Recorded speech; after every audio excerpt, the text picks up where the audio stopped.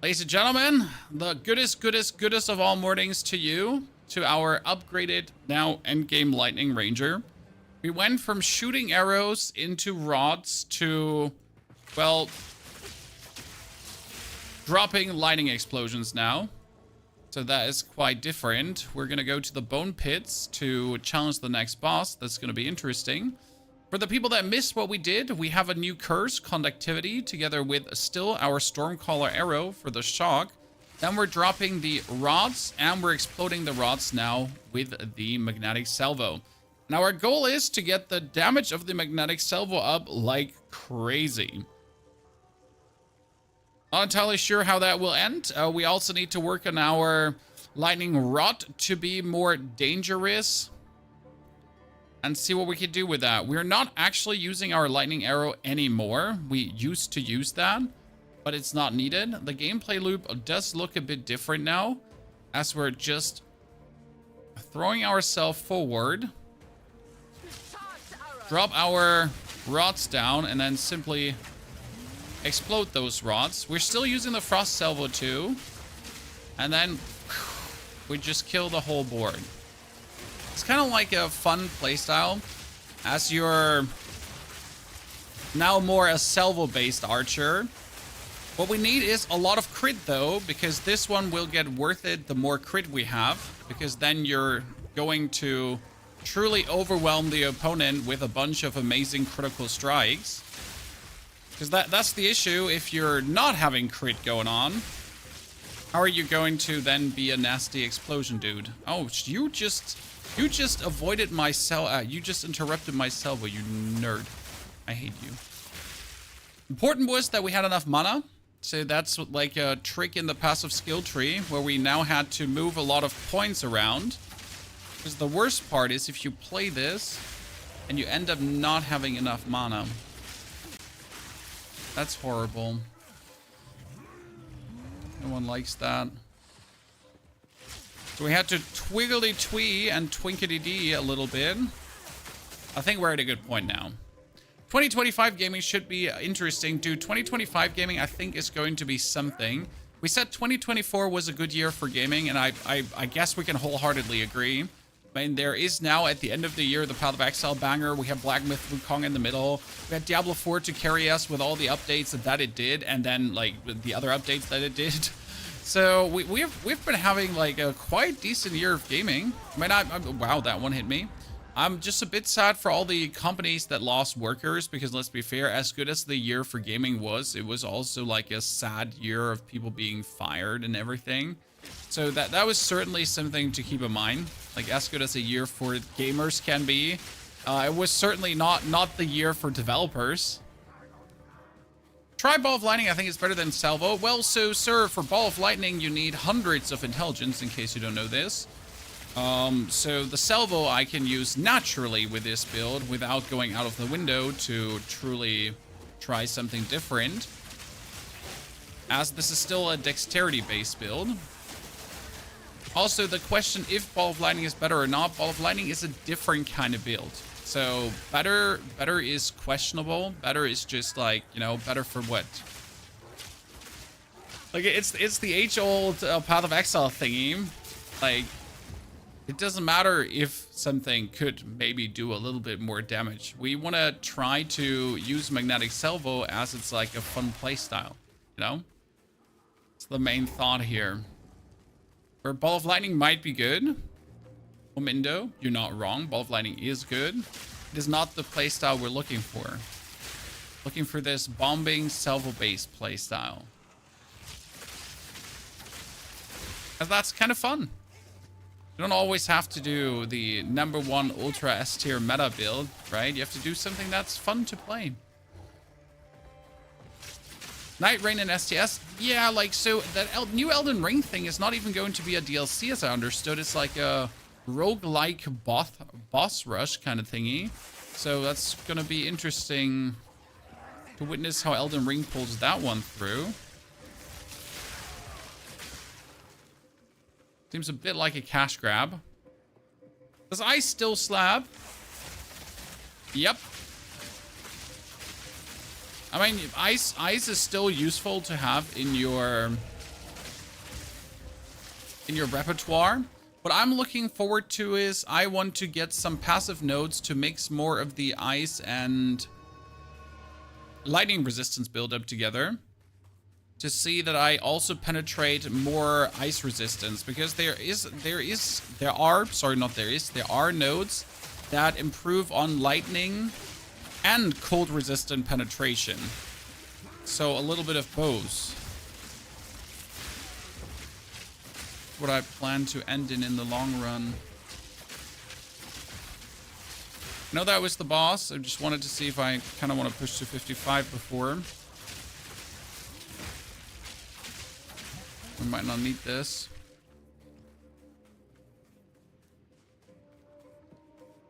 The Road to Vostok. I don't want to have that one on my list. Okay, let's see how the boss will feel. Not focusing on one element. Nah, you don't have to focus on one element, Tommy. There is always the opportunity to mix and match things. I mean, we're mostly do physical damage and convert our physical damage into other damage. So just in case you wonder. Okay, we put the curse on him. Okay, curse on him. See, see how much damage we can chunk on him? On both. We need to reduce their lightning resistance again, and then chunk. It's nice, right? Lightning resistance down. Let him come. Chunk. Chunk. Chunk. Lightning resistance down. Woo, down. Boop.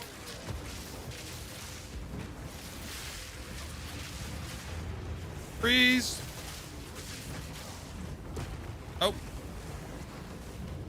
You interrupted my casting. I don't like that. Okay, reduces lightning resistance.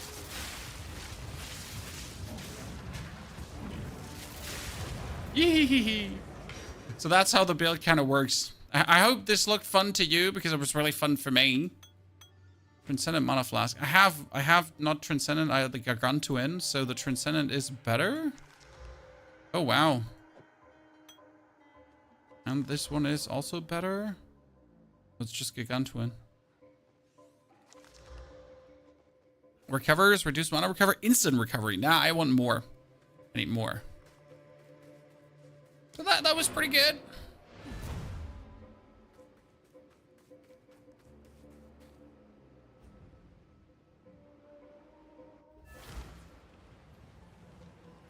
We get the privilege to see the Pony Monk in action. Oh, we definitely have Monk gameplay also on the list, so don't forget about you will see that. But we gotta keep fighting our fight here with the Ranger first. So I want to push the Ranger to the end game. That's step number 1. Okay, we need to go to D-Shar now. Are you coming back to Diablo with the Christmas event? Why, Oakley? The Christmas event is just literally a skin farm, and that's about it. I mean, like, sure, there's a new Diablo event coming, but is there any new interesting content? Nah, there's just a goblin killing event coming. Don't get me wrong. Sure, you might just log in online and kill tons of goblins. What level are you? We are currently level 54. And you need to be level 52 for the endgame version of the build. Because that endgame version requires you to have the magnetic salvo. So that's why we had to get the respective level before I could talk to you about this, right? To get everything in pack and sack. Okay, these like exploding, annoying dodos. I don't appreciate you. But we should. Oh wow, that did not expect to die to this. Yikes. So we're currently level 54. From 52 on, you have the magnetic salvo, and that magnetic salvo allows you then to explode your rods. So you're putting the rods down and then you're exploding them. And if you ever wonder why we actually walk this close into people, it's simply because we're using point blank from the specialization, that we do more damage as we stand closer to people. So on distance apply and then just dash in and kill. as that's just our preferred mode of operation. Gotta look out though with these stupid birds, because when they jump and hit you, they actually can interrupt the cast of magnetic salvo, which is interesting. Haven't like had that happen to me so far. To fight a minion that is so annoying. Oh, lightning resistance minus. So we're using currently a lightning curse instead of the voltaic mark, because the voltaic mark is just always annoying to use. It's like literally pissed me off, and that's why we stopped using it. I'm just going for a bonus lightning curse against enemies. Like, screw that. Only went his own way.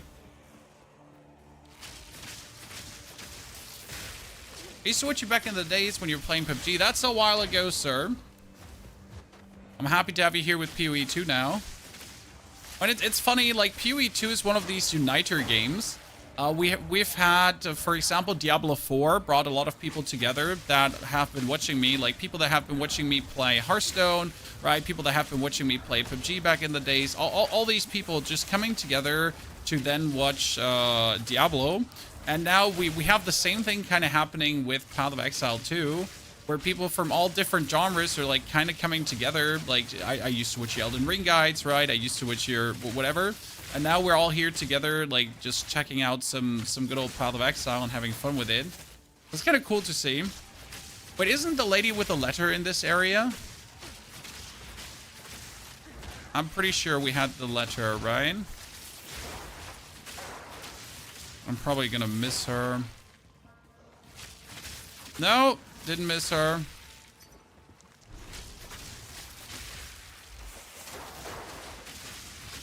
The good thing about this build is you can kite. So usually we didn't do much kiting, but now we can actually. As that's like, we just get everything together to then lightning bomb shit.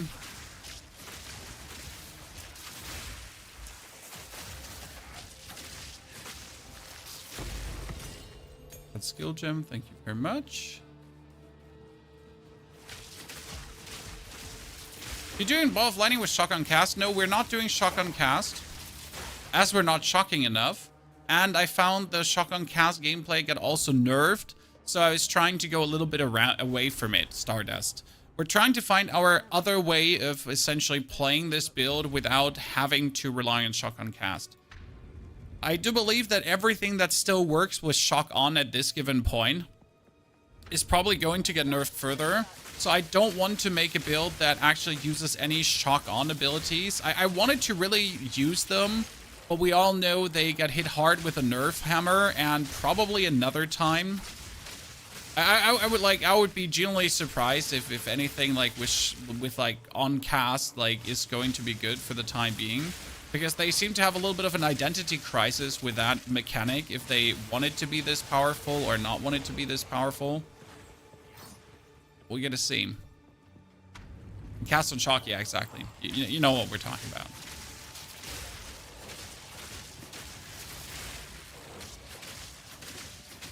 So none of that will probably be staying strong. Have you thought about what you're going to do with Monk? I saw some interesting lightning monks that look kind of cool.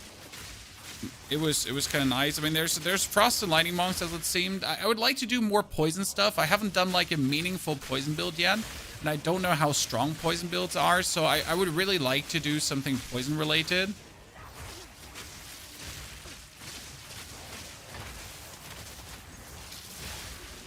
Oh, he just got eaten. That's what I really have on my agenda. Cool poison related shebang. Austin! Austin. Greetings to Austin, brother. Hope you're doing well.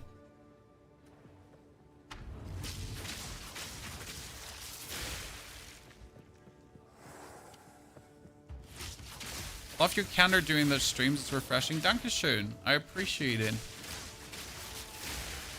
Just trying to have a good time with Path of Exile. It's funny, I made a tweet about it this morning because I've seen some of my friends, fellow creators, post endgame builds, okay? And the comments under those endgame builds, oh my lord.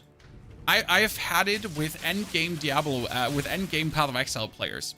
Like, he made a good guide, right? But everyone was just like in full argumentation mode, like, oh my god, have you not seen build XYZ? And this one is like, it could be 10 million DPS more, you're only dealing 3 million DPS.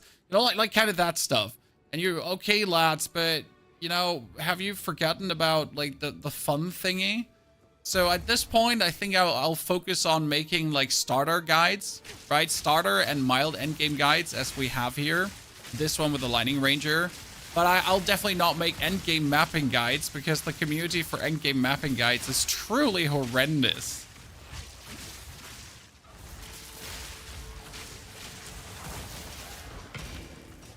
Bunch of elitist scum. Sorry, I said it. I'm not taking it back. This area was so annoying to do the first time around because we couldn't speed it. Like, I don't know if you remember this, if you have been here when we were here the first time around. So one thing that annoyed me was we really had a hard time speeding through. But now with the lightning salvo, this is different. Because we were getting, like, chased by things, and we had so many opponents, like, in our butt, that we had a hard time, like, keeping up the tempo. Like, we're trying to focus on, like, truly just go fast. But the more enemies we pulled, the harsher it got, and then we had, like, a real hard time making any meaningful kills. Different now. Screwed up, use coins on skins instead of inventory. Don't feel like you screwed up. I mean, there's a sale happening right now if you want to spend some money. And, well, worst case scenario, like, the only thing that happens is that you have to spend more time with your stash instead of meaningful playing the game. So, yeah, sucks. It's not all doom and gloom. You'll get over it. See how nice and smooth this is?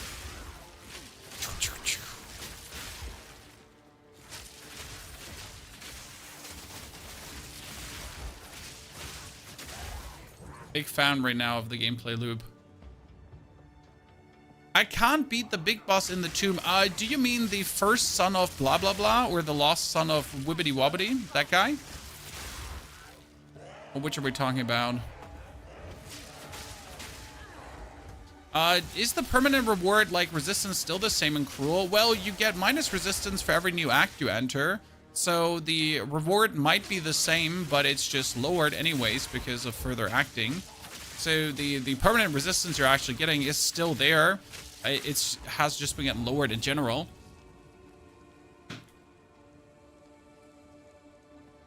So which tomb are you exactly talking about? You are relentless, but that makes you predictable. The time of the Faradin is nigh. Torgal the Defiler, chat. This one should be a prime candidate to get absolutely nuked by this build. Let's see. Okay, we're hitting with our best shot. Shock.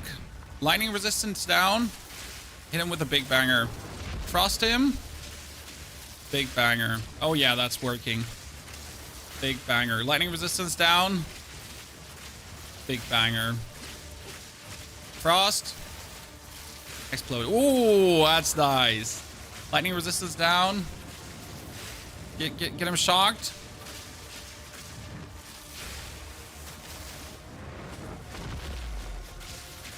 Dude, this is such a difference to the first time we've been here. Lightning resistance down with the curse. Yes, chat, we're using a minus lightning resistance curse. You heard me right.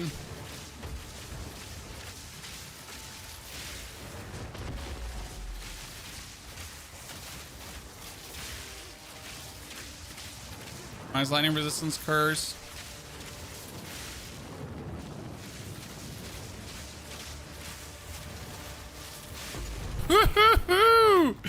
Absolutely done for.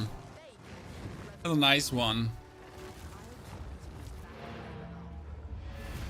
Love it.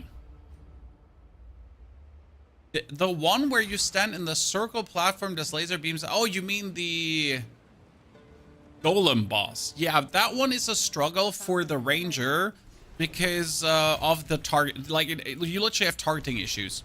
It's actually just stupid. Like, if you play the Ranger, targeting issues. It's so weird, and I hate it that I, like, That's the problem. Bullshit.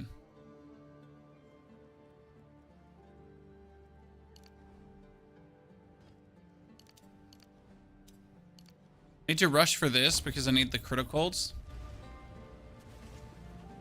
I hear you. Okay. Refund. Time to learn something. Not refund. Identify. We're still trying to get the dual string bows, chat, as we don't have many dual string bows. It's like really sad. Oh, uncut skill gem 14. Jeez. And I cannot use it because we're not level 58. An ongoing problem with our build, chat, as we're just too fast. Too furious. I wish it wasn't that way, but it's like, oh yeah, so listen. Unlucky. Young one. Stay in sight. Speak to Asala. Can do that. Jippy, like you might like in our stream from yesterday, you could see how we have been struggling with that too in the beginning on our first playthrough. The main thing that we didn't have was freezing salvo. So freezing salvo makes it somewhat easier, but not 100% easier because again, the boss is just stupid. I said it. He has weird targeting issues. Like you can half of the time not even hit it. What is your slots below? These are charms. They give you resistance. Oh, this one is usually annoying. I think this shouldn't be annoying this time around. Ladies and gentlemen, I guess we get the Dreadnought easy mode now. Oh no, don't swarm me. No, please, don't. What shall we do if you would all just jump into me? That would totally not be what we want. Right, Shan? Wouldn't that be a shame if everyone would just cluster up while they're trying to kill us? Truly atrocious.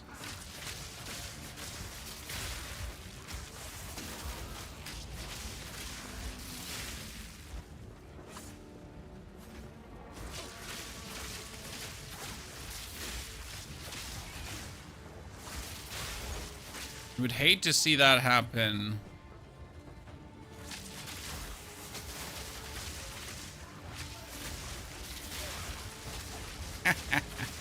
So this area we do actually have to farm. Why? Dual string bows. This is where they drop. This is where I get my first dual string bow.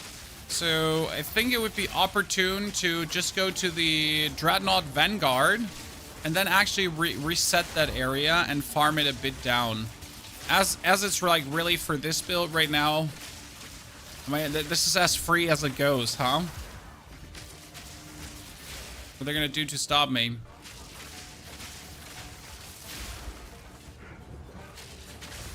What happened to your minion build? Well, my minion build is now level 70, so it's endgame mapping stage. In order to make the minion build better, I just literally have to get better equipment. There's maybe the one or the other thing I can do to improve some skill synergies, but more or less the build is doing what it's supposed to do. So yeah. What happened to the minion build? Nothing.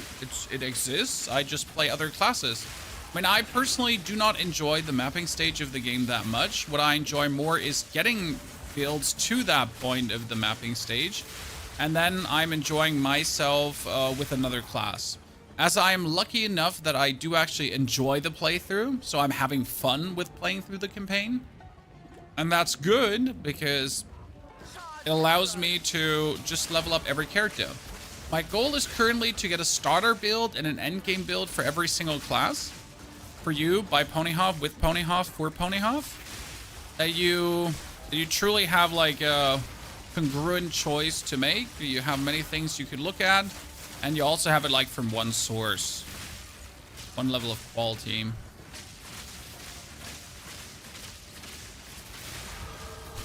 Oh.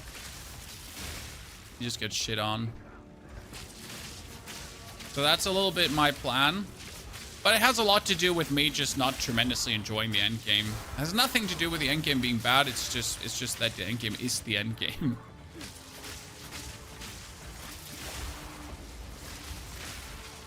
I see a lot of people hang out like on tier 15, tier 14 maps, and they're just doing the same and the same and the same. I saw the boss fights, so they're pretty cool. That's definitely something I will want to do at some point. But I don't have it like at the forefront of my agenda. Like I need to get this as soon as possible. More sure at some point. Oh, whoa, whoa, whoa, whoa, whoa, whoa. Listen, listen. Maybe I was a bit too greedy there. And with maybe, I mean, like, I definitely was too greedy there. Oh, that was a one hit almost. Dude got eaten by my lightning.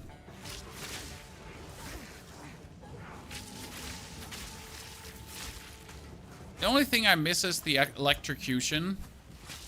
That was my favorite part about this build.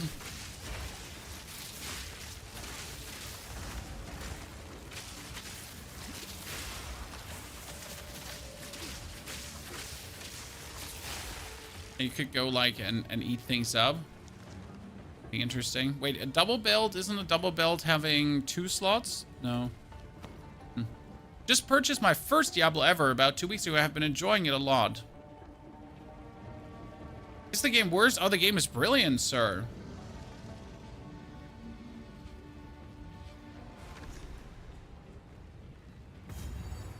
PoE 2, Diablo 4, both games are amazing in their own right. Now you gotta be aware if you think about starting PoE, that is you're gonna essentially play a game that has a bit of struggle in build. So you know when you play Elden Ring and you know the game is gonna be a struggle no matter how good you are, and that's intended, right? That's a little bit like with Path of Exile, the same. Game is intended to be a struggle.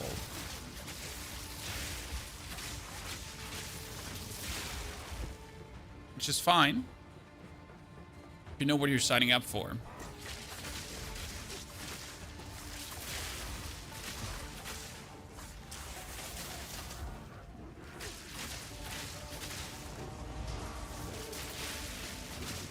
Work on the videos, thank you.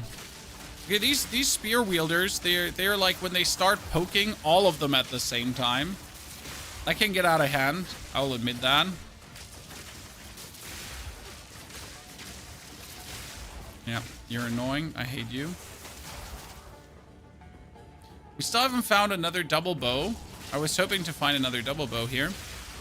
By the way, there's one function in the game that I didn't even know existed. You want to know what it is? Sounds like really stupid, but you can go escape and respawn a checkpoint. If you want to, for example, respawn an area here of minions. Because you want to fight exactly that spawn of minions again and again and again and again.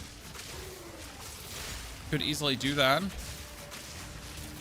As again, we're looking for a better dual string bow. So if I just wanted to repeat this right now with the same enemy density, well, perfection. Just choose respawn at checkpoint. So I get the enemy density here. Again and again. Also good level farm. Hehe. To keep in mind.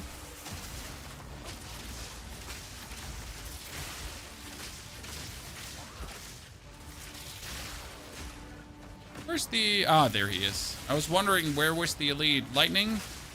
Discharge? Oh, wow. Yeah, let's see. Now I died. That's even perfect.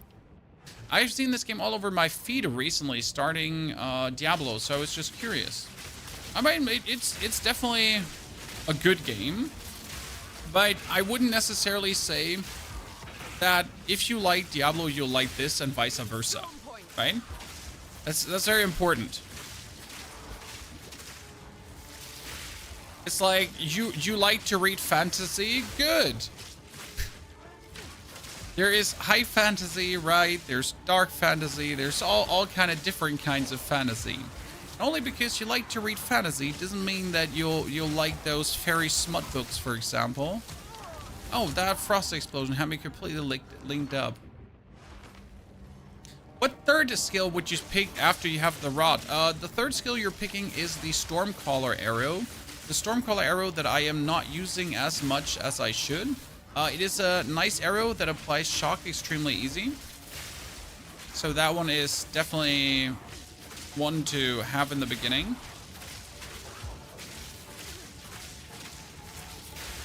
And if you only have like level 1 gems, you can pick up the escape shot. You will use the escape shot somewhat at the start, but less and less frequent the further you go into the game. I, for example, put it completely out of my repertoire right now, as it doesn't do anything for me anymore. I used to use it. That one is like kind of gone completely.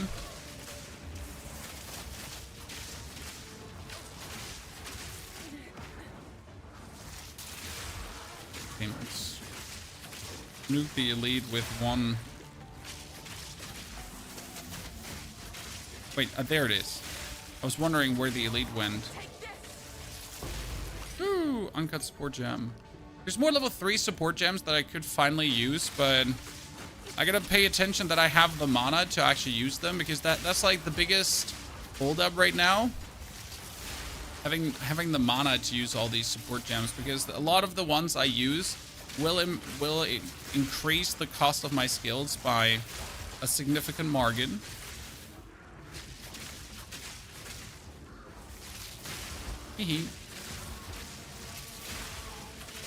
Have a look at my gear to see where it can improve. The problem is that, like, since gear is so scarce, you often have to work with what you got, if that makes sense. Even if we identify that your gear is trash, what are you gonna do?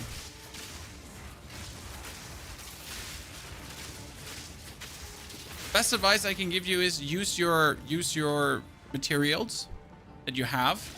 And if you can add a bonus affix to gear, look at that. If you can buy yourself a new piece of gear from the store, look at that as well. There's so minuscule improvement to go for. Jewelry especially. Like, I ran around with a blue amulet until level 40. And you know what? I've had the material all the time to make that blue amulet actually a rare amulet. But for some reason, I kept it at blue. For no, like, there's no reason to like why I kept it as blue. It was the perfect amulet for what we were doing, so I should have just made it rare.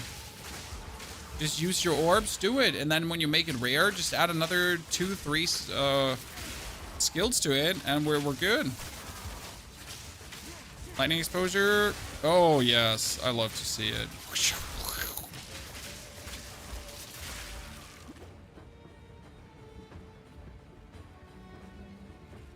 I liked Elden Ring because of killing enemies and bosses and gear and being challenged. Yeah, but like, see, if you like Elden Ring, you can play an ARPG that's like Elden Ring, where you do have to actually roll attacks, where you have to make sure to not get hit by certain things, where you do have to look at boss mechanics. I do like it when you have boss with mechanics that matter, but especially if these are not just, how do I say this now? Sometimes bosses are scripted, if that makes sense. So they do certain things at a certain amount of life, which can be boring because, you know, like always at 30 or 50%, the boss will do that. So scripted is for me not like skilled encounters. Sure, they're allowed to have some scripted mechanics, but I prefer if they actually just do have a breadth and scope of mechanics that you will have to make sure to simply interact with and dodge if the time is needed, instead of just looking at, oh, 50% HP, now he goes into enrage mode, and we have to stand behind him instead of in front of him. What is that lightning attack where you pull the string back for a second? That is called Lightning Salvo, Willow.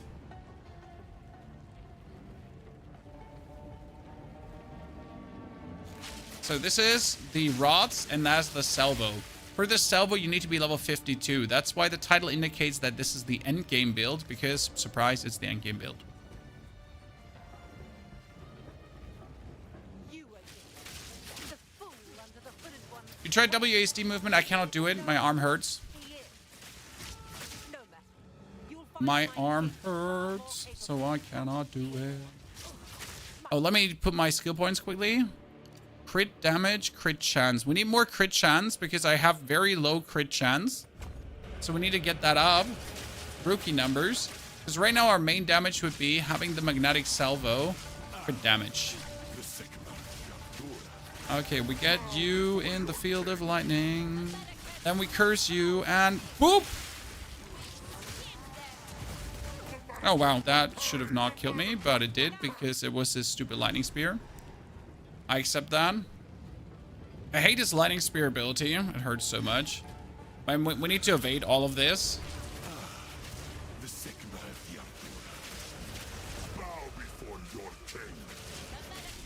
So the fight versus him is a bit tricky because you cannot stand too close, but you also cannot stand too far. And you're also not allowed to get hit by his stupid lightning thingy. Curse him again.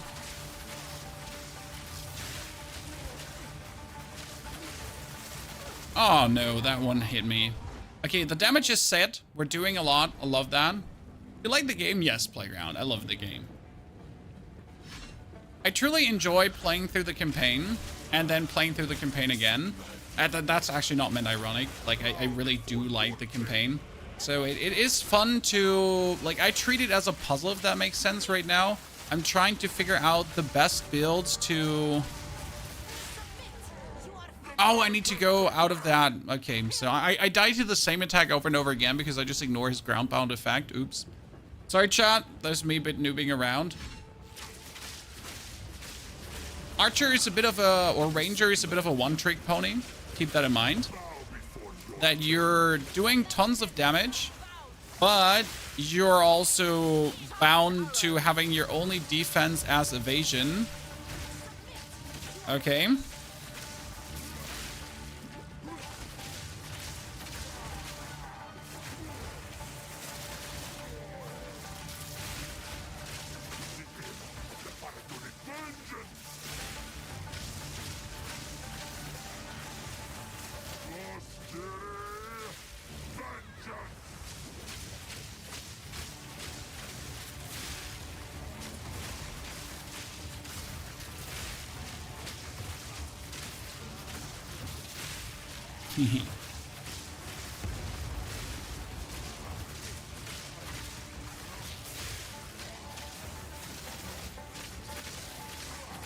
Oh yeah, we got you staggered, chat. We got him staggered.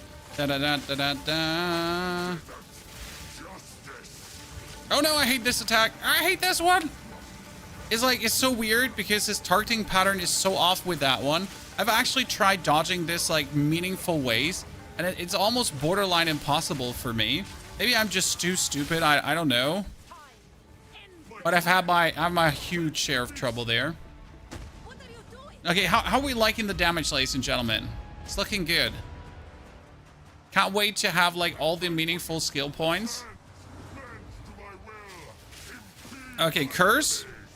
I like the addition of the lightning curse. I wasn't sure. So what we're actually doing, chat, is we have a lightning curse. Yeah, I know it sounds crazy. Why would you play a goddamn lightning curse? But if it works, it works. What can I tell you?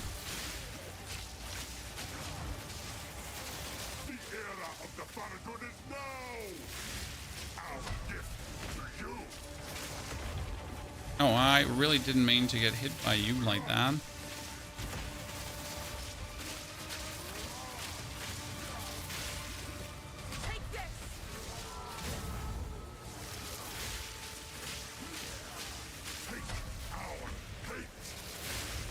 Okay, I was pretty sure I had that one under control.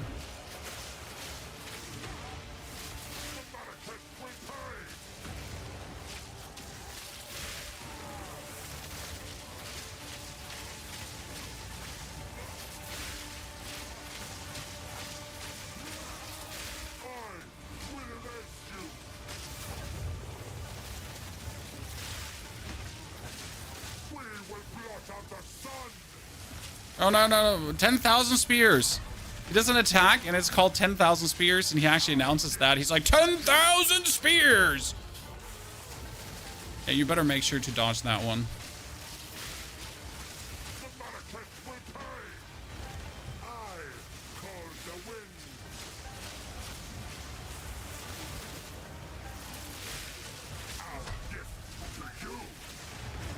Ow. Ah! Cannot give up. The era of the Farragon is now. Whee! Ladies and gentlemen. Isn't this very mana intensive though? Lightning arrow and the salvo here and there seems more efficient. It does less damage. Counter. This is not The mana arrow, the lightning arrow, plus the salvo, or plus the rods, is way less damage than using the. And if I had more crit chance, I would do also more damage. So that's the main thingy. Are you using a loot filter? Yes, but it's not a very. How do we say that? It's not a very crazy loot filter. It's just one that works.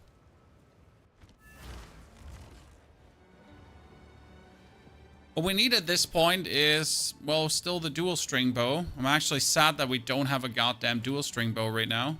need something. Take your Like we didn't get a single one. I might just have to gamble for one. Okay, that is a 285 dex rating. 285 evasion rating. Lightning resistance too. Yeah, let's take that one. all right. No dual string bows for Mr. Pony Half. Existing sadness. 13, we could level up the voltaic mark. Sure, why not? Support gems. We still don't need more support gems. We have more or less every support going. I'm in Act 1. When you get the spell for your bar QW, I'm playing which? Screaming, what do you mean? I mean, we have a full witch video for you, sir, that explains like everything step by step by step. What are you? You're right. When you get spells is with skill gems. No skill gems, no spells. It was I who fought the Twilight Air Room. It doesn't matter what Okay. you've done. Only To get what you're those going to upgrade. Okay, now we're Act 3, chat. And Act 3 should be possible in under an hour. And then we're already in the end game. So today, you will actually see the full build fully fleshed out. That's going to be great. Yes, until As there's a lot of bonus skill points also waiting for us in Act 3. I think you have like, what, 6 bonus skill points that we can scoop and poop up? I will tell you. Nothing of value.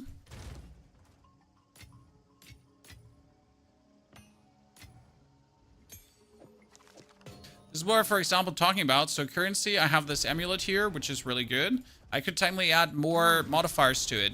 Increase critical strike damage bonus. Thank you. That's exactly what I wanted. No way you do Act 3 in an hour. Well, this is Act 3 Cruel, Charles.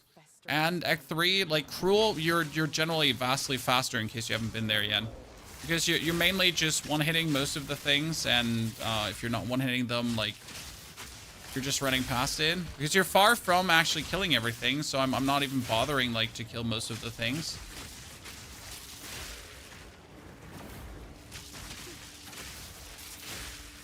Kill things when yeah, sure, we could.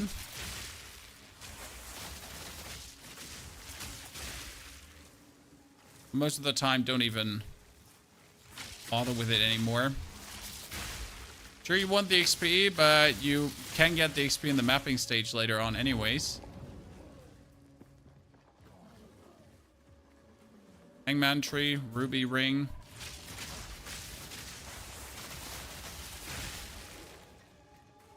Nothing special. I guess we gotta go topping around.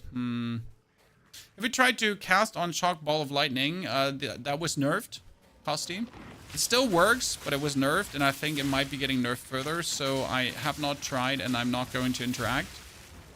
I saw a video, for example, this morning about a Vine Arrow build that does trillions of damage.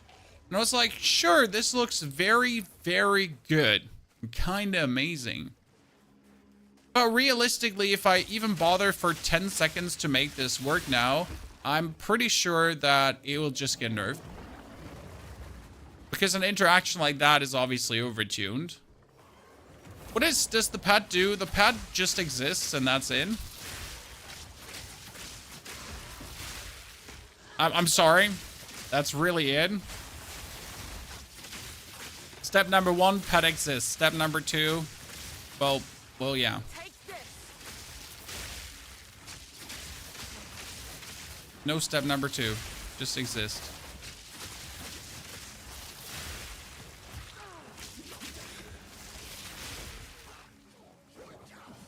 Hello, dudes with spears. How are you doing? Not good. Not good, I reckon.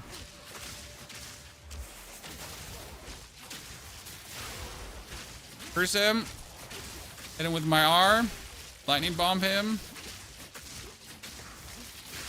We need to put on our poison resistance thingy. That was nice.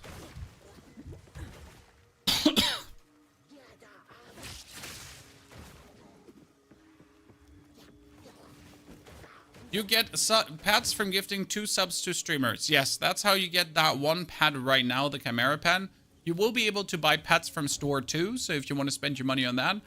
But since the pet is truly just a cosmetic, I mean, in Diablo, if the pet actually picks up money, right, I'll bother with buying a pet if I don't have one. But unless my pet, yeah, it needs to do something for me. Should we just gamble for random bows and see what happens? Well, that's a random dual string bow, Chan. Holy Christ. What is that? Chat, what is that? That's... Oh, Lord. Yeah, so, like, what the fuck? That's fire damage, cold damage, and lightning damage, and it leeches physical damage as mana as well. So, yeah. Cool. And it does, yeah. Nice.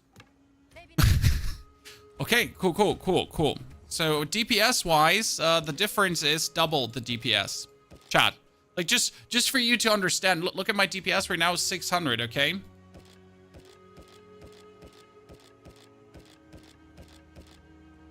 Okay. Don't mind. What? That one also has tons of DPS, like, in the physical department. It's plus 58%, which is crazy. I'm gonna save that bow up for sure. The other one goes away.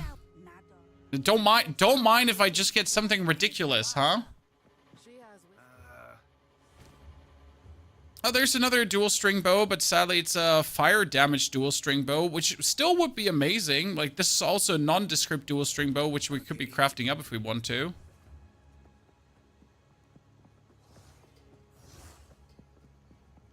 A little upgrade there, chat. Interesting part in case you didn't know this. If you go over the bow, you can hold Alt now to figure out if the bow is actually good. Because if you look at the bow currently, it's not good. Mine does 1 to 19 lightning damage. It could be 19 to 29. My bow does 23 to 38 fire damage, but it could be up to 46. The same goes with the cold damage. So the bow seems good at the beginning. But if you do look at the numbers, it's kind of like, wow, it could have been so much better.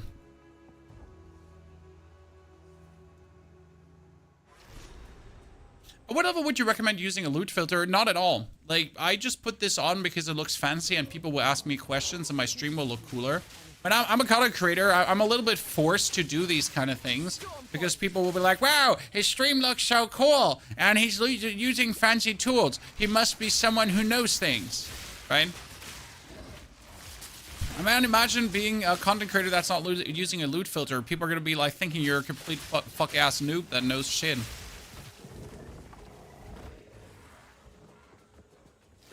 As stupid as it sounds, but the main reason to use a loot filter is just so people don't bother you about not using a loot filter.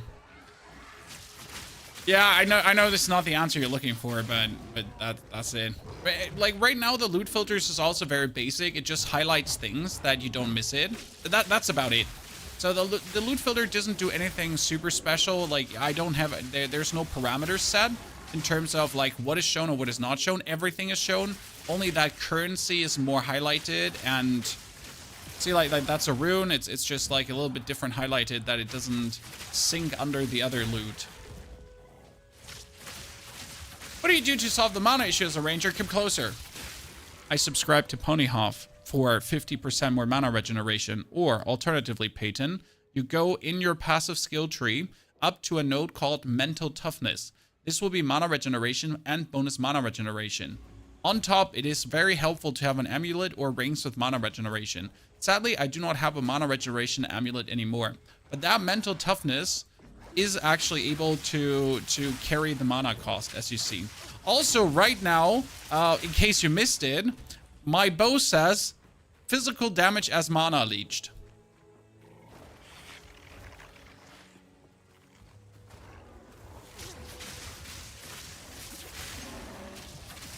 I would prefer the life leech, but honestly, the mana leech doesn't hurt. You can put mana regen on Tailwind. Yep, if you do have the spirit, which I don't have, you can put mana regeneration on your spirit abilities.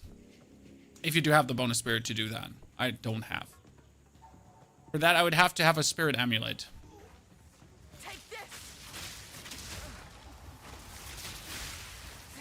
Curse him.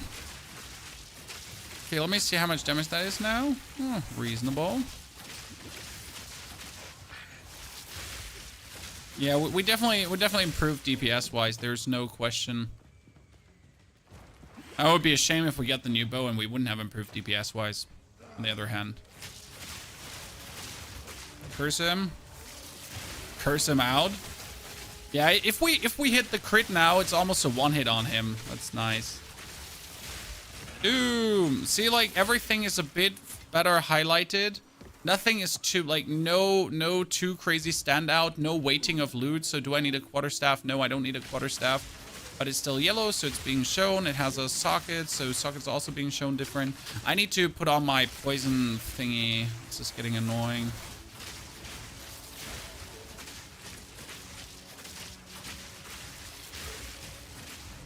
We're currently searching for the monkey boss, in case you wonder. There's a monkey boss here. That would be instantly 2 more skill points, and that would be great, because then I'm moving myself forward to even more crit hits. You might notice crit hits is what you want. If that magnetic salvo crit hits, it just literally destroys.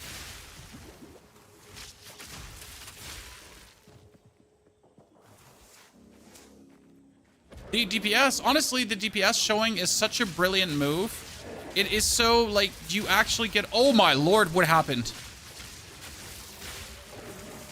Did we just take his life, Chad?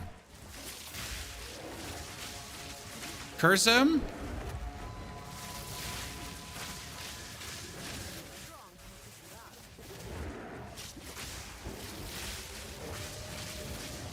I don't know what that crit was, but it took like half his life away. Shame to kill such a creature, but you left me with little choice.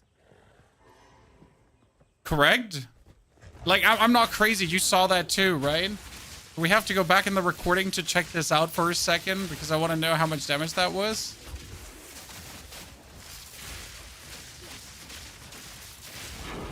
Ooh.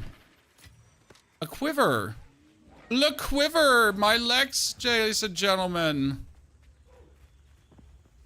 Found Blood Wench Ascension doesn't work for your build. Yeah, Blood Witch is generally bad. I've actually watched a level 88 Blood Witch player. Okay, guys, level 88, because I wanted to see, how good is it?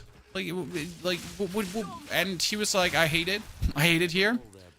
The main giveaway is that Blood Witch is kind of meant to be this poison build, the physical damage build.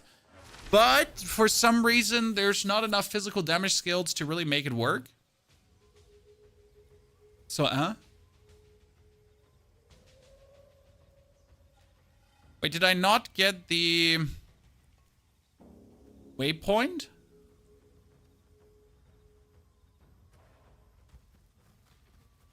Get the waypoint there. Okay, wait, let me teleport back for a second.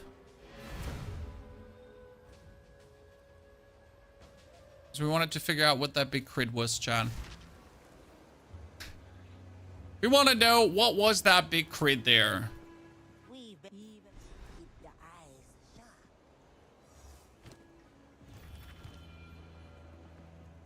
Quickly. 2 more skill points, and that will give us more crit and more crit. Then we're gonna go for the 5-minute video that we had. See, it was him. We approached.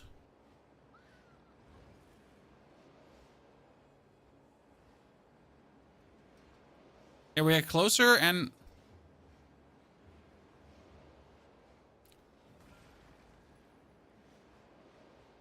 Watch.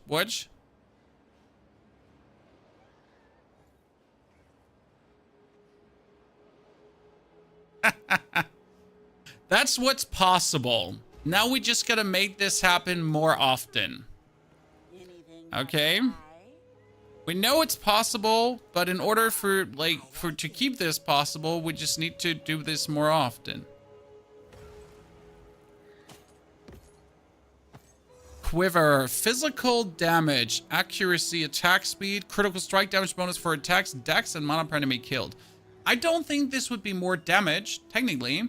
But on the other hand, could this be more damage because it's this 8 to 14 physical? I have 7 to 13, 2 to 6, but it's physical, and my physical damage is being put into the lightning damage.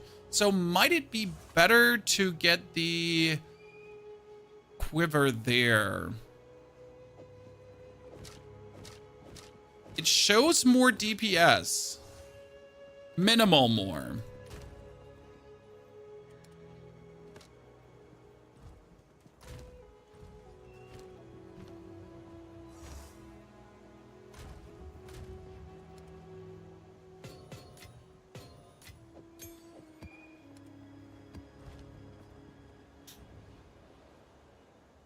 Accuracy is only good against evasion. Accuracy is technically useless, as there's no way to look up how much you have. You just gotta have some.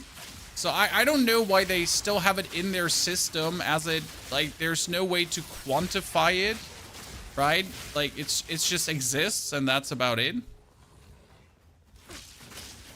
Attack speed is good as well. Yes, attack speed makes your salvo come faster, so that's kind of nice.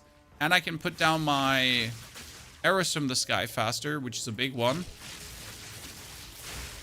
More arrows, more better.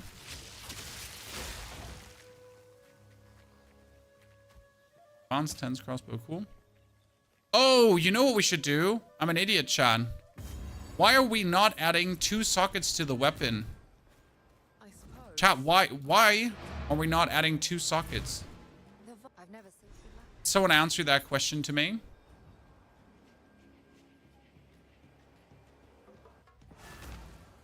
I do have the gems for it. Finally.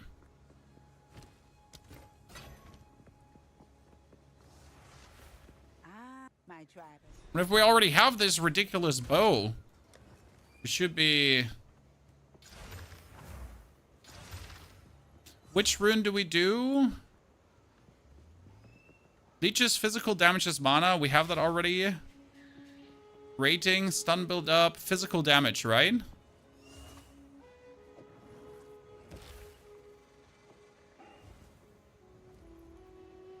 And then technically I want to have physical damage as life as well. At least a little bit. So that should be now the perfect bow for the time being. Yeah, I forget about the socket thingy. See, I'm not even playing to my maximum delight here. You're playing the game fighting for your life.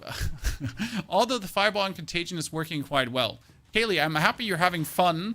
And I'm happy you're also fighting for your life, because this is the good part. Like, a little bit of struggle is fine, as long as you, like, figure out how to overcome the struggle, if that makes sense. Right now, with the amount of loot that the game is dropping, I truly think you have the tools on your hand to overcome the challenges. I mean, if you're an idiot like me and then forget to, for example, put sockets on your gear, yeah, obviously you're gonna miss out a level of strength, right? I mean, sure, if you forget to put the sockets on your gear and then you're suddenly like, oh, I wonder why am I doing not enough damage? Well, because you didn't put the sockets on your gear. What happened to Jebethy, Jebediah, and James? Dude, they got eaten by that crit. Finally. This is what I was hoping for, that we get more crit chance and we start, like, just taking lives. You're keeping well, I hope. Treasures lost to time. Another double string bow. Well, we don't need, but could be a good quiver. Shiver me timbers, no quiver.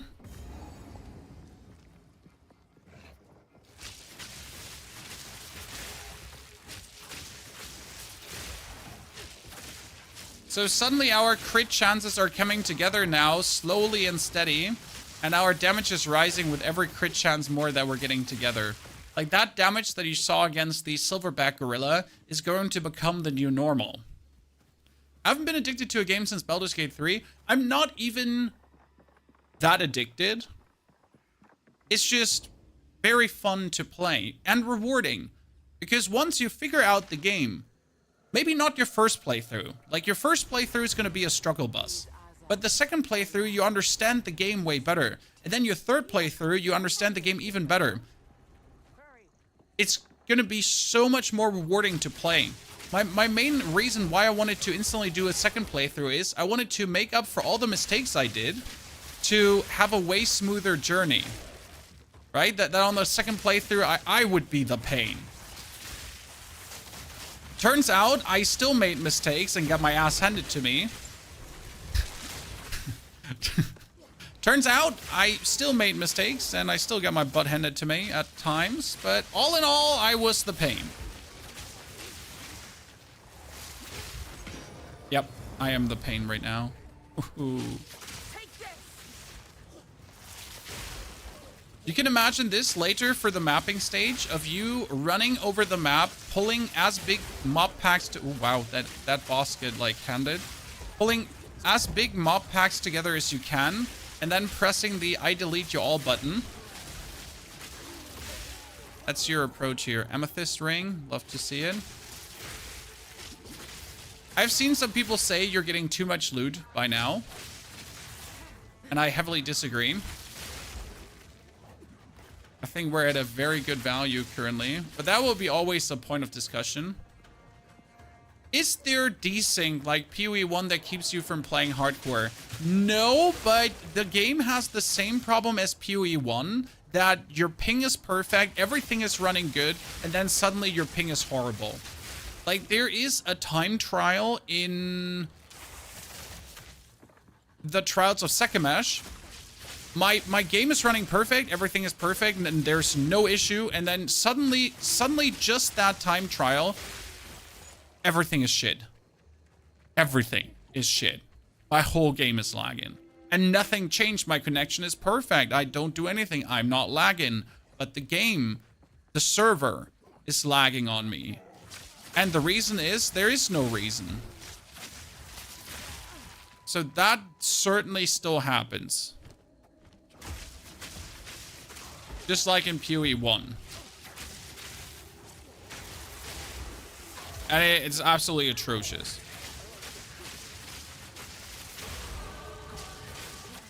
I think I might need more evasion rating, because I feel like I'm taking a bit more damage than I want to. I mean, what means a bit more damage than I want to? I have 0 defense. I have just evasion. And that's it. We still haven't figured out what happens when you light the effigies. You can light them. I feel like this is bugged. Is not what I expected. Because it doesn't do anything. Let's identify this ring. Increased fire damage, rarity of items found, mana regeneration. That mana regeneration is insane. I love that. Oh, new boots. Evasion rating 225. Max life, mana, cold resistance. Yeah, don't mind if I do. That brings us up to an evasion rating of like 5,000 almost. Look at your buffs not bugged. Ah, you've increased fire resistant item rarity. Well, that explains it. I've never looked at the buffs, so thank you very much. I've been genuinely wondering why do I bother doing this every single time? Seems like every now and then I should open my eyes.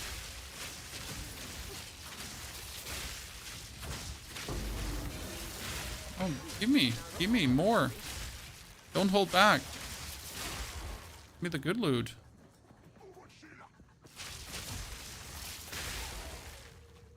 Okay, we gotta try to bomb the boss down from her bike. Oh, sir. Not cool. She, like, rides around like a maniac, and then you gotta, like, bomb her down from the bike, and then it's good. Dead? Nice to get fire rest when everything does poison. I mean, nice to have no rests at all anyways. Not sure if you're playing the campaign with rests. I don't really. Sure, later I try to get resistances, but it seems such a struggle. Even more struggle than Diablo, and they just recently introduced bonus struggle for resties in Diablo. But in PoE, it always feels like so extra, getting all your resties done. Maybe it's just me. Again, something I need to understand more about the game. Chongi, thank you for your subscription and support. Chongi, I think you might be the first one today, or I've missed others and I must feel horrible about it. So thank you very much, sir. Appreciate it. Okay, lady, where are you? The boss is so annoying to find in this area. Either she's like super in the middle or she's super on the outskirts somewhere. And I genuinely struggle finding her every single time. If someone found like a reliable formula of finding that boss, please tell me. I mean, you're doing it for the spirit. Why are you here? Bonus spirit, permanent chat. That's why you do this. Because with the permanent bonus spirit I'm getting right now from her, that's another 14 more. You can activate the Herald of Ice if I want to. So I could then play the Herald of Ice on top, and I can get bonus mana regeneration too.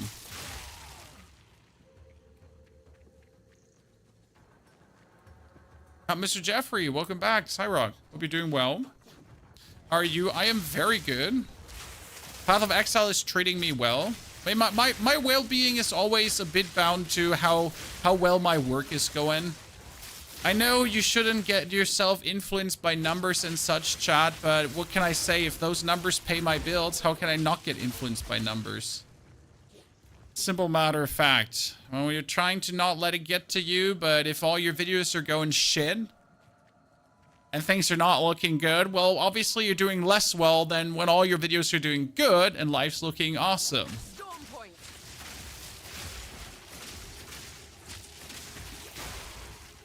Question rather is if you let those numbers like put you in a state of passive Andy, like, oh no, everything is looking so bad, I'm dying over here. Or if it's more like a motivation for you. Probably the big question. Oh, you got eaten, you turd. Turd pole. I just arrived back where I started, ladies and gentlemen, and I don't feel very well about that.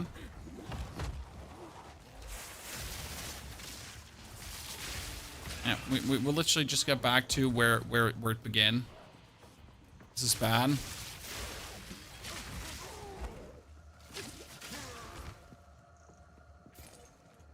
Anyone knows why my PS5 turns off after I boot PoE 2?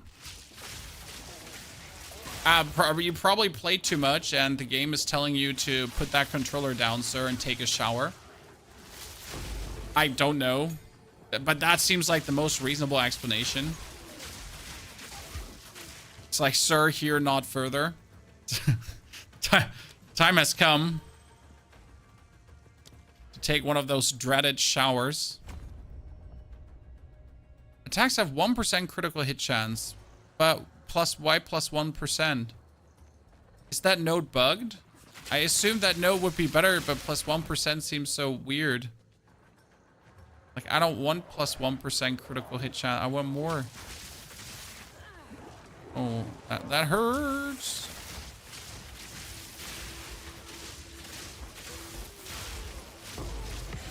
Give me that exalted orb. We're talking.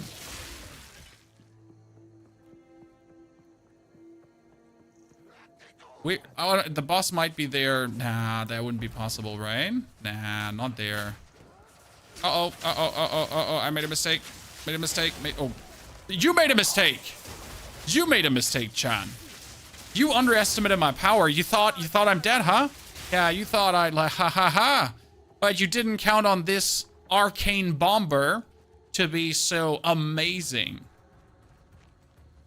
Right, the only mistake here is your behavior. Okay, I got a bug fixed. So maybe up here or there. It can't be there. It's probably... this area.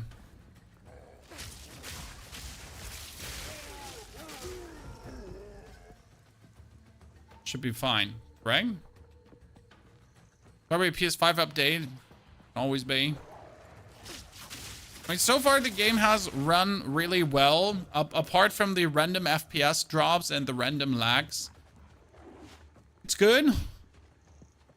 Obviously, those random FPS lags and drops, they hurt. They hurt like hell. We don't like it. It stings. We're 20 minutes in this act so far, by the way, chat. People were asking, how fast can you beat this? 20 minutes in. I said an hour. Maybe the hour was a bit optimistic, but it's going faster than you anticipate. There's some... There's like the middle part is rather long, but then the end part is like a rushed ending, like Game of Thrones last season. Suddenly you're done.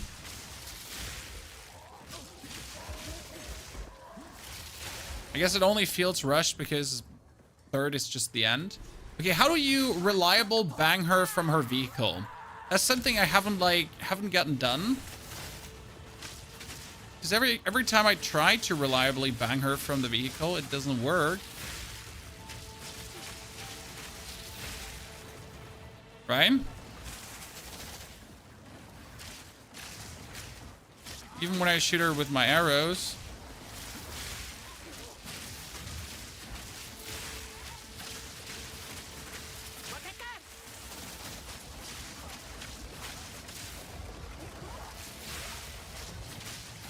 Oh, you're so dead. This is it. This is the end game now. Yes.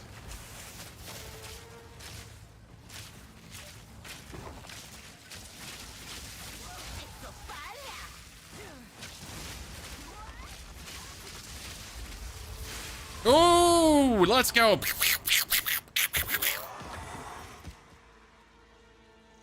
Go places, child. We're going places. Disgusting thing.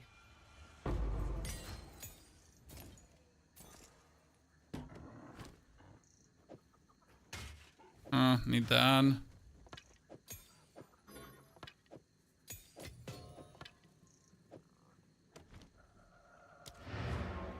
Whip.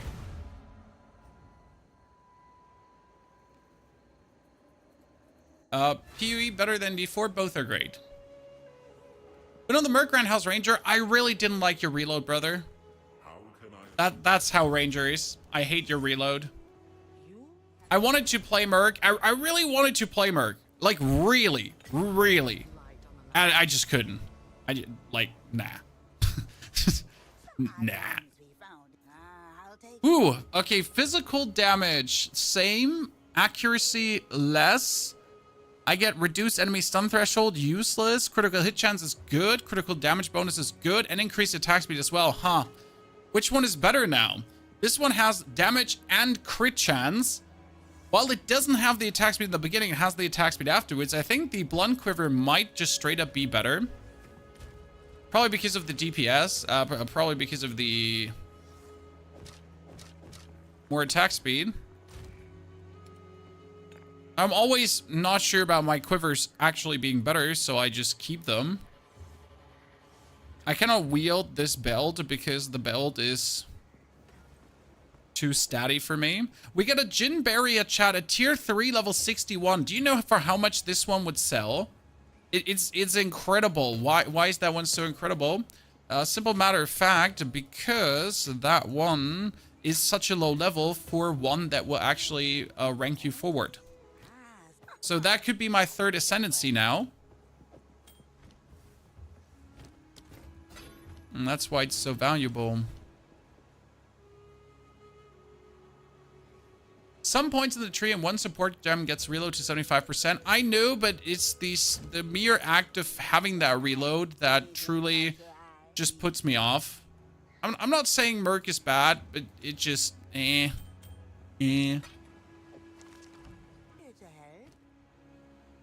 What did I want it to do? I wanted to check. Yeah, I don't know what I wanted to do. There was something in my brain. Ah, skills. I'm an idiot. I keep picking up level 14 gems, right? Herald of Thunder. Shocking. Lightning Rods. Stonecaller. We'll take Mark that I don't really use anymore. Magnetic Salvo.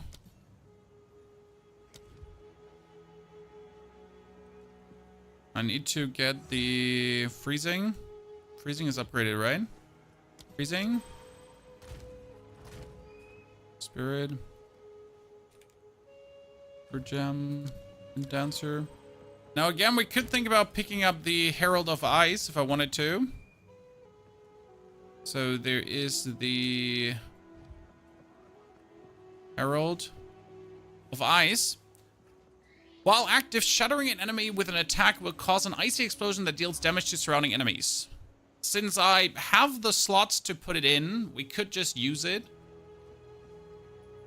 to do some ice explosions. Bonus on top of everything we do. Kinda don't need it, if we're honest.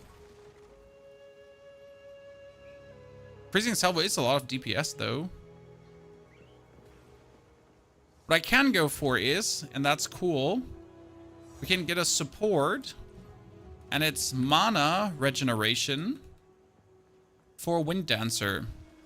You can go for leech physical damage from supported skills as mana, for example.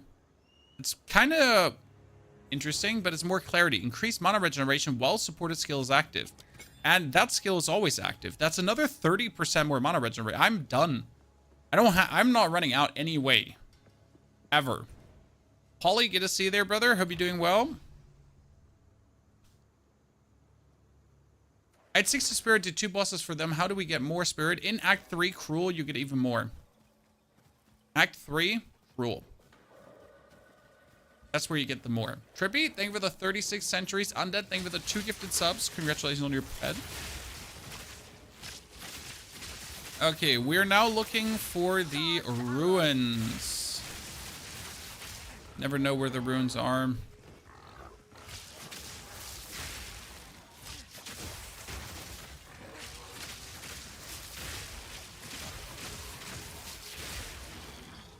My mana regeneration is crazy now. This will be intense for boss fights, because in boss fights you can just go for quick spam of skills right now. Even against elites, I can just quick spam this down.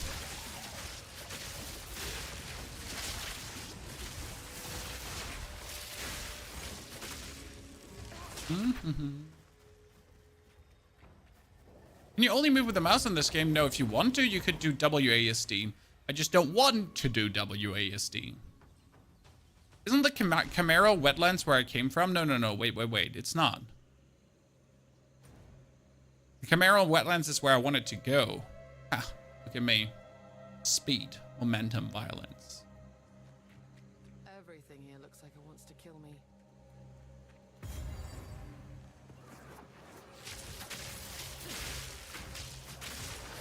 Okay, Chimera boss has so far every single time been in the top left corner.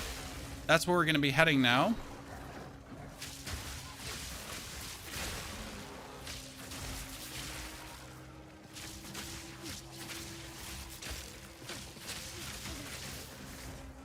Are we killing these river drakes? I don't know.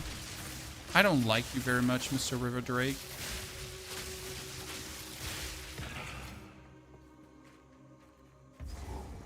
Do you think the game is worth playing? I started Diablo a few weeks ago.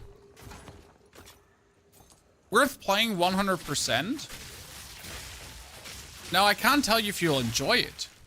I already have, like, how many hours in the game at this point? 70 hours. So not like the crazy people. In my friend list, there's people that have already 100 hours since the game has launched. And with 70 hours, I have 2 characters now close to level 17. Level 70 is roughly the end game. Level 65 is already the end game. But around that time is when the end game starts. That's 2 characters, 2 ascendancies. I have another 4 characters left. So I got Merc, Monk, Warrior, and Sork left that I could also bring to level 70. And then on top of the actual characters themselves, there's tons of skills, ascendancies. There are so many things that I can and will still try out. Bonus on top of what I have. So 70 hours is barely like scratching the content. Sure, repetitive from yet on, because it's often going to be the same campaign over and over again. But every playthrough feels different due to the skills you're using. I might have, for example, brought a witch to level 70 already, but I want to do a physical damage bleeding witch too. I want to do a lightning damage minion build. I want to do a frost damage minion build. There is many things I still have on my agenda, despite already having brought one character there. And then you got multiple ascendancies, right? I want to do a minion build with a Gemling Legionnaire. That would be the Mercenary. Then I want to do a minion build also with a Titan. That would be the Warrior. It's interesting out there.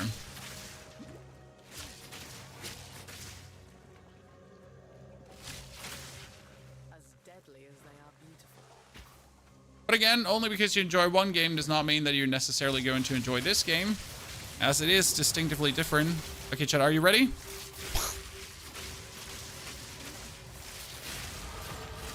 And down with you, you little shit. Where's the Chimera? Usually the Chimera would have been here in this corner of the map. I don't think she's going to be on top, so I'm a bit miffed. Jane here. That 1% critical strike chance makes no sense to me.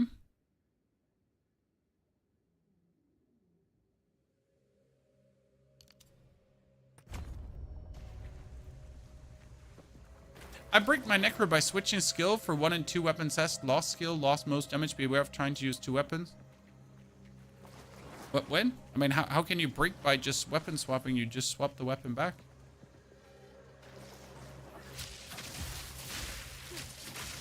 I mean, your skill gems don't vanish.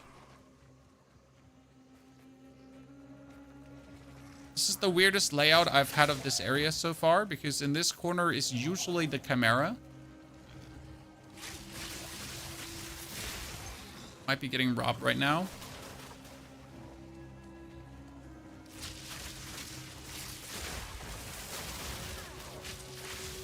There's definitely character breaking though. I'm fully with you.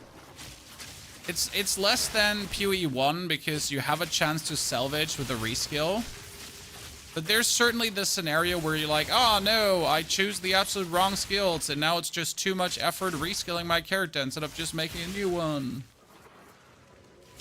I almost made that mistake with a ranger as I picked up the wrong spirit skill.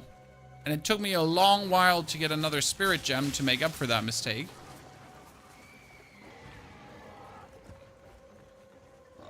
Upgrade your main skill.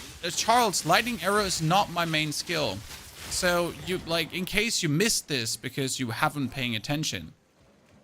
It's okay to not pay attention. Okay, it's okay to miss something. Lightning arrow hasn't been our main skill since the start of the stream.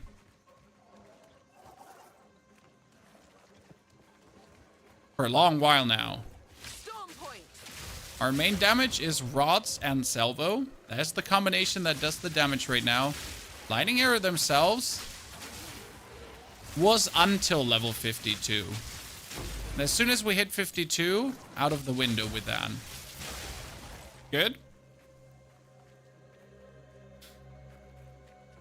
I know it seems confusing because we had the other one as our main skill the whole time.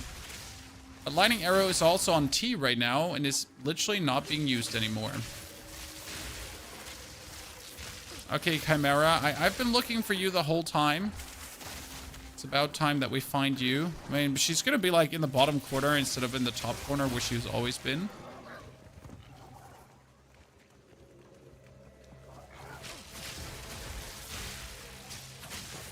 Interesting, Sebak. That's crazy to hear. That the game has bugs that could break your character like that. Chimera isn't real. I guess you're right about that, Silent Poppy. A chimera is certainly not real. It's a creature of fantasy.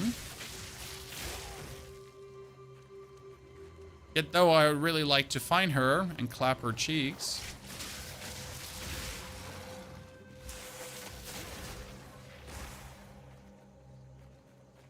If it's not here, it gotta be there in the bottom left then. Well, it's early access, things happen, sure, but a full-on break because of game mechanics breaking just truly do feel bad. Wait for the chimera. Honestly, we're gonna send the chimera to hell, so don't worry. We're gonna make her pay for having us look for her. That is for certain. It's making me traipse through this whole jungle. You will pay for that, Madame Chimera.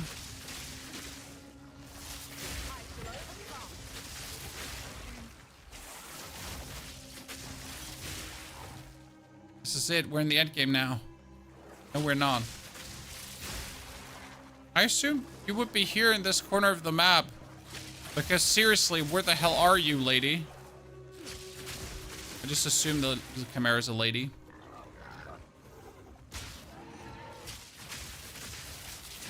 Oh, it's the uncut gem showing green. Very simple. That is a loot filter. We're currently using the loot filter from Filter Blade. Now, it doesn't do anything special, but highlights certain loot in a different color. That's about it. There's no like fancy other stuff going on. No weighting of loot.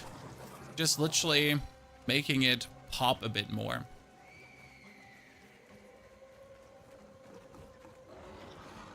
Useful.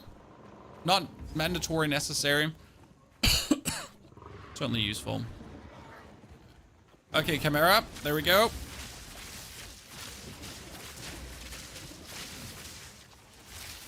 Oh, that's what I want to see. Ah, yikes. That's what she wanted to see as well. That frost breath is menacing.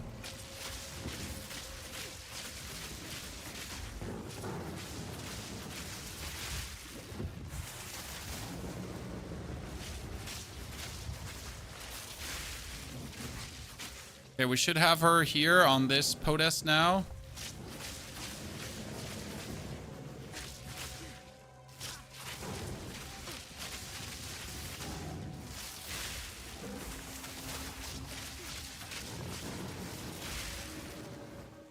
Oh, did we freeze you?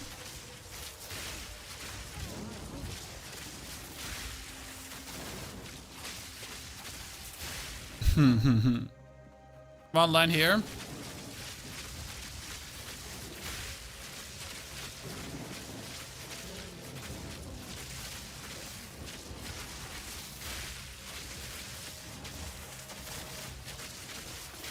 Ooh, she just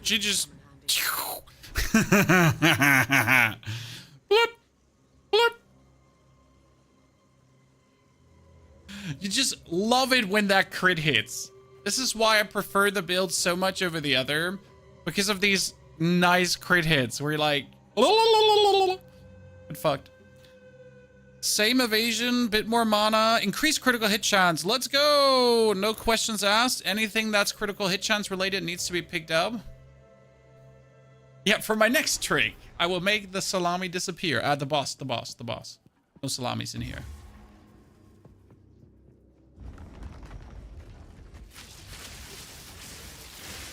I can't wait to reach values where you just make everything disappear.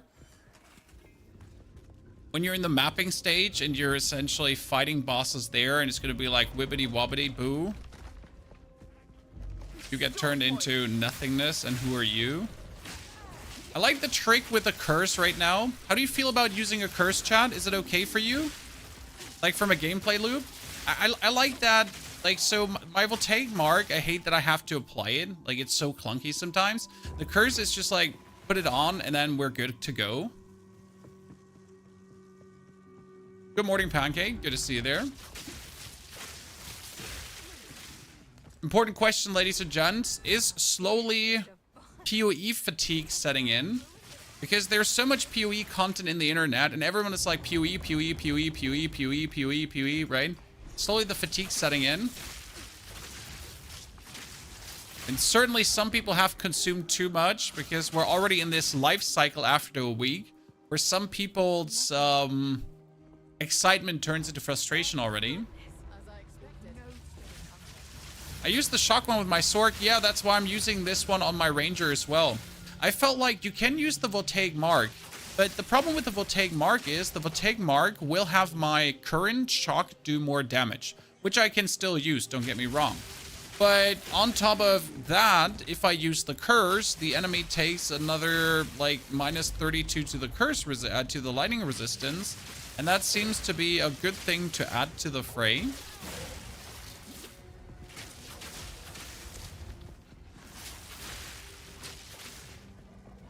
People are getting so mad on PoE. I have seen that. Like, I feel like people have overplayed so hard, and now they essentially didn't sleep for a week. They didn't rest for a week, and now they get a deal like with the setback of having played too much and needing to take a goddamn chill pill. But instead of taking a chill pill, they go on Reddit and whine on Reddit about whatever. Like, surprise, that happens when you play a game for 200 hours in 7 days.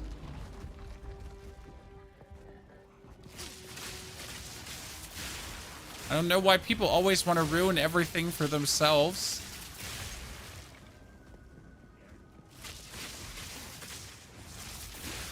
You were annoyed that everyone was playing. It was hard to find different content. I feel you. If you're currently not interested, or if you just want to have a break, then trying to find one of your creators that's currently playing something else can be exhausting.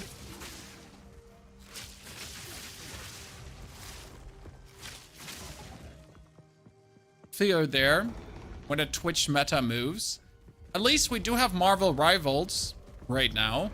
That being said, I don't know if you have watched Marvel Rivals. It's essentially Overwatch with the Marvel characters. It's supposedly good, don't get me wrong, but it's just that. It's just Overwatch. I tried to watch it to see if it's kind of fun, but the game might be fun, but watching it was boring. Like I turn off. But it looks so much fun, thank you. It is. The getting to this stage is also super fun.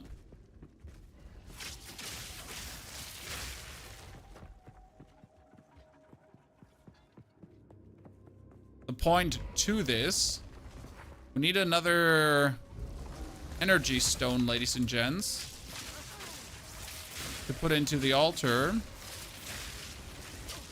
so we can kill our Blackjaw friend. Thank you very much for the small soul core. We appreciate your service.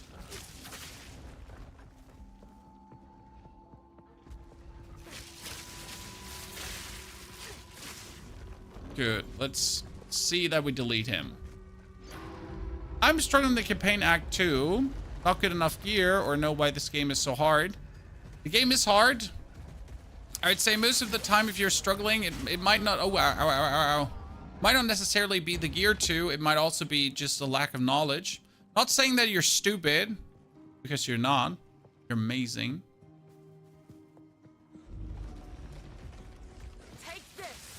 Just that the lack of knowledge is often the reason for not more progression.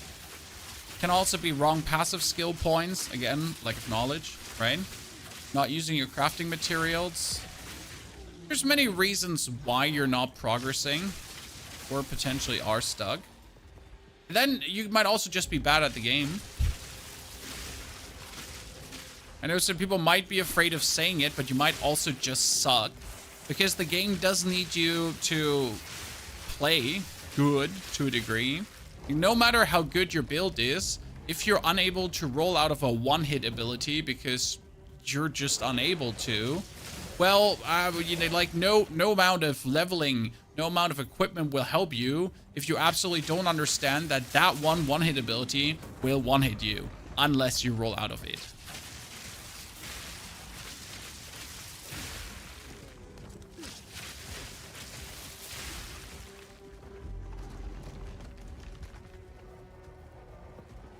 Correct?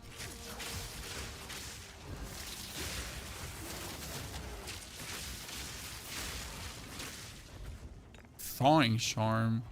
Huh. I'm slowly but surely fatigued from so much PoE content. That's why I started watching Diablo 4 content. Oh no. Oh no, sir. Are you okay? Do you need me to send a doctor for you? Diablo is getting a cool event. It's not gonna make me start the game, but it is getting a cool event with finally a global one where you have to kill millions of goblins and then the whole community is gonna get skins. So that's kind of cool. Definitely for people that are currently still playing Diablo because they haven't done everything in this season yet. A cool reason to log in and enjoy themselves. Like for me, obviously, I have done everything. There's nothing that event can do for me.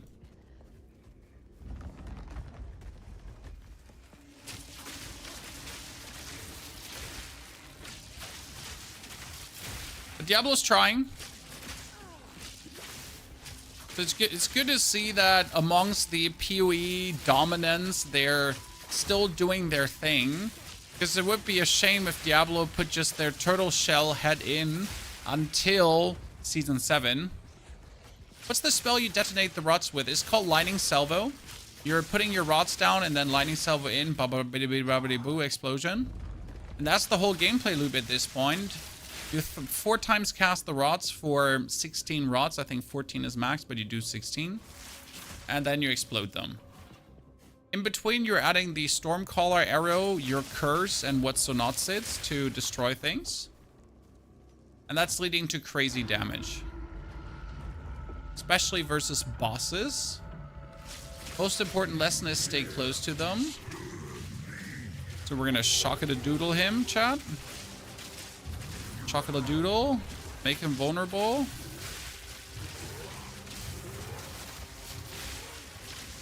Two salvos almost took him out.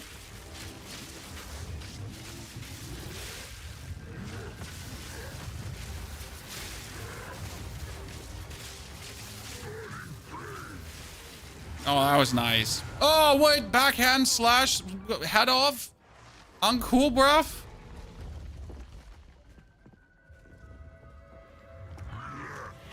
Do you try to save crafting materials for later games? You goddamn use your crafting materials right now, sir. If you're saving your crafting materials, you're making a super ginormous mistake.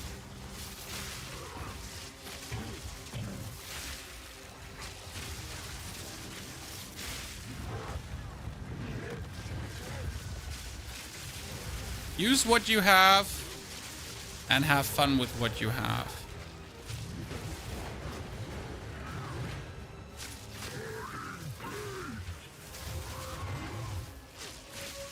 I wonder if he's gonna finish his move when he... Yeah.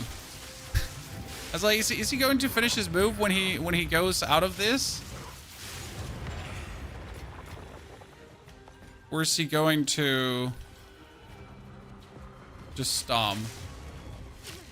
See, that fight was easy mode, wasn't it, ladies and gents? Absolute dominance at this point. Is the Chimera Pet pure cosmetic or does it do something useful? Well, so the ladies, when you come, like when you pull up, you know, on your Panther and your Chimera Pet is like traipsing behind you and they're gonna be like, whoa, they're gonna turn their head. But that's it, right? So no actual use, but trying to get laid, essentially. Imagine you roll up to a date with your like 3-headed tiny Chimera Pet thingy. Is that Chimera Pet yours? Yeah, it's mine. It's Bob. Bob, the Chimera. You can touch him, it's fine. He bites. Acid too. Fire, and lightning. He got it all, the full package. On second thought, don't touch him. Don't touch him. Timmy, thank you for the 2 gifted subs. Timmy, appreciate it. Good to see you there, brother. I'll say the Chimera has confused me often because I thought it's an enemy. How can I be? I was like, what are you doing, step bro? It's like, it's just me, the Chimera. It is I. Leech physical damage is life. That is surprisingly killer piece of gloves that I don't need. If this was like a evasion glove, it would be insane. If you look at my gloves, they're an absolute sadness right now. I truly hope we find a better pair of gloves soon. I don't want to run around with that anymore. So technically, we should upgrade the conductivity curse, but one thing we noticed is if I upgrade conductivity, what happens is that we don't have the mana to actually use it. Okay, so conductivity on level 14 would require another 50 intelligence more. This one, I would require another 60 intelligence more for 2% more resistance. That's not worth it. So we're using this as a low-level skill, pretty much.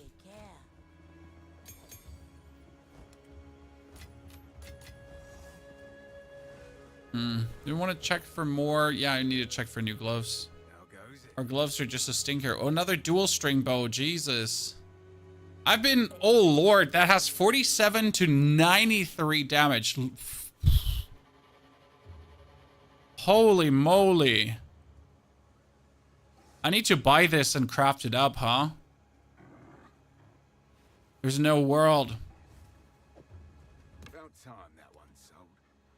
There's no world where I'm not going to do that. I mean, seriously, what is that? Okay, right now, we're having 600 DPS. Somewhat lesser yet still. But we'll see what happens when I get it to rare.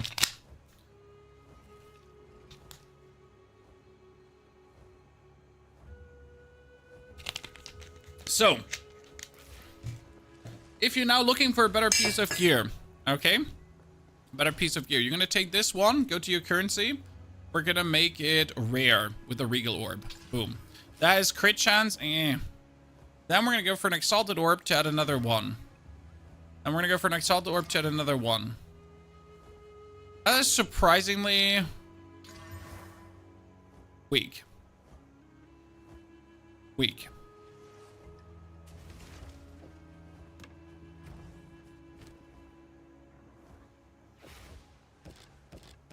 Yeah, even if I add the full package, so that's a dud. I mean, I can still trade this, so that's the thing.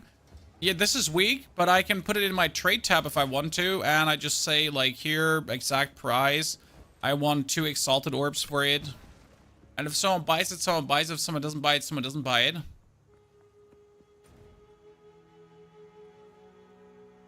Kringle, good to see you there. Howdy. Thank you for the gifted subs. We do appreciate it. Also, no, we're ourselves not actually trading because I personally don't enjoy the trading. It feels cheap to just trade for better gear. Using the currency exchange is fine for me because that's like an in-game feature. But as soon as I leave the game, I don't feel so well, Mr. Stark. Like if a mechanic forces me to leave the game, screw that. I hate it. I don't know if you feel the same. If you don't feel the same, then you're weird anyways.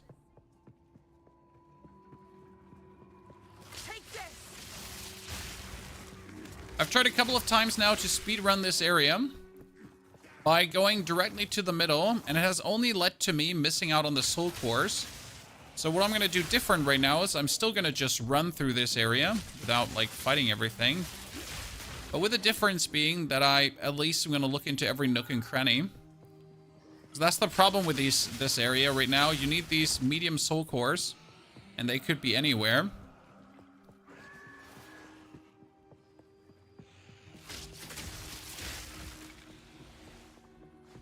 So might as well.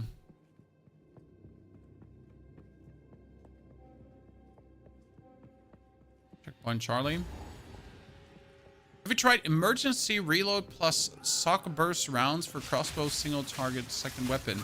No, I have no interest in doing anything crossbow related, Kodo. Also, if I wanted to add anything crossbow related, I would need more strength that I don't have. Right now, I have a lot of dex and some intelligence for all these support gems I have, but I have barely any strength. Someone was suggesting, hey Pony, don't you want to use, what was it? There were some lightning explosion shebang that you could also use with a crossbow. The problem is, in order to use that lightning explosion shebang with a crossbow, I would have to add another 50 strength or so to my character that I don't have.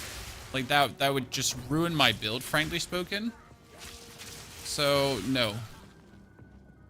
No interest in dabbling with that. Oh, hello there. All damage shocks. Well, you know what? My damage is shocking too. Ah! I'm good, chat. I'm good. Don't worry.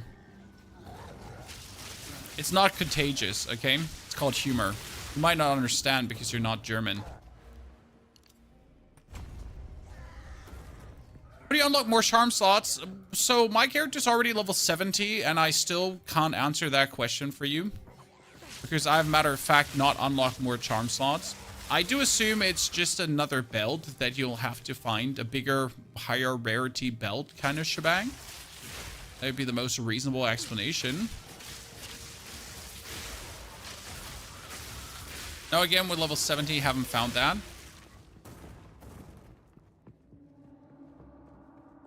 Yeah, some belts have +2 charm slots. Well, tell me where they are.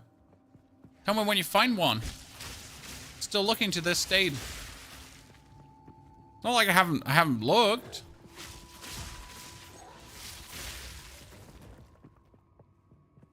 An affix suffix on the build right now. It feels a bit too rare. Especially since you're going to be through the game as it becomes available. Paquet's Mechanicum. I can corrupt something to make it better. And I like my boots, so let's just corrupt my boots and see what happens. Nothing? Great. A lot of things are stupid rare now. This is also the problem I have with the Ascendancy right now. So we have this Ascendancy mechanic for your Ascendancy. The biggest problem with the whole Ascending is, though, that most people stop playing the character once they reach that point. I have 4 Ascendancy points right now. If I want to ascend another time, I should at least be level 70, I reckon. So level 70 is probably when we're going to ascend a third time with this character. That being said, around level 70 is already the end game, the mapping stage, where, like, not everyone keeps playing because, to be fair, you're done with the story. You kind of have your build working. The only thing you need is those 2 points, which you didn't need to actually beat the story, so the points are anyways irrelevant. Unless you now want to min-max, max, min-max, min-min-max, min-max, max, max, min-max, the end game. These Ascendancy points seem to be absolutely useless, right? I'm done with the story, I'm done with the campaign, I have everything beaten, and yet, right? And yet, I haven't even gotten, like, my specialization done. It kind of stings.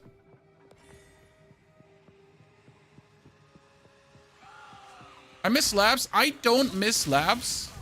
I never liked that one. But I miss that it's... I want it to be more level appropriate.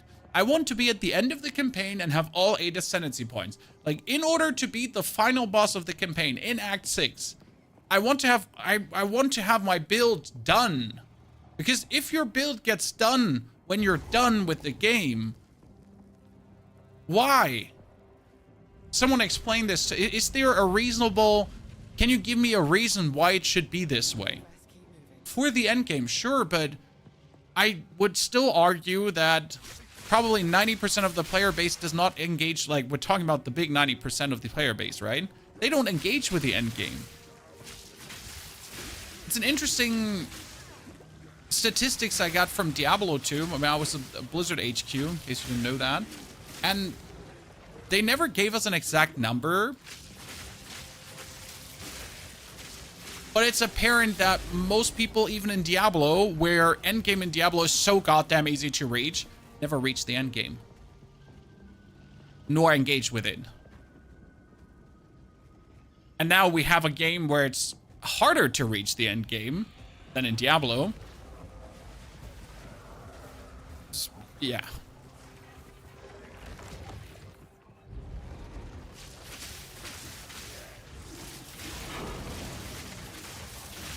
You think it's weird because of the... Now, I like, you're misunderstand something. So right now, as you beat Act 3 Cruel, you're around level 65. And you're supposed to be around level 65 at the end of Act 3 Cruel. So even with Act 4, 5, and 6, the level doesn't change. You're still level 65 at the end. Which means that, again, you're going to be done with the game and still can't ascend. Okay? That one doesn't change. The build is on YouTube, the starter build to this, and the starter build has a slight outlook to this one.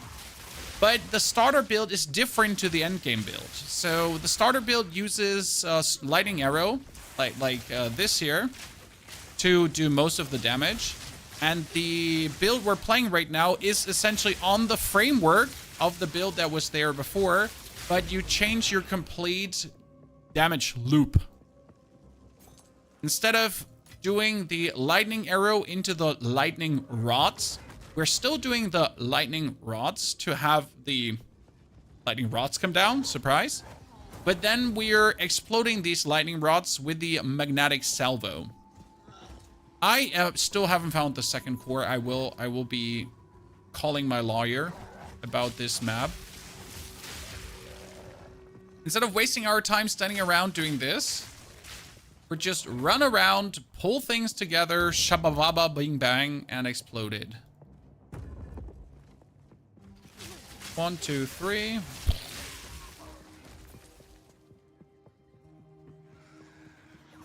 One, two, three. If your DPS is high enough and you yoink your lightning damage, then you could also just kill things with this. I don't even have to do the lightning salvo. I could just kill them with the rods from the sky. That's enough.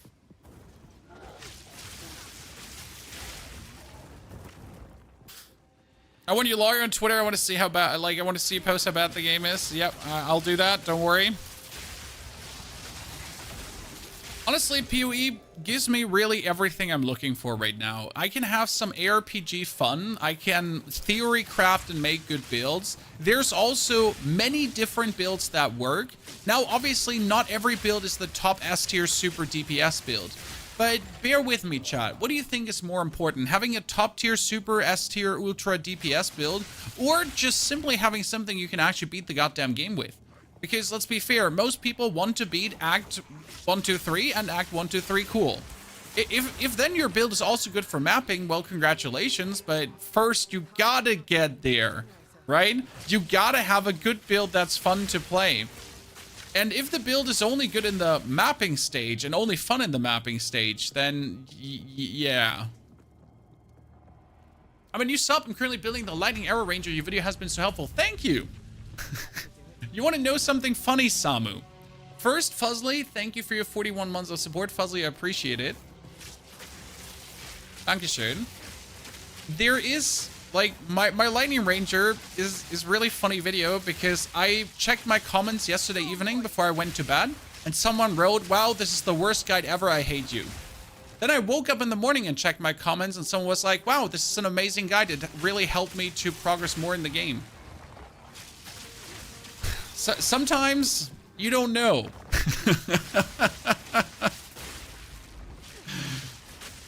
It's a roller coaster of emotions. Obviously, we ignored the stupid comments and we just read the nice comments, but it's just funny how different the perception can be. Like, some are like, "This guy did not help me at all," while the other person's like, "Well, this was immensely useful for me." I guess the people that don't get helped at all are usually the ones that know too much or think they know too much. Favorite boss incoming, ladies and gentlemen? I don't know what it is about this boss, but I just adore him. Let me nuke you. Let me solo him, chat. Oh, we did it. Chat, you saw that? We'll take Mark and...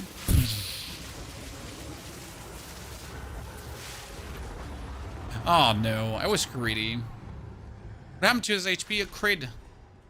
A crit. Tyler, good to see you there at 5 a.m., gang.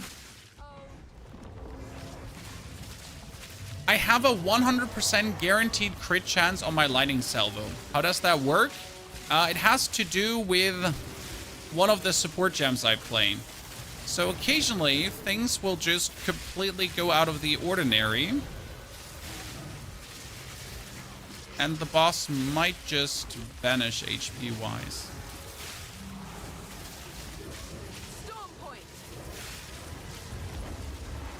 Now, what I'm working on is increasing my crit chance that these things happen more often. What we're playing right now is 2 on the magnetic salvo. Inevitable critical. Supported skills gain 25% crit hit chance each second up to 100%. The critical hit chance is lost whenever skills supported by inevitable crit hits. Super critical. Supported skill have more critical strike damage bonus, but less critical hit chance. I'm not exactly sure how high my main hand critical hit chance is, only 13.73% right now, but the bonus is 400%. So we need more crit hit chance right now to get this. I mean, sure, I could put this off, but I would lose a lot of critical strike damage bonus, so my damages would be less oomphy boomfy. I'm also not sure if this less critical, see, like, it would be only 5% more right now, or 4% more, because 20% less is 20% of the percent that you have. It's kind of like a bit confusing, because if you play other games, you would assume that 20% more critical strike chance means 20% more critical strike chance. But it's 20% more critical strike chance on the critical strike chance you have. So it's not 20% more critical strike chance. Yeah. It's like 20% more critical strike chance. Do you have a video? No, I have no video for this build yet because we are still building this out. Okay, Razvan.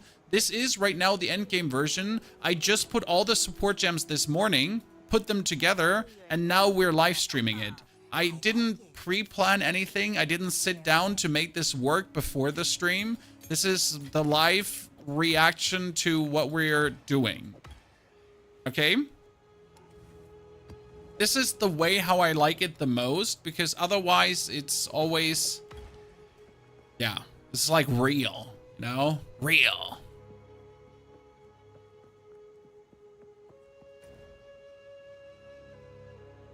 How far are you in the campaign? We're currently Act 3 Cruel. Act 3 Cruel is essentially Act 6, ergo we're almost done. Biobo, thank you for the 79 centuries of support. Biobo, good to see you there.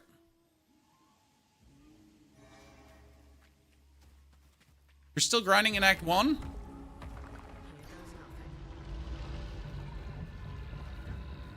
Yeah, definitely don't start a Blood Witch. Don't start a Blood Witch. Are you the pony that streamed Hearthstone at Take TV 10 years ago? There's only one pony half, Highland. And it is I. Yes, it is I. It's been a while ago. One of the many steps in our career to this date.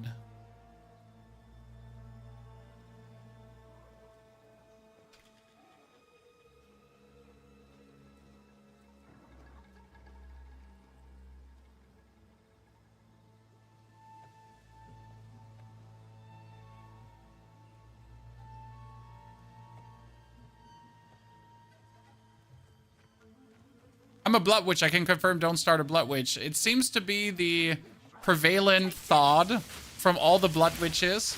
The biggest issue right now with a Blood Witch is Blood Witch wants to crit, Blood Witch wants to do physical damage, Blood Witch wants to bleed. But there's not many bleed skills out there right now. I checked this very morning to see how many bleed skills do we have. It is sad. I mean, obviously all physical damage skills can bleed, but like dedicated bleed skills are truly lacking. We're like, this is a bleed skill, and it does easy bleeding. Yeah, it's kind of like...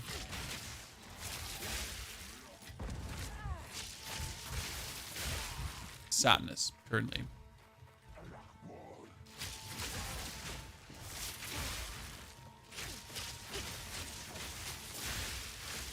Why are we never, like, doing the long-range shooting with our arrows? That's simple. We do more crit chance, crit damage, and everything to close enemies. So in case you actually wondered about this, by the way, here my ping just going crazy for no reason.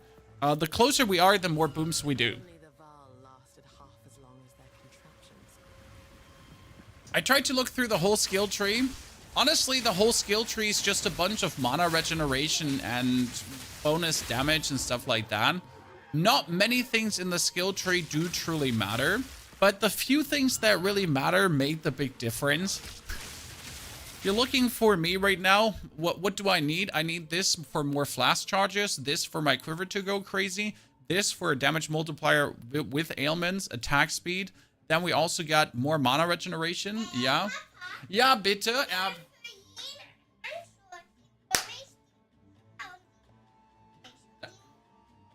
Dankeschön, Mädels.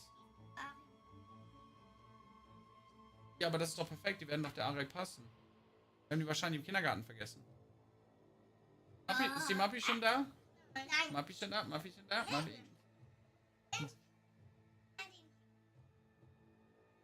Ja klar, dürft ihr mit hochnehmen, wenn ihr wollt. Zeigen, was heißt, dass wir noch drauf haben. Ihr dürft damit spielen. Wollt ihr Zauberer spielen? Ja, das dürft ihr machen. Macht ihr die Tür zu, bitte? Danke.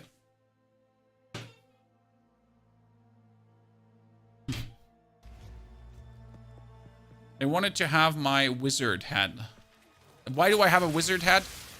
I mean, like, my wife comes to me and is like, oh no, I'm looking for a potion to you know, eliminate our landlord, but I don't have any gold coins to pay. And I'm like, oh, no problem. I can whip up a potion like that, but we'll have to see how we can arrange a payment there. So, you know, like, these kind of role plays. That's why I have a wizard's hat, obviously.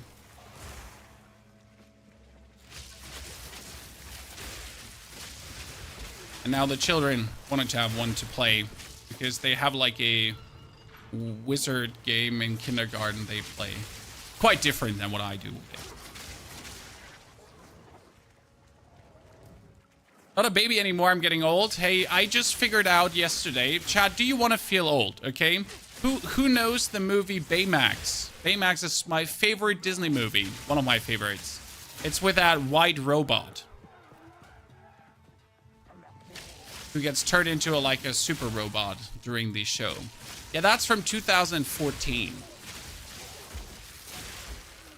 Big Hero 6, exactly. Baymax, Big Hero 6. That movie makes me cry every single time, my friend. When Baymax goes to sacrifice himself, it's over.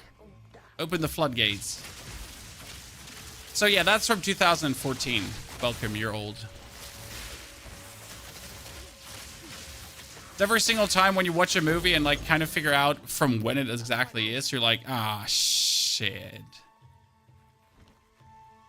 Keep thinking that Chimera is a mob. Welcome to the danger zone of me thinking the same continuously.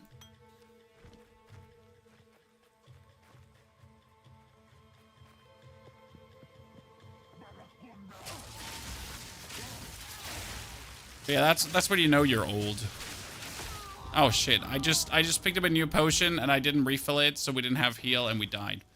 It's really annoying for this area because, oh, at least I got the checkpoint. Wow, I'm so saved. I would have been super mad if I didn't have that checkpoint, I'll tell you that much for free. So I had to redo the whole area. It's like quite the ginormous one.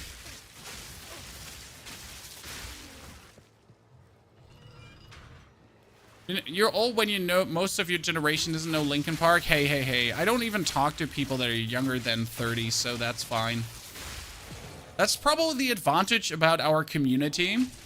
My statistics tell me that you're all old as fuck, Chad. Okay, so I have YouTube stats. I have the proof. I know you're all at least 25 to 34, if actually not older, because the biggest part of our community is 34 and older. So I just know I'm hanging out with a bunch of old farts, and that's good.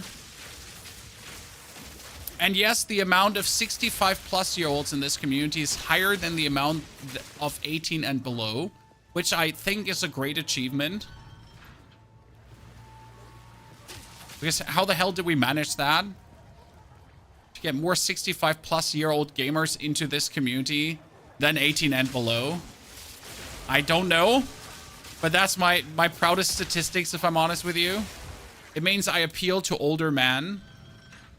Yeah. That's what I do for a living.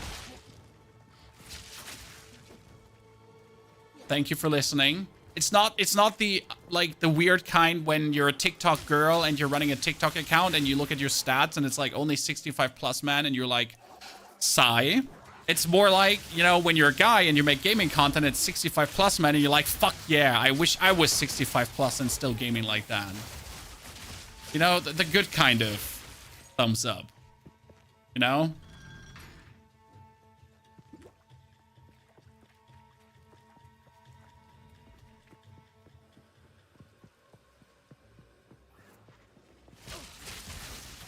So, old gamers unite, ladies and gentlemen. We appreciate it. That's also why I make casual gaming content and not tryhard gaming content, because I know we're all filthy casuals, chat. Even though some people still seem this as a insult, but being a casual is just a good mindset. It's like the moment where you want to have fun with games and you don't bother if the games are hard, but you also don't, like, you know, you don't try hard your nuts bloody in every single game. You just have casual good gaming fun.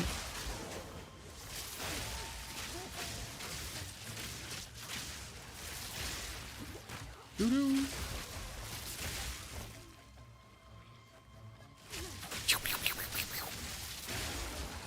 I wasn't sure if I'm gonna like this gameplay loop when I swapped over to this build from the Storm Arrow build, because the Storm Arrow build was like really different to like more scooting and then shooting at people, and this is quite different in a way how you play this to the starter build.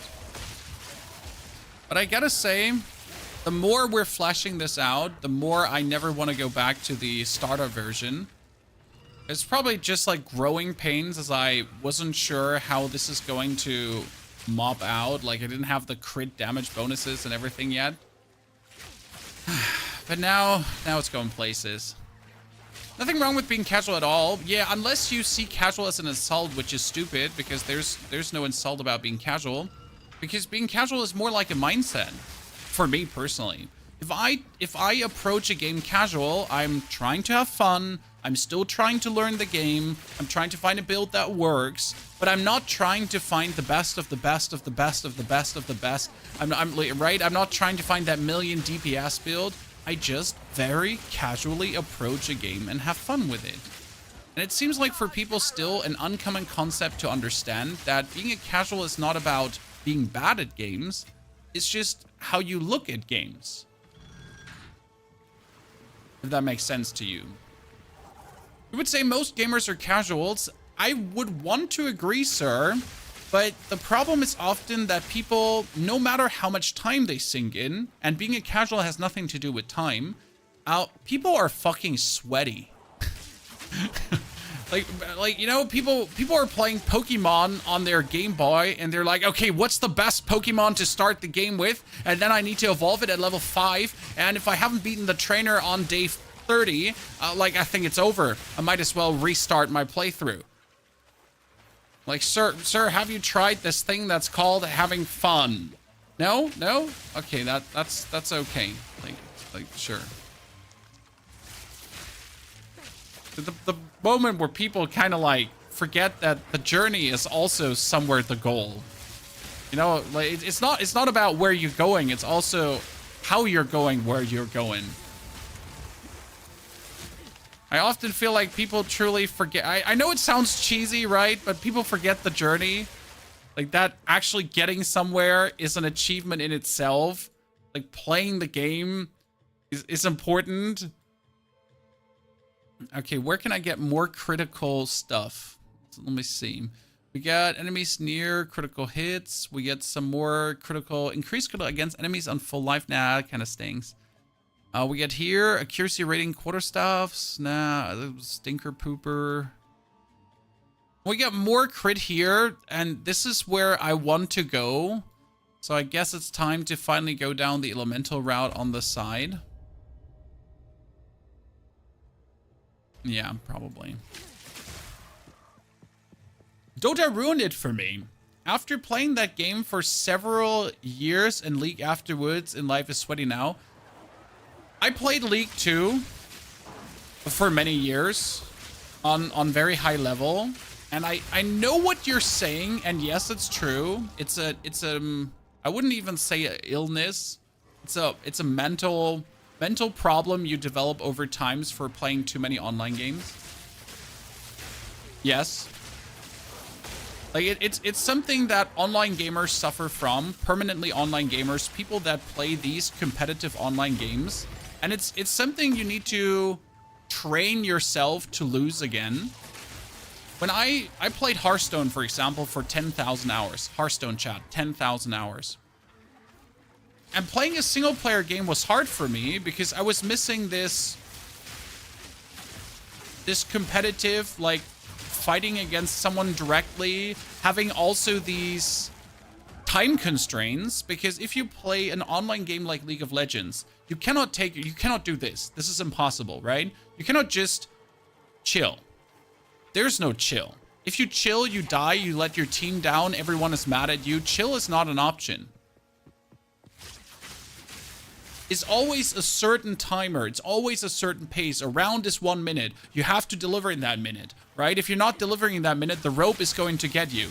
If you're not looking at your lane, then you're going to get ganked by the jungler. There's no fucking chill there. Plus your teammates yelling at you, okay? And that's something when you finally stop playing competitive online games and you start playing single player games, you got to learn that again. It's like relearning to ride a bike, because you have, in your childhood, you knew how it works, right? You started with single player games, then you started playing competitive online games and you ruined yourself, and now you got to realign your mindset. How do you get Comet to be a support? In order to have Comet be a support, you need a cast on shock, cast on freeze, and so on. That is not good anymore, so don't even try. Where's the build? The build is right now not fully fleshed out, sir. We're trying to push to level 70 really fast. We're 61. 70 should be possible in like 2 hours or so. And as we then hit level 70, we can finally show you the full fleshed out build.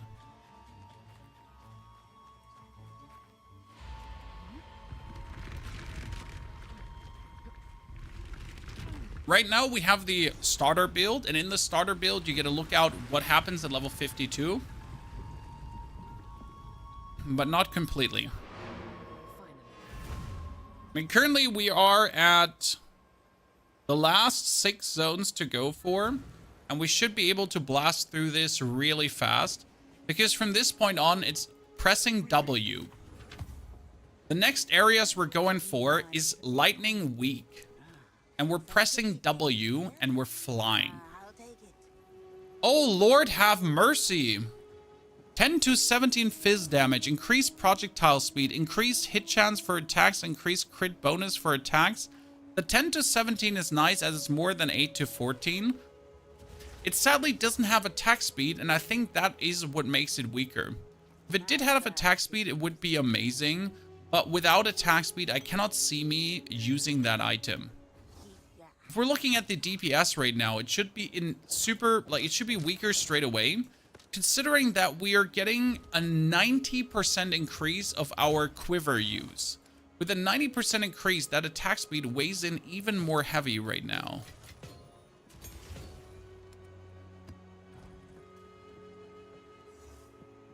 So this is what the Val were capable of.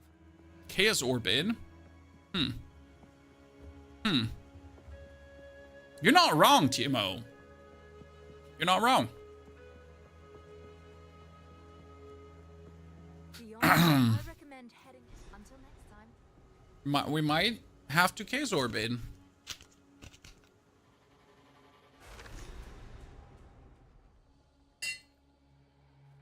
So this zone right now Claimed the city.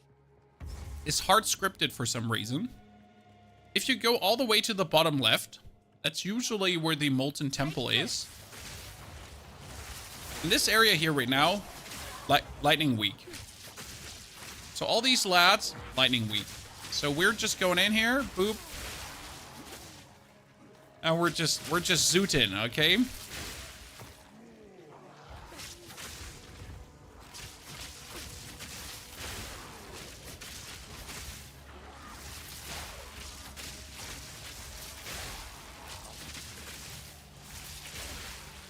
That's me just going through this area.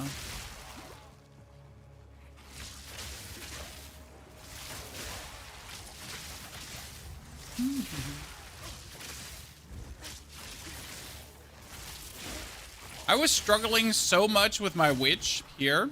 Why? Because with my witch, I always had to like have my minions drop the gas bombs, then explode things.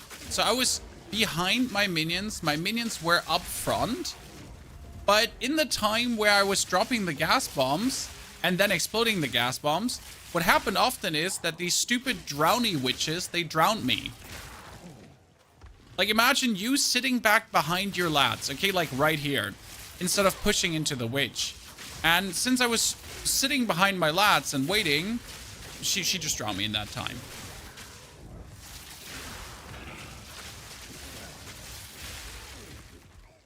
That was every single time, like, I hate this. I want to just die here right now. Such a not amusing coming together. Okay, I think for the Molten Temple, I need to go down there. I don't think this is where the Molten Temple is going to be. Stellar Amulet. Stellar is attributes. Huh. I like them so much. Even in competitive, if you're more concerned about statistics than enjoying the experience, it's not really fun. Samurai, I agree. The problem is that competitive in its nature, or any online competitive game, forces a certain thing on you. Like a certain level of stress too, that you just don't have in single player games. Correct? There's always a certain level of stress you'll have due to a simple, like no matter how much of the stress affects you, but due to the simple time manner of how online games work, right? That you need to do things now and not when you want to. That's like one big problem, I want to call it, of like online games there. As you don't have a choice, right? You cannot not do certain things at a certain time. Is Ranger better than Witch Hunter? Different? I'm playing Deadeye right now, and you want to know what the really cool thing about Deadeye is? If I do my third ascendancy, so first I get Tailwind. Tailwind is bonus movement speed, attack speed, everything. Then I get Point Blank, which allows me to shotgun things. But I will get Endless Munition. Skills fire another projectile. Right now, I am using a dual string bow. Okay? Dual string bow. That means I shoot one more projectile already. But if I get the next upgrade,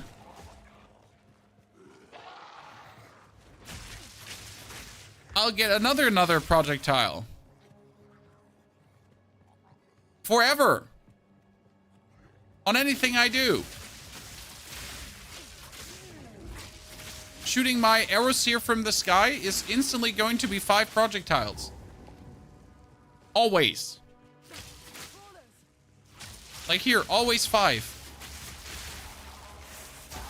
We haven't used our Frost Salvo in a while. Isn't that great? And every projectile is more DPS. Okay, we didn't find the entrance to the Molten Lake right now. That's kind of sad. I've always found the entrance to that before I found the other stuff.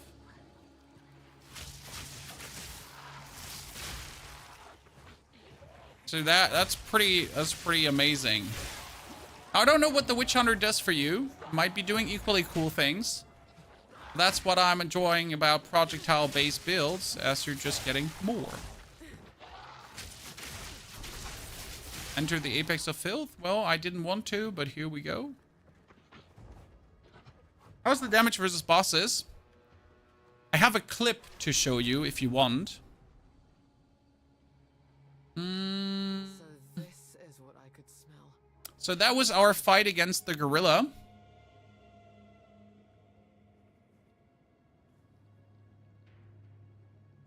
Him. And we approached him. Okay. You saw that?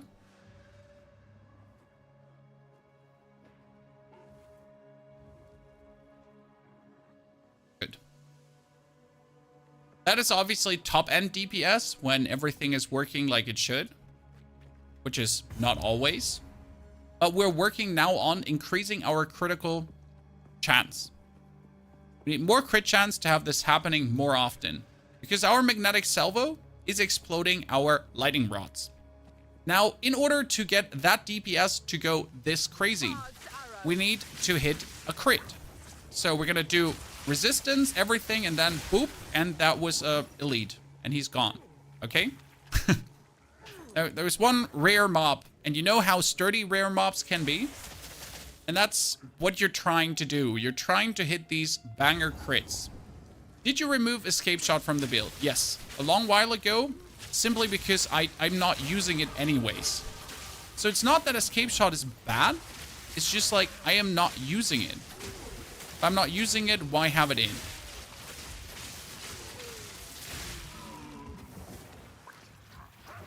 Before we kicked it out.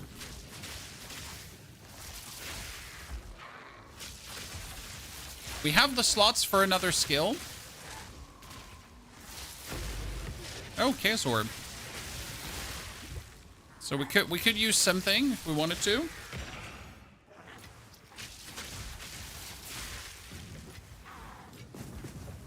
But I have no other skill right now that would do anything for us. Like, it's always a question, how would it fit into the rotation? I also do have my R arrow, my Stormcaller arrow, and I barely use it. Right? So right now the rotation is drop your arrows from the sky and explode them. That's for pushing through mobs. That's when I'm just W forward, okay? And if we're fighting a boss, we also add the Frost Salvo to it. And if I fight an elite or something that is a bit more sturdy, I have 2 curses to put on.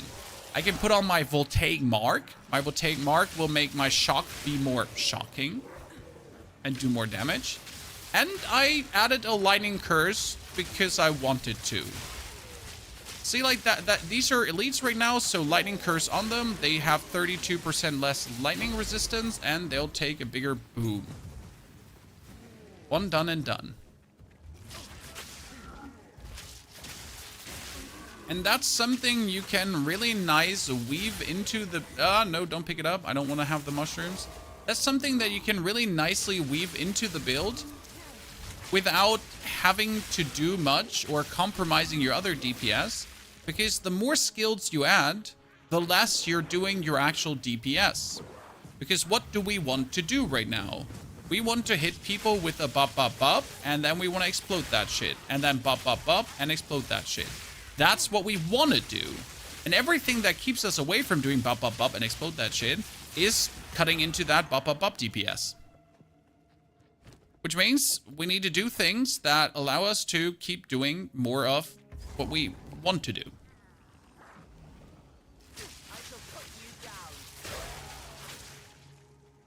Right? I'm using similar setup, just clearing with lightning rod and lightning arrow. See, we completely put the lightning arrow away because it turned out it was slower than what we're doing right now. My lightning arrow has good DPS. I still have it here.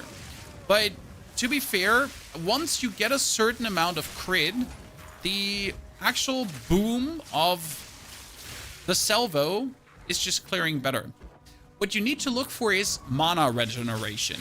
So that's a very important thing. And I right now maxed out my mana regeneration with the support gems, because we have with the support gem Wind Dancer on Clarity. And as long as Wind Dancer is active, which is always, that's the cool thing about Wind Dancer, we have 30% more mana regeneration. And that's amazing, because right now you do want to be continuously having the maximum mana going on, right? You never want to run out. You want to be able to do this rotation. And I can truly do that.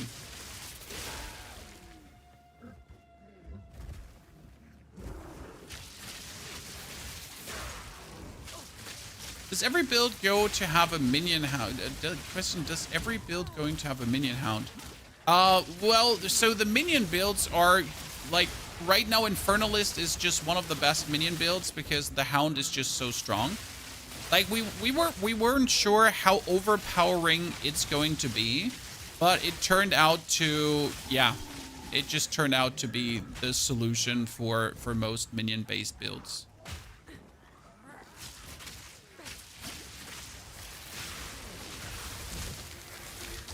As it's just that powerful. Like, the dog is amazing. I love the Act 3 boss fight. Who's your favorite one? Act 2. I really like the Act 2 guy in general.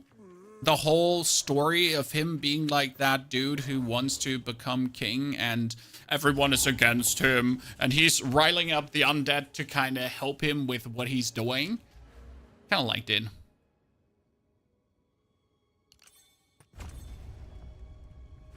Okay, Apex of Filth, ladies and gentlemen. The lady, the man, the myth, the legend. Do not try to lightning trap her there. Lightning trap her here. And let's land a banger crit in the beginning. So we're going to shoot. Then we're going to hit her with our shocking arrow. We're going to curse her. And, boop. And she's going to kill us. Good. And then she's going to kill us. Good. Now let's do that again. We got 73% evasion, so you're more or less evading everything, but not everything. Okay?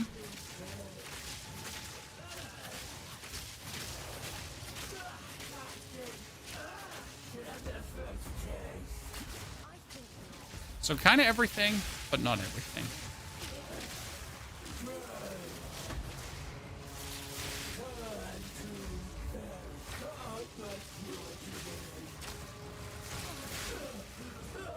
We stunned her, and you saw that damage, right? We just took her life.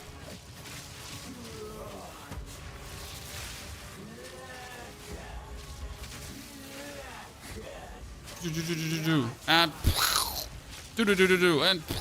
okay. In between, we just took her life there.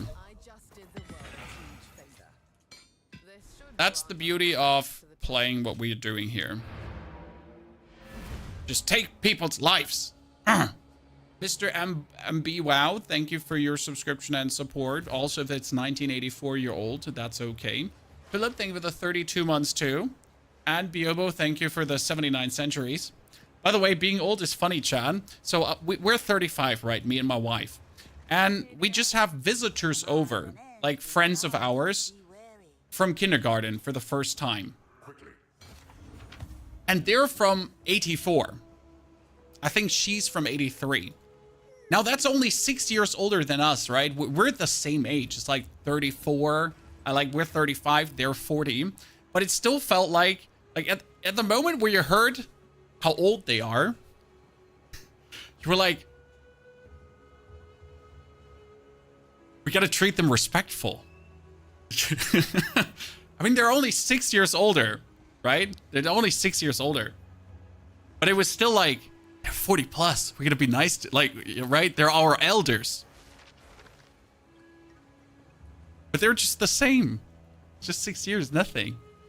It was just funny, you know? Like, because the moment you heard it, you're like, do I have to behave different now? Can I be the same I'm always? Right? Oh, like, do I have to offer up my share?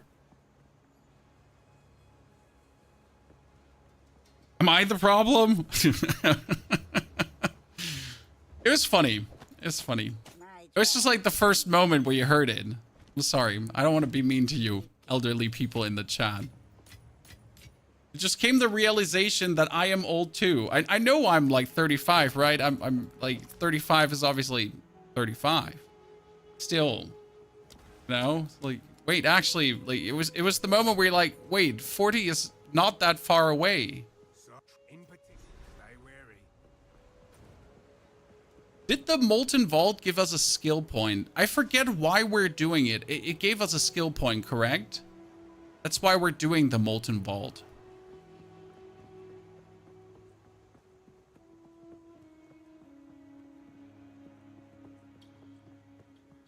Correct me if I'm wrong.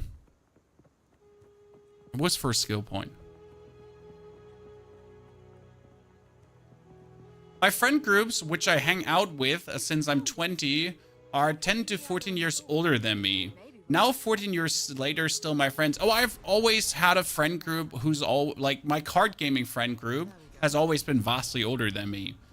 Like when I was 14, my card gaming friend group was like 25 to 30. Now you could say that's weird, but I was just always that one kid who's hanging out with older people. Because I hated like kids my age, to be honest. They're annoying. Like, do you know how annoying 14-year-olds are? Yeah. That's probably what the my older friend group also thought. You know how annoying 14-year-olds are? Yeah. Fuck that. Okay, where's the Molten Vault is usually opposite to the Apex of Filth. That would mean down here. Take this.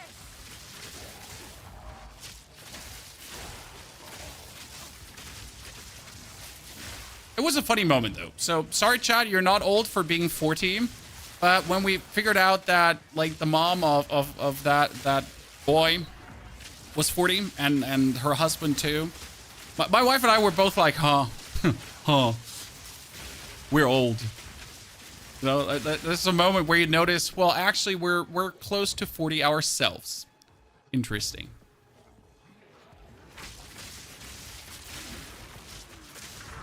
Oh no, I died. I hate this. But it should be around here, probably, the Molten Vault. That's kind of my dating experience. I've generally dated women 4 years older since I'm 19. Oh, look at him, Chad. Flexing on us that he's meeting women. He has contact with the other gender. How dare you, sir? We're playing here a video game and trying to have fun and talking about our builds, and you just, yeah. How dare you? What have we ever done to you? Says the guy talking about his wife. I'm sorry. I didn't mean to be that person.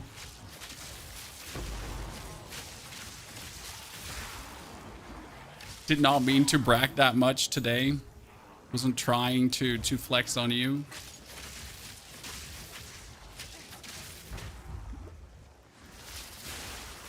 Where's the guy throwing his stupid, like, balls at me right now? Ah, there it is. Die. Die. Main status decks. We have tons of decks, 200, which you also need because we're playing a node that gives you more attack speed for every, I think it was 10 points of dexterity, right? Let me double check. It was 1% for every 15 points of dex. So it is already a vast improvement with the amount of dex I have right now. But the more dex you pick up, the better it gets, obviously. It's really a killer node. Goal would be around 300 dex, probably, that you're just absolutely floating. Okay, where's that freaking... Where's the Molten Vault entrance? I don't know if I want to bother or just going to skip it. But I think the quest gave us a...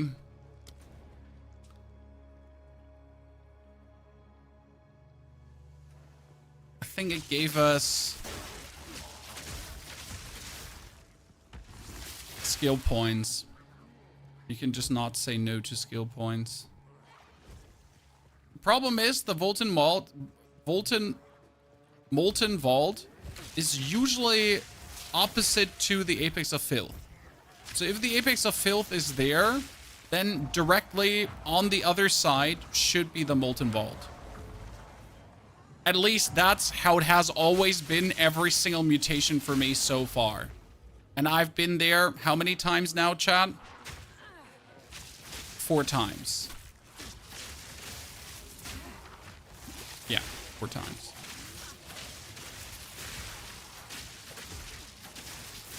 So it should be somewhere around here, technically.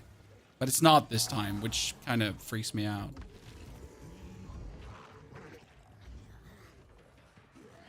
You made the exact same mistake with the Ranger Spirit Gem. See, that's why I made the video. So you don't make that mistake with the Ranger Spirit Gem. That's why I make videos, to share my personal pains with you, so you do not go through the same pains. I guess it could be up there, but it would be so uncommon to find the vault in that corner. And I really don't want to go into that corner to just not find the vault there and then hate it. If that makes sense. So that's what's going to happen. I'm going to make my way up there, and that's just going to not be there.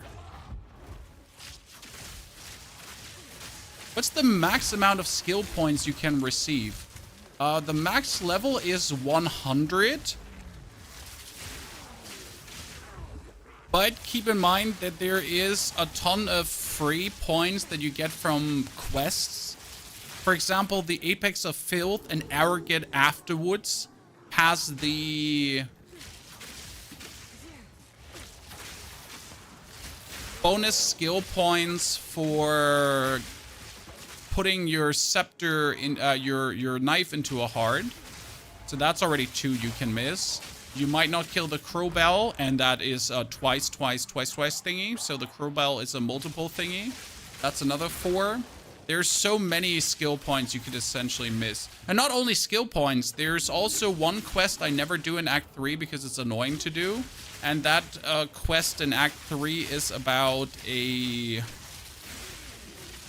permanent boost to your potions. That they would heal more if I remember correct. Yeah. Ranger is next to get nerfed. Ranger already was nerfed. There is nothing about Ranger that should get nerfed. If I'm honest with you. The cast on shock might get nerfed further. Ranger itself, in my humble opinion, the Lightning Ranger, is not overtuned. It is strong, don't get me wrong. The Lightning Salvo, to get to the point where it does quite some damage, needs you to have a lot of crit. Also, this was already nerfed because you used to be able to put unlimited rods down. So these lightning rods that I'm dropping right now, they already got nerfed. The maximum amount used to be higher. The maximum amount is lower now. So this is already weaker than it could potentially be.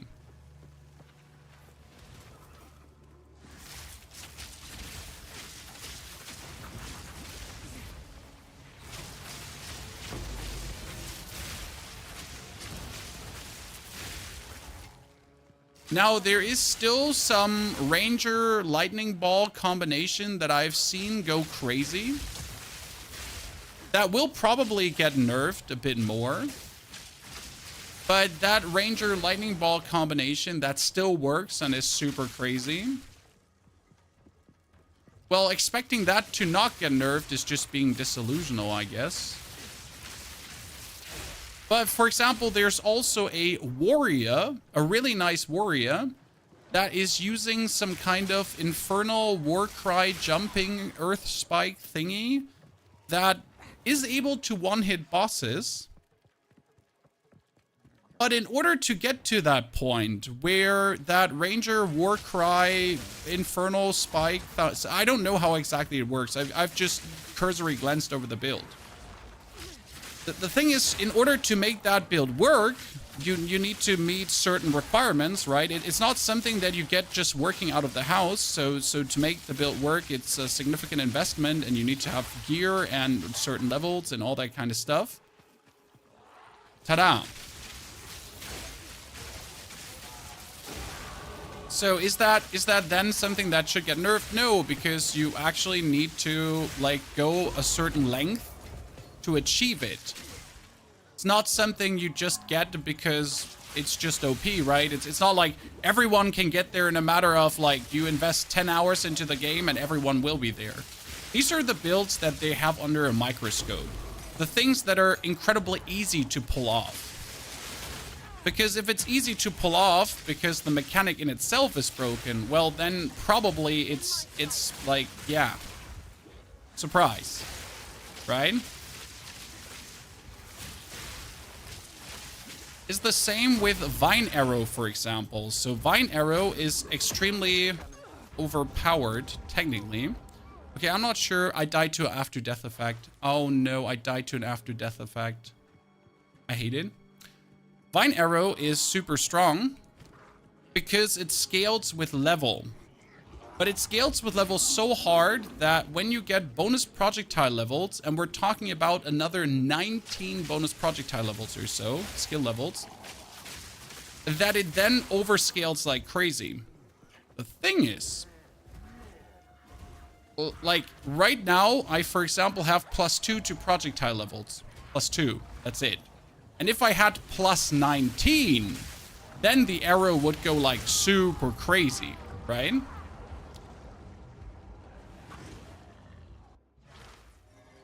But I would have to get +19 for that.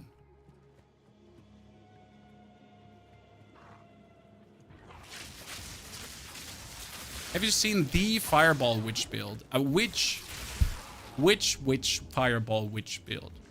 It's like when people walk up to you and they're like, is this build better than Rex build? And I'm like, I don't know Rex build because why would I look at it?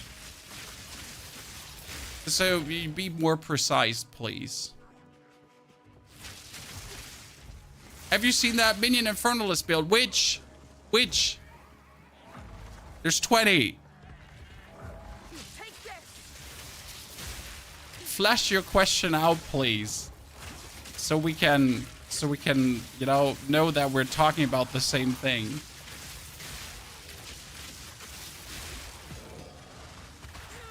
Oh, another on-death effect. Yikes. So are you going to try Demon Form? There's something bugged about Demon Form right now that makes it not work correctly. Something about your weapons not working the way they're supposed to be working, which I do believe makes it inadvertently weaker than it should be. Yeah. I think. So yeah, that's that. What's your favorite class so far? I like my Minion build the most, but that's pretty much because of the way how it works. Like dropping gas bombs with your archers and exploding them is just a funny gameplay loop that makes me smile every single time. Like gas bombs, gas bomb, gas bombs. But I gotta say that this one here is very satisfying to play. So dropping these arrows, I mean, like, okay, so maybe I have a type, chat. Okay, maybe I have a type.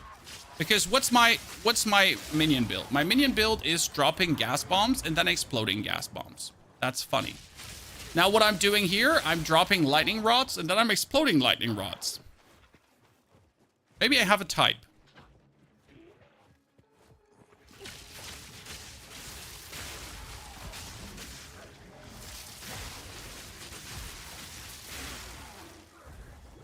But these exploding gameplay loops are just very satisfying in general to play, as they always lead to cool explosions.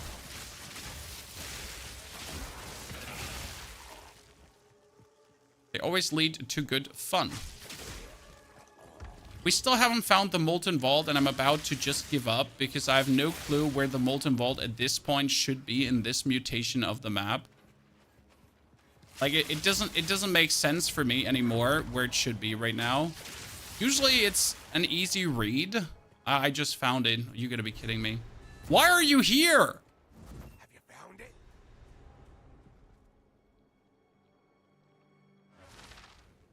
I watched Asman quit Warrior. Undertaker, thank you for the 83 months of support. Undertaker, good to see you there.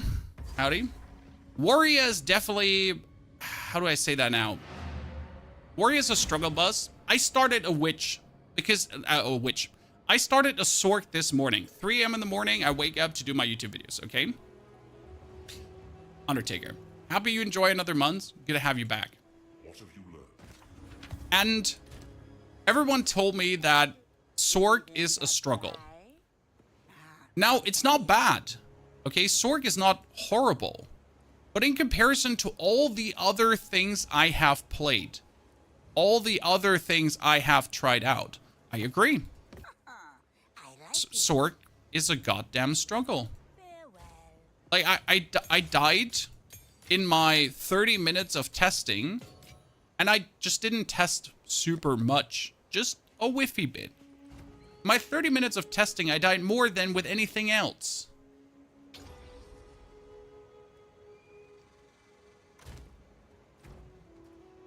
Just because I was a Sork. And that didn't feel good, because why should I die more? It felt so weird. It felt so squishy and stupid. Like, I was dealing damage, right? But it was just way more squishy than the witch.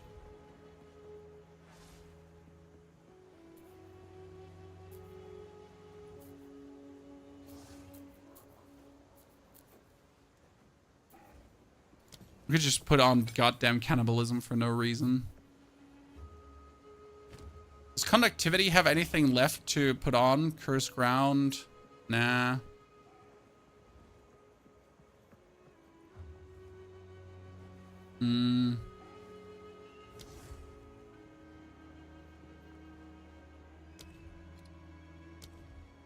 Nothing outstanding. I mean, we could get Lightning Mastery right now and probably put it on...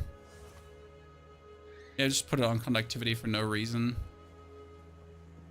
Not really using it much. I mean, we could put Lightning Mastery and Magnetic Salvo, I guess. Too. I don't want to have Heft on it, though. But Heft wasn't giving it that much more damage. I have to play around with this later on a bit more to see if we like it.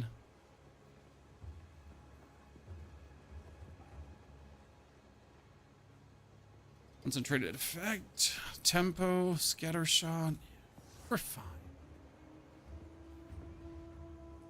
I reached Endgame with Sork. Now I started playing Mog. It feels like easy mode. Exactly. We're not saying that Sork is horrible or Warrior is horrible. It's just, or that you can have fun in the endgame with it, right? But if the journey to the endgame is painful, why would I even attempt the journey to try to get to the end game? Like if I don't dominate in Act 1, right? If I don't feel good by the Act 1 end boss, then I don't even bother. And I can see why a lot of people just give up on the sword, because the first 10 levels, until you finally find the first or many energy shield items straight up, Sork just feels so much more squishy than all the other competitors straight away. And that's just a big I mean, I'll definitely want to see if we can make a good Sork starter build, as I want people to enjoy the Sork if they then want to. Because the Sork Ascensions are fun. But yeah. I want it to feel good.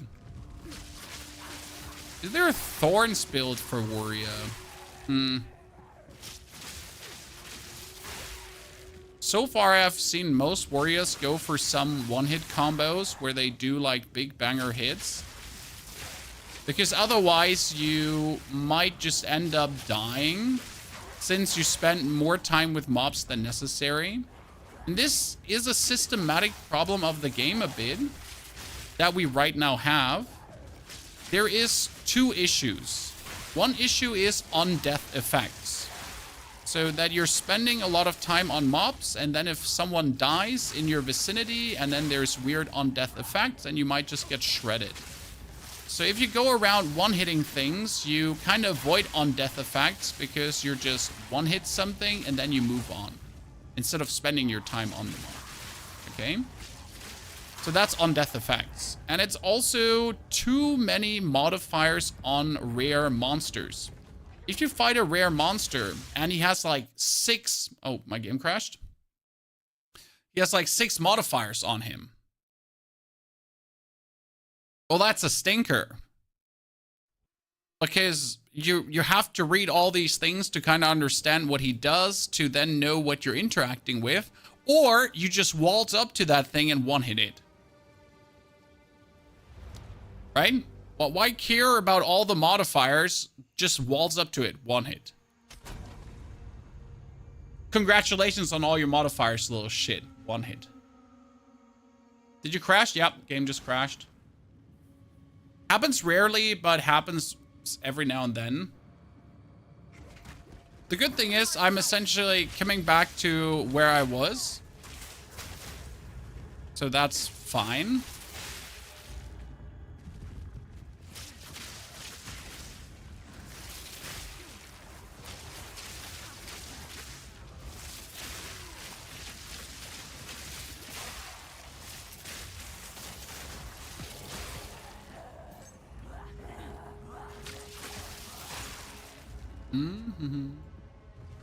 Luckily, I remember where I have to go. In this map, it's relatively easy, as you have to go where the lava is going. There's this flow of lava, and if you follow the flow of lava, you'll reach the boss. Because the boss is at the lava reservoir.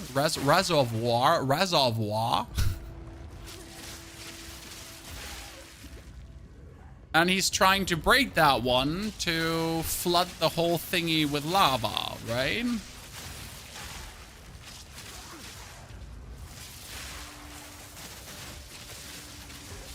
So just follow the lava. That helps you to also not sidetrack. Dorn of the Dead, thank you for the 4 months of support, Dorn. Welcome to you too, back again. It's cool to see so many people supporting during the Path of Exile. Makes for a good end of the year month. Even though it doesn't matter, right? The fun about being self-employed, there's like no good end of the year month. There is no end of the year. It's just another month. My wife is always like, oh yeah, we're ending the year and we're starting the new year. Nah, it's just another day. It's just another week. It's just another month. I mean, the end of the year doesn't change anything, right? It goes on and on and on. You gotta just keep delivering. Welcome in the content creator treadmill, ladies and gentlemen. Because the content creator treadmill just doesn't stop. Just keeps going and going and going.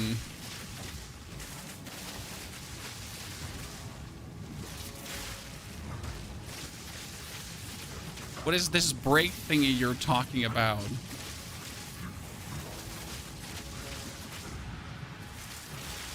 Or this slowing down? Oh, you're getting yeeted, brother. Okay, 1, 2, 3, 4, 5, 5, 5, 5. 1, 2, 3, 4, 5, 5, 5, 5, 5. Yeah, he thinks he's safe back there. You're not safe. Artillery. Brown. Brown. Oh, where are you?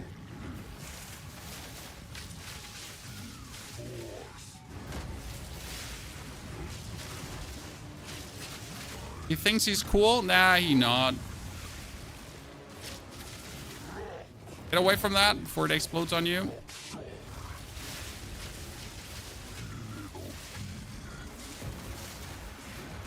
Oh no, Dad! Why? I thought we're friends. Have you tried a poison ranger? No.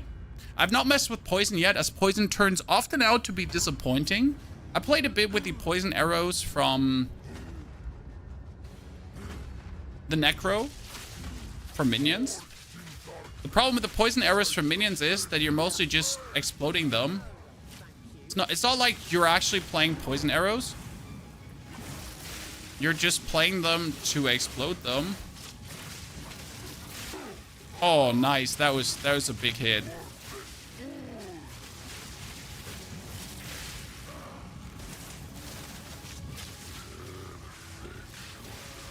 Good start into the fight.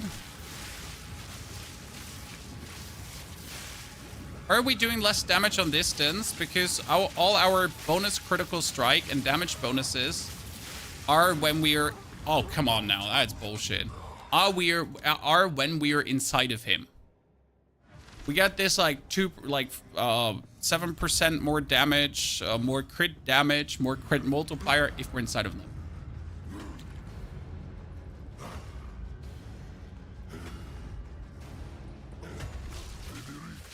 Boop, boop, boop. Joys of being self-employment. That's what I love about you, 2 feet on the ground person. It comes with a job. Like there's no illusions about what you're doing as a content creator. It's self-employed. It's always. My wife keeps asking me, when is it time to take a chill pill, right? When can you slow down? When can you enjoy what you have built up, right? When is it like time to be like, sure, we have done it now for 5 years, so since we have done it so much, we can start slowing down because obviously you have built up a following and now you can reap the fruits of what you have built up.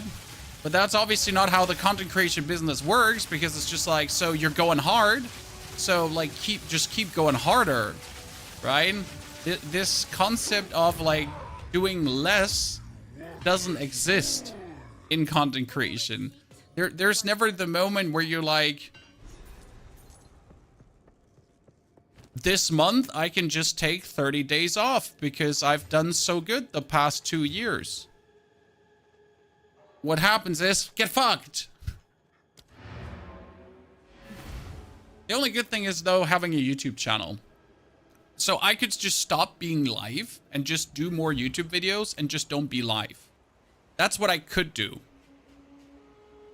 Now the only difference is if I'm not live, I'm not making content. Anyone else doing Grenade Merc? I love Grenade Merc from how it looks, but not how it plays. Huh? Yeah. So it looks kind of cool, and it's fun to see the stagger that you do. But the gameplay loop is ass. At least for me personally. Like that reload mechanic and so on. That's where I'm like, nah. Don't at me.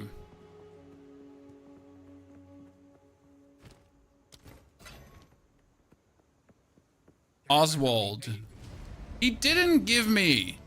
No, I thought that one actually gave me a skill point. Did I just do that boss fight for nothing?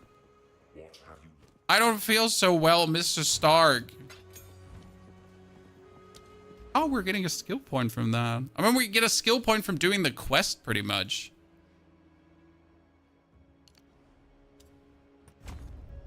Okay, we can put a gem in there, a jewel.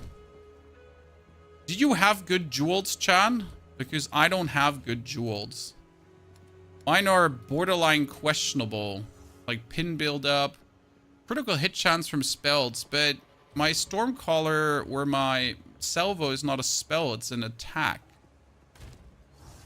So that's useless.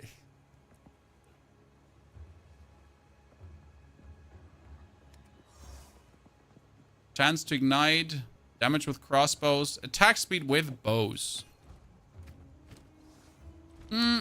Can you? You can. I did not enough. Huh. Can you imagine that I never thought about that? I just literally never spend a thought. Like, could you upgrade these? I mean, sure you could upgrade these. I guess. Kind of makes sense that you can.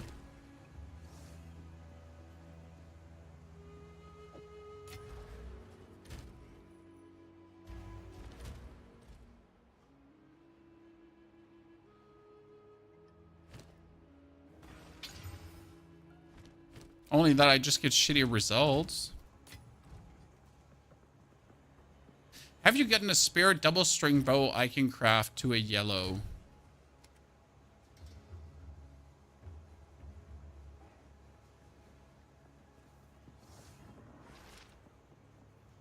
I can just give you my double string bow. It's level 28. Chippy. I will sell it to you for 1 exalted orb. You're only 27. Well, Chippy, ain't that unfortunate? You would then have to level up another time. Just a noob question. Where did you get your Q skill? It's not a noob question. You just haven't found the menu yet. If you get another skill, you go for all gems and then conductivity. It's a tier 7 skill.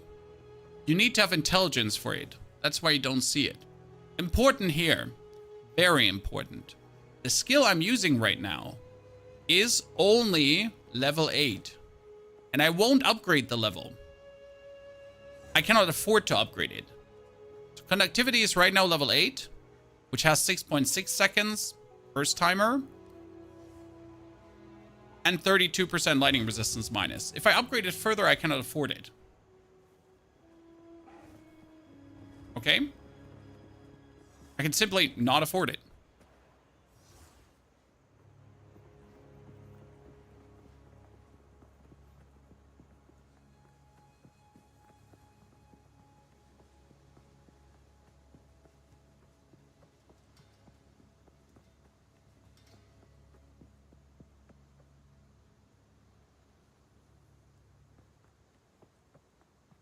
So, let's do Temple of Kopak. Temple of Kopak is usually one of my favorite areas, as I like the boss fight, since he's an absolute nuke. We made it to level 63. My goal was today 70, because 70 is kind of like the max level most of my characters will achieve. Why 70? It's a good level. 70 is where most builds work. Or where, let's say where also your build should work. Because if with level 70 your build doesn't work, I don't know what you're doing. Unless, obviously, you went for a super endgame build that only works in the endgame. That's like one thing that I'm not sure if I like that about Path of Exile. But, so, in Diablo, for example, I play a build that I work towards to, right? So I start at level 1, and then at level 60 it kind of comes together. And it might be slightly different to the leveling build, but it's from a conceptual point more or less the same, right? And in Path of Exile, it's kind of like you can start with a level 1 build and level with it, but it might be at level 70, or in my case here at level 52, where you just completely throw almost 80% of the stuff you've been doing over, and then just play a certain endgame build. That might have not much to do with what you actually did while leveling.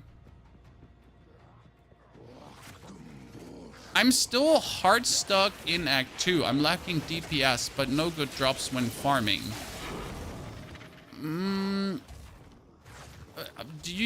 Is your passive tree shit?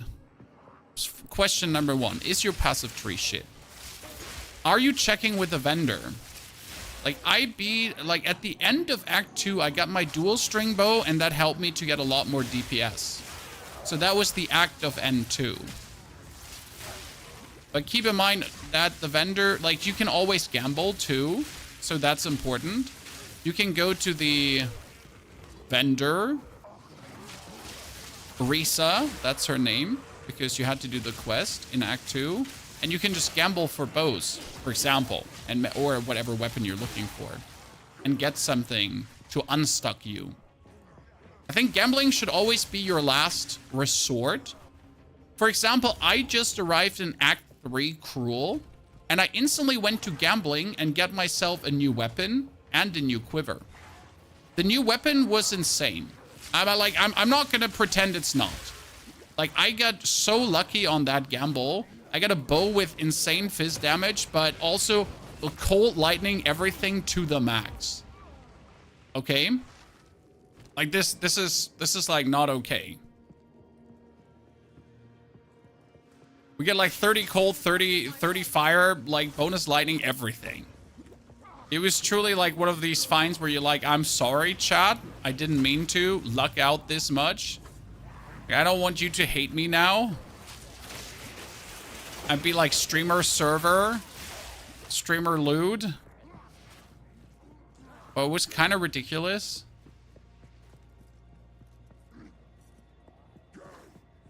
Come on, don't disappoint me. May I see your Stormcaller support gems? May I see your like on that YouTube stream? But yes, we got Cursing Current. When the Stormcaller arrow hits, that it also hits others with shock. Then Lightning Exposure to get more damage. And also more chance to shock. The Stormcaller arrow is meant to improve our damage wholesale.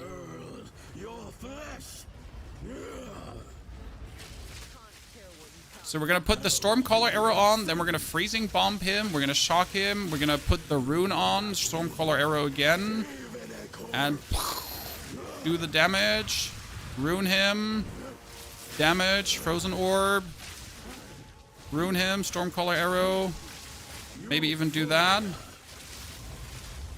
And then you obviously have to hope that you hit a crit, because that's the problem. Like, you can do all of this, right? But what if you don't hit a crit?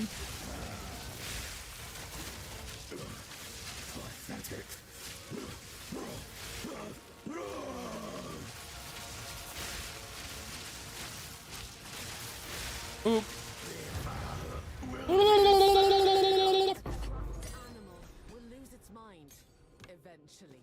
Another dual string bow, ladies and gentlemen. And another quiver. What's behind door number 1? Whoa, that's a quiver. That's a quiver. That's a quiver. That's a quiver. That's a quiver. It doesn't have attack speed. That's a bit sad. But look at it.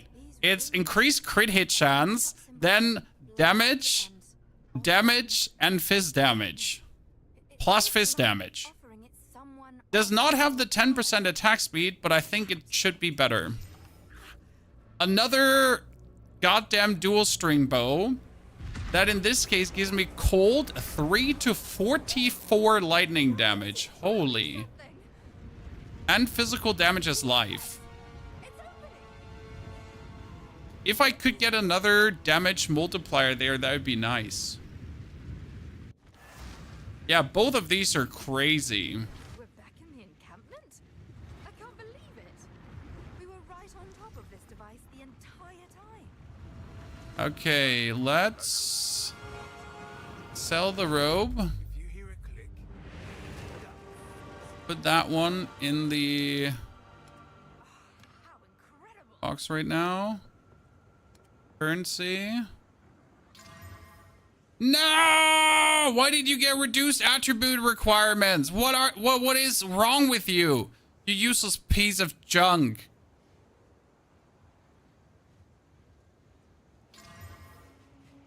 Tend to dex. Well, it doesn't hurt.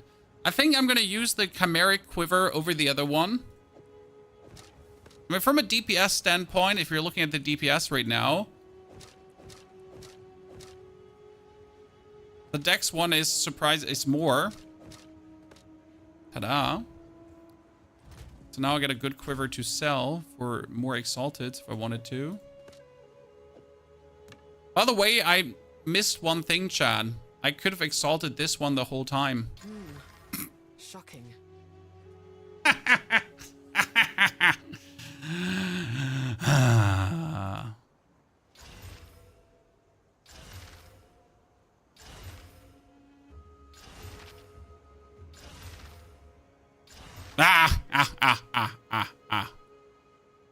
Good.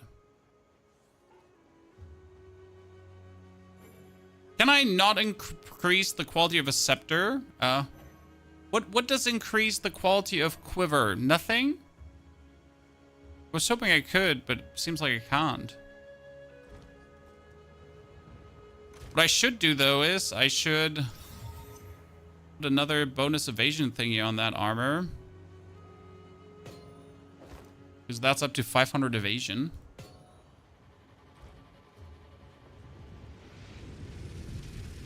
You can hold shift to do it as much as you want. You don't have to. Yeah, so I try that every now and then I forget, and then I just, like, yeah. In the flesh? Hello! My name is Elva Valai. My name is Elva. And they're like, ah! Get the fuck out of here. I only have 67% evasion, chat. I need to work on those numbers. These are rookie numbers. I mean, despite me, like, having 500 evasion, 200 evasion, 200, and 97 evasion, my belt is kind of shit. I mean, I have a 23 belt. That's actually pretty bad. The NPCs do sell dual string bows in Act 3.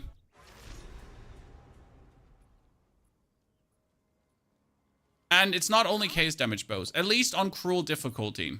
What are you doing? What you can do is you can gamble. So I gambled in Act 3. Like, I went Act 3, guys. Gambling, dual string bow. Boom. 2 of them. 1 in white, 1 in rare. Easy clap. You're back.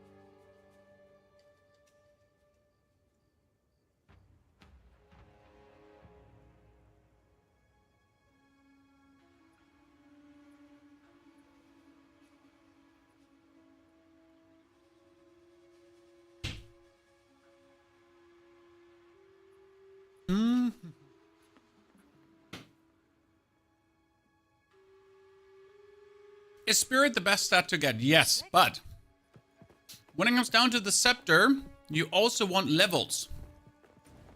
In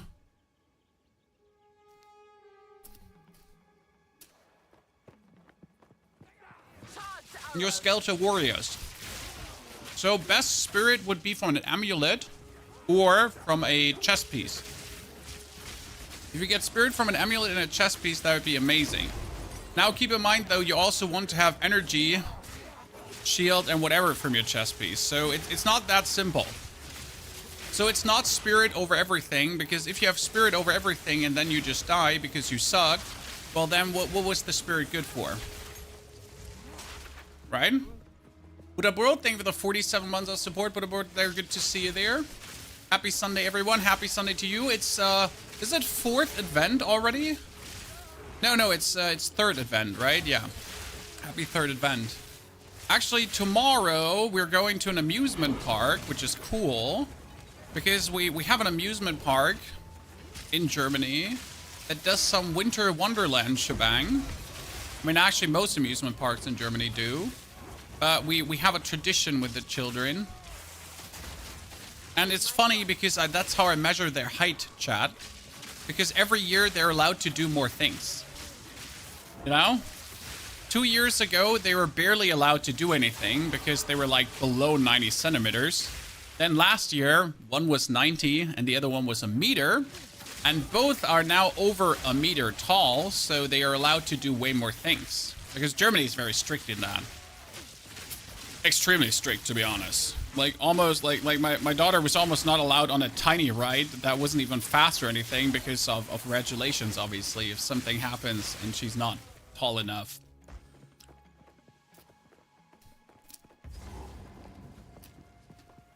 Punishment. Halt! Your rampage ends here. Did not know you're from Germany. Surprise. Sorry. I can solve this.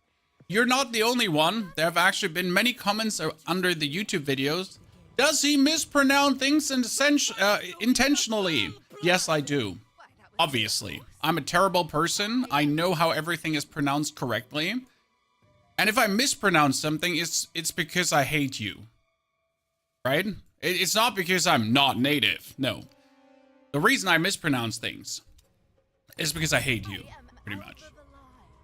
Treasure hunter extraordinary. Take her. I hate this boss. Well, then let us punish her. Okay? I will pay back every drop of Val blood you have spilled. Okay, we're dropping. We're freezing.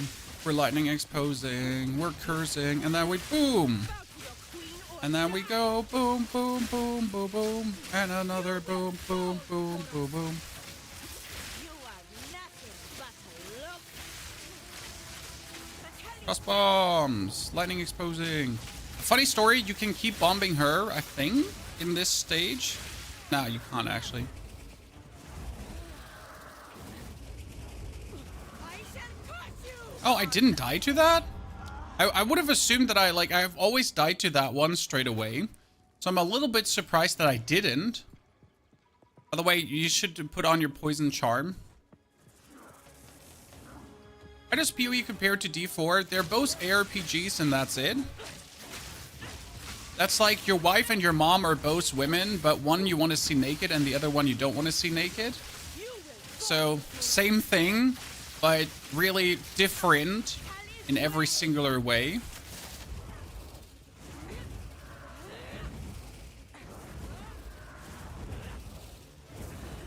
Also, we don't judge here, whatever fetish you have, okay?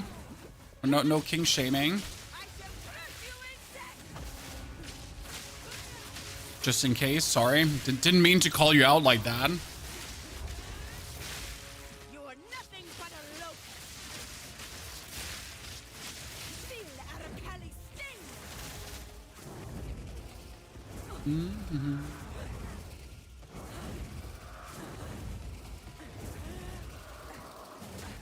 Ow.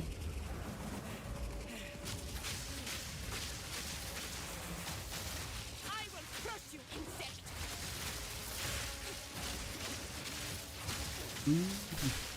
So right now at this stage is really just like spamming her and then nuking her and then spamming her and nuking her. You are nothing but a locust. Oop. Done. After 25 hours of playing, I can't finish Act 3. Well, I mean, the final boss is easy. So what are you struggling with?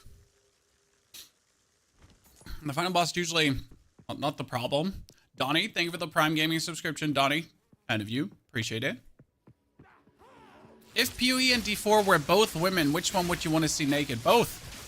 If both are my wife. Don't mind if I do. Obviously. Full simp mode activated. Both games are great. One game, Diablo, is simple-minded, easy fun. And Path of Exile is if you're looking for a more complex challenge. It does not make one game worse and the other game better.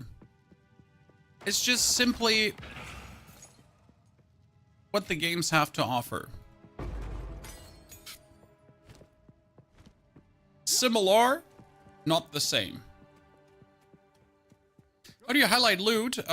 You just make under options all your loot visible, always highlighted. And what I'm using here right now is a loot filter. I'm using the filter blade loot filter.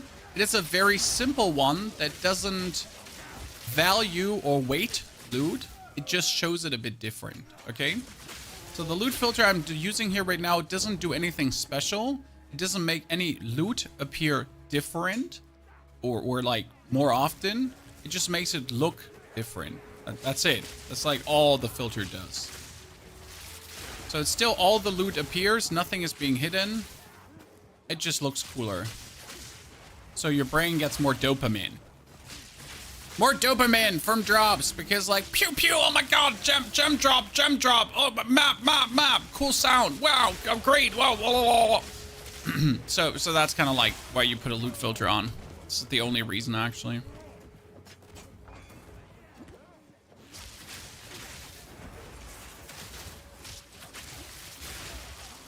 There'll probably be more sophisticated loot filters down the line, but you also don't really need it. I mean, for the campaign playthrough, there's absolutely no reason, apart from visuals, to use a filter. Later, during mapping, sure, there's a lot of loot dropping there. A lot. Like, I've seen people do 6-man maps and the... Oh! That is now the... Like, I have gotten this item so many times and I'm sick of it. I don't want it anymore. I keep getting that item. The game keeps telling me to make a build around that item, and I will. I will certainly make builds only around, like, uniques, but I feel like it's too early for this, if that makes sense for you. Because if you make a build around a unique right now, like, there's not enough in the market yet, right? But in the long run, I think there's going to be enough uniques in the market to, like, make a build around it and then tell people, hey, if you want it, just buy it. Right? That's the thing about Path of Exile trading. Why trading is actually an interesting thing. Because you can just get every unique in the game at some point. Donnie, thank you for the gifted sub too. Appreciate it, brother. But yeah, right now I feel like it's a bit too early. Why is the Wand of Volatile Dead interesting? It says if you would explode a corpse, you don't explode it. And what I want to do is I want to do a Volatile Dead build, so where you explode corpses, but instead of exploding corpses, you can choose to explode your skeletons. It's a really interesting build in my eyes. So we're not exploding corpses, we're exploding our skeletons. And the main goal would then be just don't have them explode though. So you're exploding them, but you're not exploding them.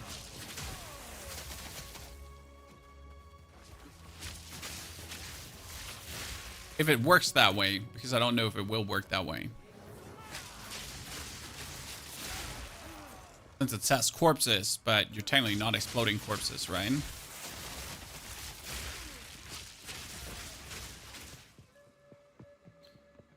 Let this not be a dead end. Please, no! Why do you hate me? Why did there have to be a dead end?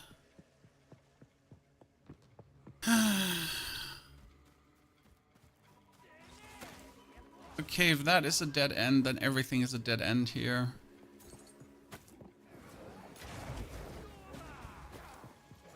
Then we gotta go all the way down because it's all a dead end here.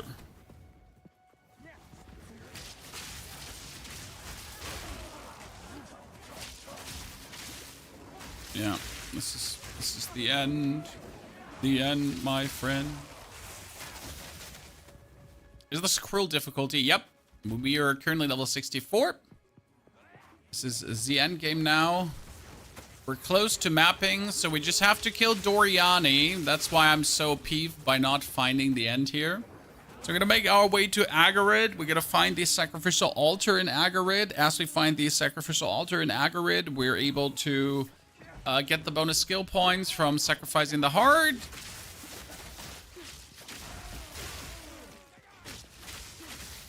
And then we can go to the mapping stage to flash out the build with the last skill points, as that is the final thing that's missing. I am missing just skill points right now. And that's gonna be nasty. What did GGG nerf today? Nothing. They don't work on the weekend. Gotta give them kudos to GGG. They released the game a week ago. You would assume that obviously right now is crunch time, but it's weekend and it's no crunch time. I mean, my respect to the company, because I would have expected all men on deck until Christmas. No breaks, no breathing room, nothing, right? Like get to work. Nah.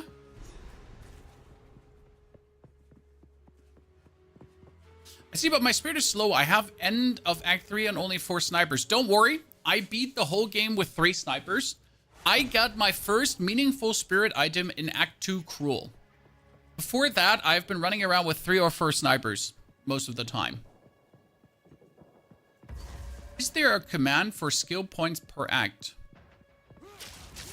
Oh, you mean to see if you got all the skill points like in Path of Exile 1? That's a good question. Does anyone know? Chat?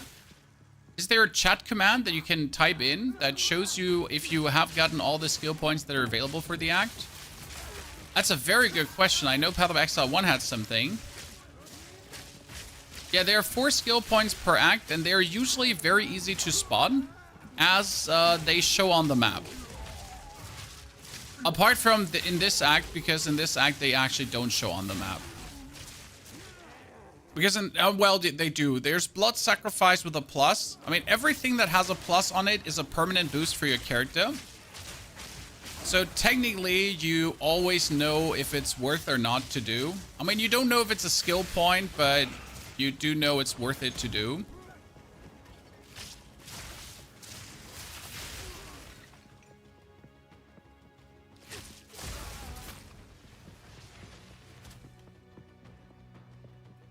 And we're looking for the sacrificial altar right now.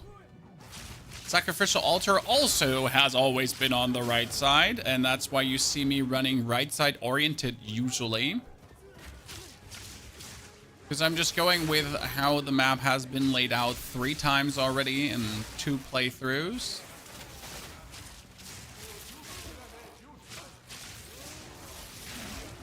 Idols are not worth it. They just cluck the inventory.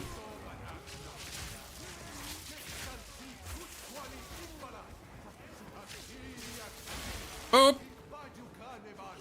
I need more crit chance. So where can you all get crit chance? I guess crit chance is available on...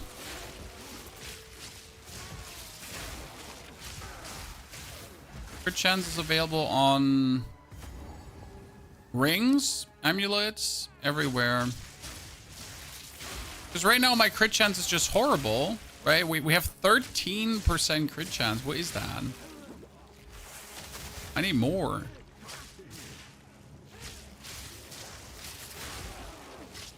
I'll be running around with 13% crit chance. Not 13, Chad.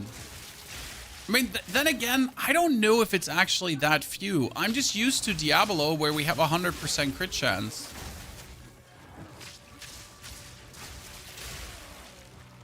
Right? In Diablo, 100% crit chance is not uncommon. It's actually the norm. Which kind of makes you, like, really understand the difference between these 2 games. So right now I'm running around 13 versus Diablo's, well, 100.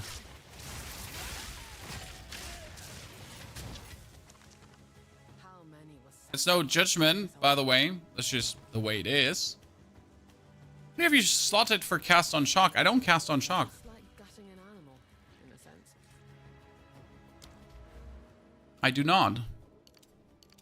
Okay, increase duration of shock, ignite everything, more damage into ailments. That's good. If you don't have cap crit chance, your build sucks in Diablo. Exactly. And if I now go here for my magnetic salvo chat, we have a 14.78% crit chance. Which leads to occasional banger hits, but I essentially, like, that was a banger hit. I pretty much am forced now to look for items that have crit chance modifiers on hit, right? So if I have an offhand with a crit chance modifier, that's amazing. If I have a glove with a crit chance modifier, that's amazing. So anywhere where it can essentially get crit chance, I need to take it.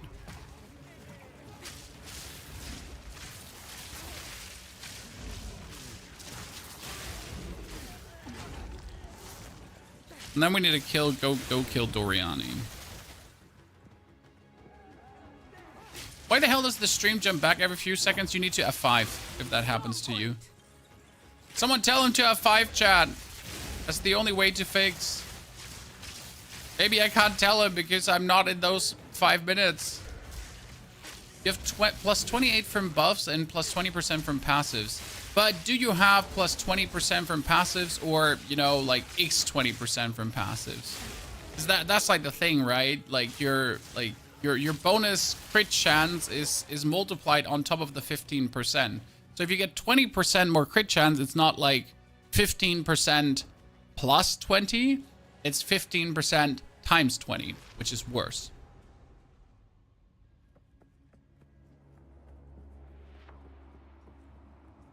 Good, you get the flat bonus. That's great. I want the flat bonus too. Ah, yes. Another arrogant man erects a statue in his own honor. This is the final region where things are lightning vulnerable, chat. Let's go. Doriani, I'm coming for you. Swiggity, swiggity, swooty. I'm coming for your booty.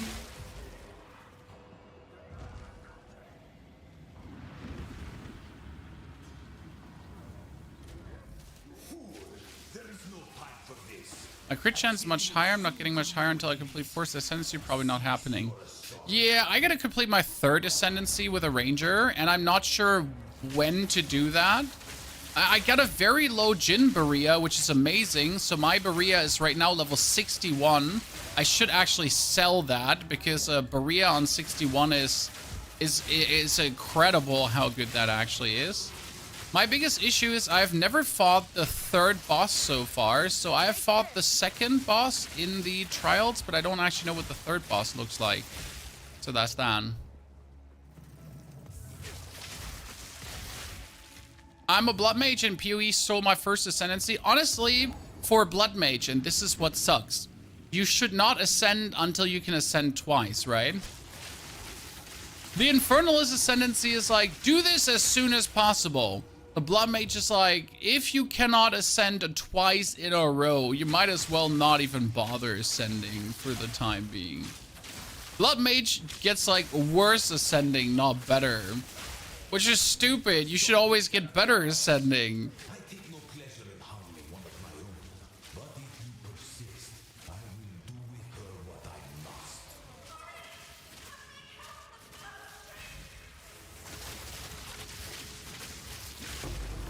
No, Lesser Jeweler's Orb. Let's go! Lesser Jeweler's Orb!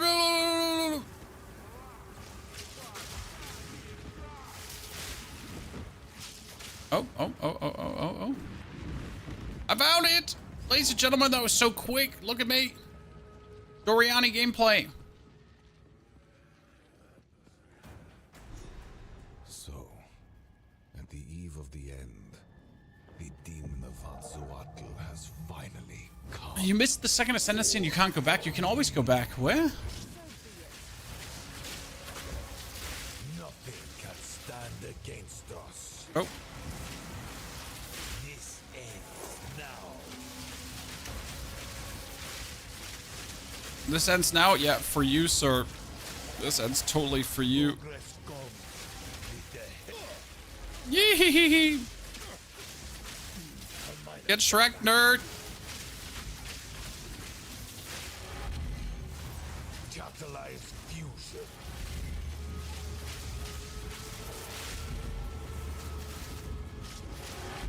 The power of the bar. Charged arrow. Okay, we got him. Handle this. Wait, where are you? Oh, wait. We didn't. Oh, yeah, we had you. I was for a second confused. I must. Do. It cannot be stopped. No. I will succeed.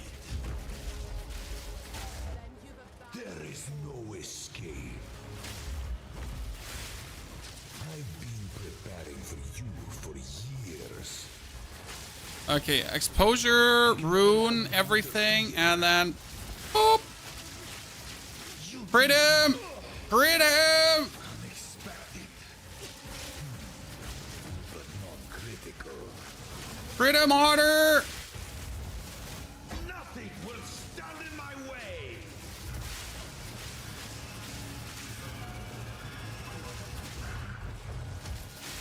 Oh, yeah. Not fair me. Not now. What spell should you use Lesser Jeweler's Orb on first? Your Lightning Rods.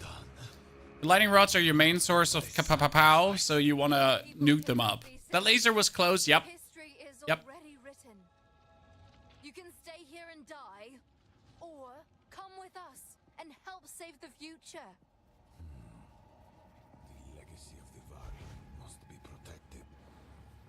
I do know of a way to contain the beast. Best you start talking then. My friend here isn't exactly the peacemaking type. Nah, no peacemaking. Just pow pow pow pow. If only I had more. There isn't a... I suppose I must, but I will come It's to... settled then. Speak to Doriani in the Ziggurat encampment. Will do. And then comet comes from the sky and kills everyone. The game is too difficult. We don't have all day to play and level up. Well, you don't need to. You can just play, enjoy the game, and slowly crawl forward. It is time we departed. Activate the portal. We will see about it. It begins.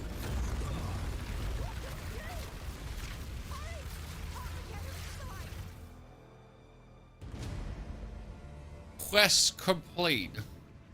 I wonder if this is how also the story continues, or if this was just literally put in for the early access. Right? Do you have to finish all 3 floors for the 3rd ascendancy, or can you go out after 2? No, you need to finish all 3 floors for the 3rd ascendancy. Yes. No going out early. On with the work. Hello, Doriani. This from here. Identify items. What can I do for you? Nope. Oh, that's a nice evasion rating.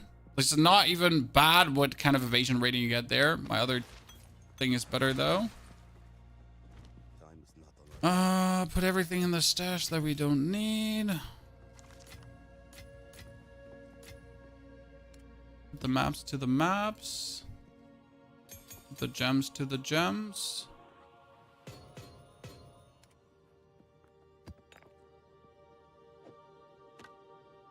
Get that unique item out that's worth than this unique item.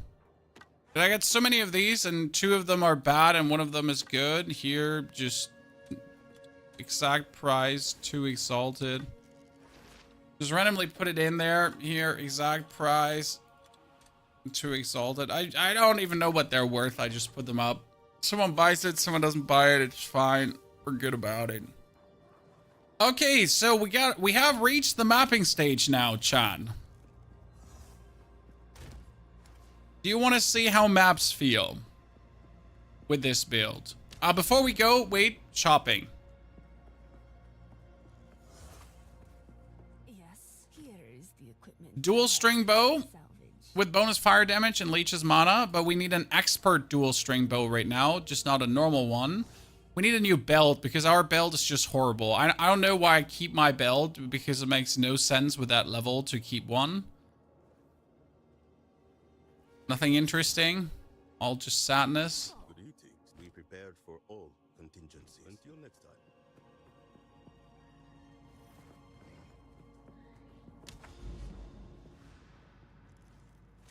Oh, it continues my mapping progress from my witch.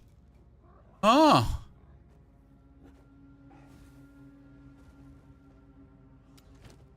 That's a surprise. That's cool. That's actually cool.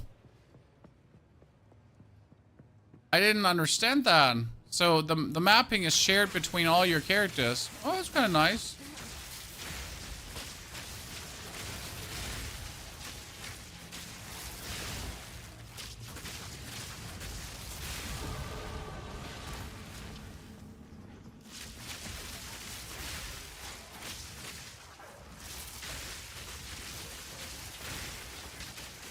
Good.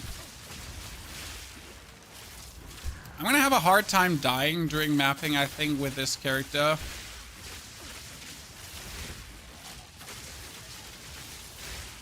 This is the perfect area, by the way.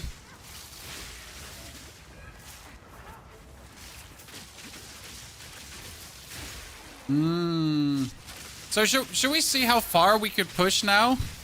Well, we get a couple of more hours on this character before I want to start a new one. So I guess we can check how far we want to push. And yes, we are going to make a new character, in case you wonder.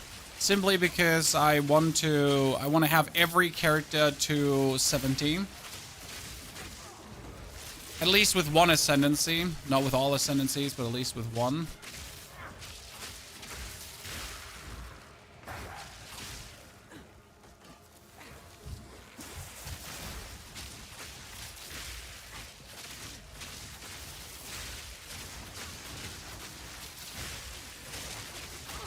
Oh, wow. I actually died.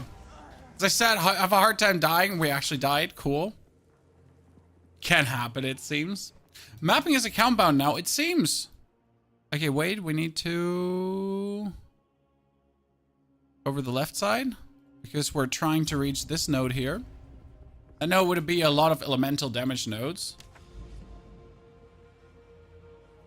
I want to try to find a boss because I want to see how much there's a boss. That means I have to play. Here, I just have to play that in the other one, then we get a boss.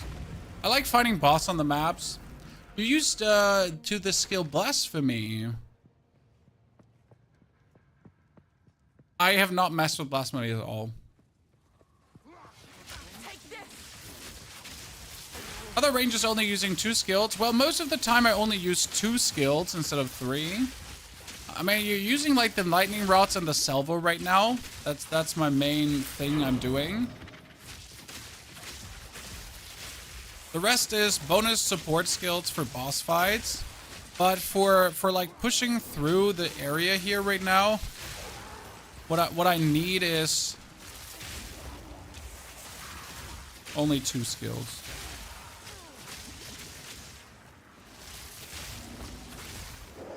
Hallo? Aua! Dankeschön. Ich kann das einfach, danke. Dann sterbe ich.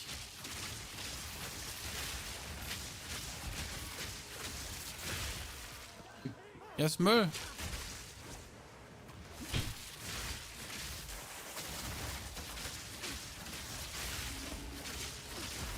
The wife was not amused about my garbage bin being full of garbage. The game is really bugged for Rangers. It's not really bugged for Rangers. It's more like, wait, is that one hit everything now? Or what does the skull say? Not really bugged. It's just like the way how evasion works. I mean, evasion is a chance, which means I might evade everything or nothing. But the problem is, like, that chance can be heavily skewed against you. I mean, technically I have 84% evasion, but that's a big technically, because what if?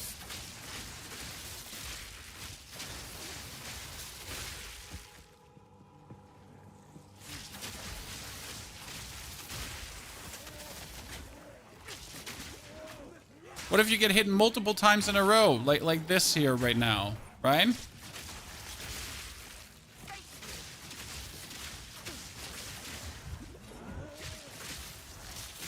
So technically, undying. Practically, if shit hits the fan, unfortunate stuff could happen. Okay, first map done. Let's find a boss.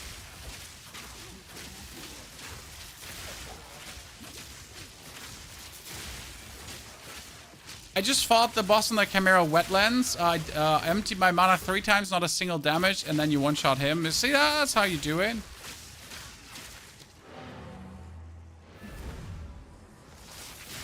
Boop.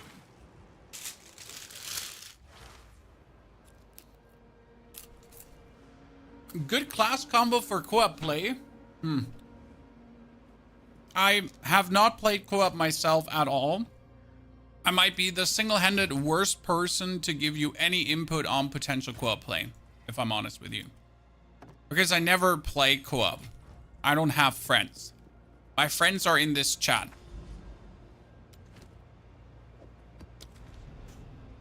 No co-op for me.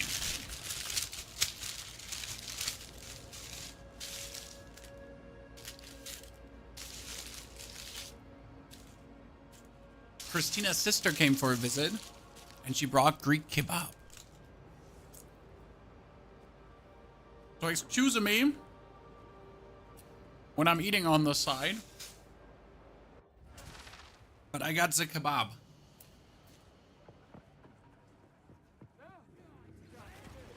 In my sight. Oh my lord! Oh my, ow, ow, ow, ow!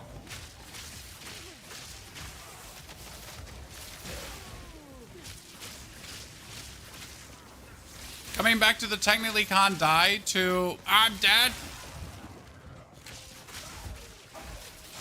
Okay, well, what was that like for a combination of enemies though that did like so much damage? Right, nothing is even remotely dangerous to you, and then it's like, I'm like, what?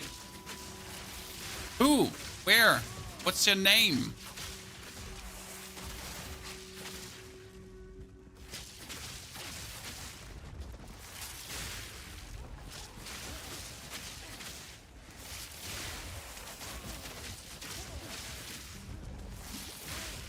At least I'm getting my heals back slowly. Okay, so there's somewhere a boss here on this map. And the interesting part is that boss might actually be Doriani, right? Because that's how it works on mapping. So the boss needs to fit into the area in terms of actually like space constraints, right? Like if you, for example, have an open world, like an outside boss now, wouldn't fit in this area. The only thing I hate the most about random bosses on a map is you need to find them, Chan. So I would assume if a random boss is on a map, right, that the boss would be the main culprit to beat. But I am wrong about that. The boss is actually not the main culprit to beat. If a boss is on the map, he's that random bonus modifier that you're getting.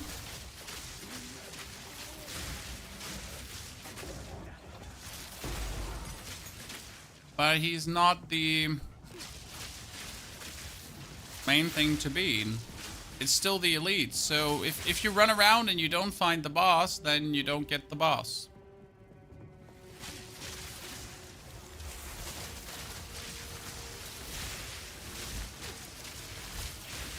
Take this!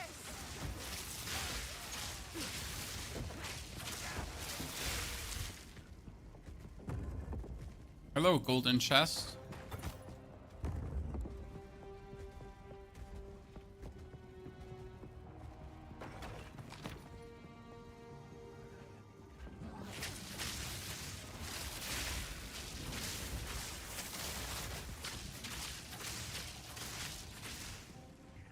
I just came here looking for a boss enemy, and you're mean to me.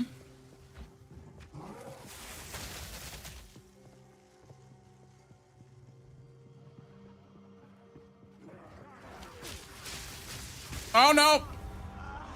These bow guys are so dangerous.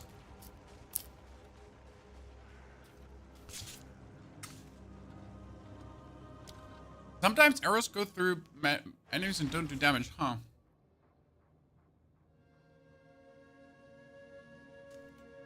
Any skill outside ranger that would really enhance your current ranger? Nope, not really.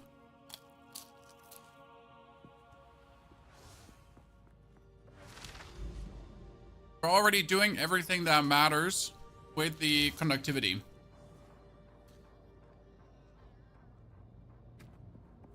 Because conductivity does this.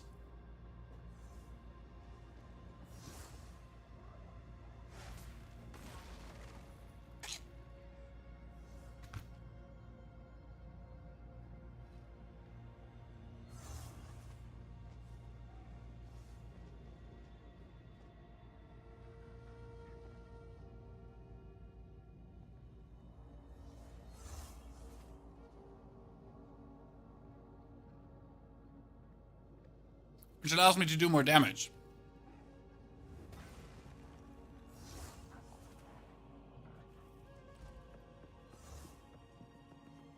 Trials of Chaos needs to be level 75. You go on the ultimatum. And it needs to say grants you ascendancy points. This is a 65 ultimatum, no ascendancy points. This is a Level 66 Jinbaria Ascendancy points.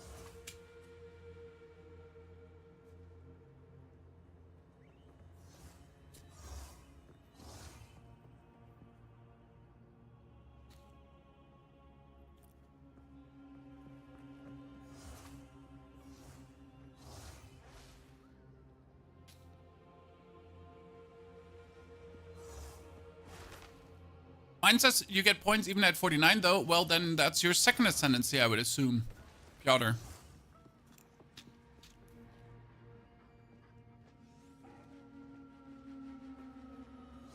Or it's bugged and you get lucky.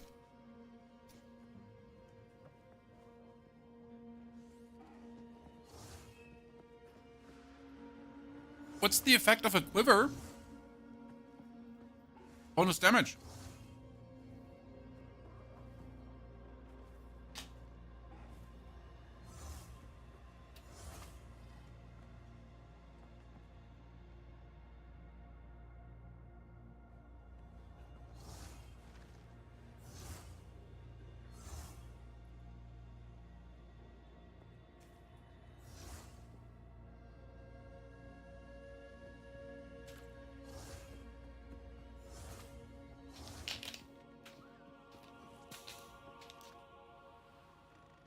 Anonymous, thank you for the 2 gifted subs. That is highly kind of you, good sir. I speak, Good anonymous, sir. of course. Where can you find the Jinbaria item? It can drop anywhere.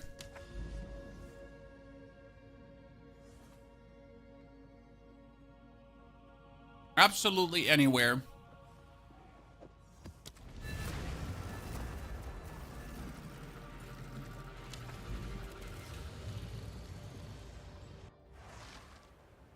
The hunt is on.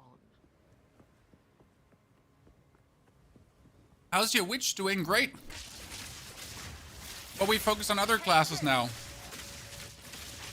I'm never, so like you need to understand that I'm just simply not endgame pushing. I'm doing some endgame to check if the build is doing well on maps, which it is obviously.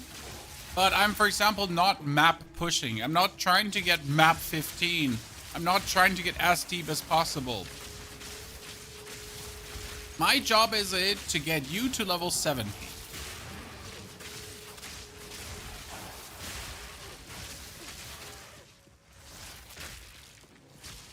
And then afterwards, you can decide how much deeper you want to push yourself.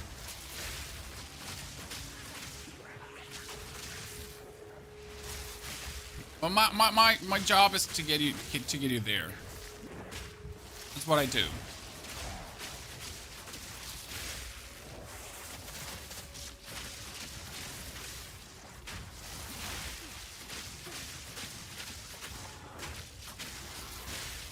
Oh, he gets so eaten. Maps are not rewarding in low levels. Maps are never rewarding.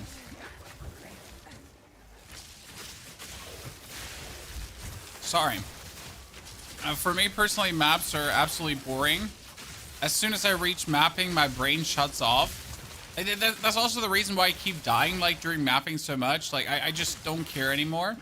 Like until mapping, like I just wanna like get here. Right? Like proof of concept, does the build work? Is everything going good? But mapping itself, I don't really give a damn about. I would have rather had Act 4, 5, and 6 than mapping, if I'm honest with you.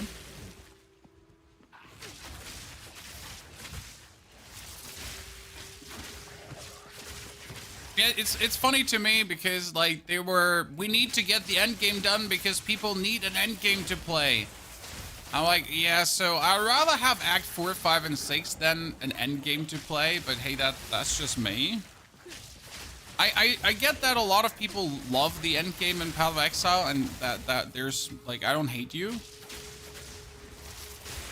But you gotta understand that it's definitely not everyone's cup of tea.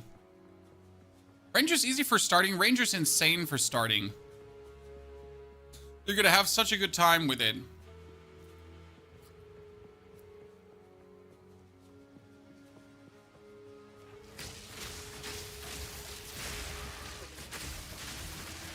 It's not PoE 1. Yeah, I would have found it more interesting if they actually went for, like, if they came up with a new kind of endgame instead of just mapping. Because at the end of the day, like, it's just the PoE 1 endgame a bit different. With a twist.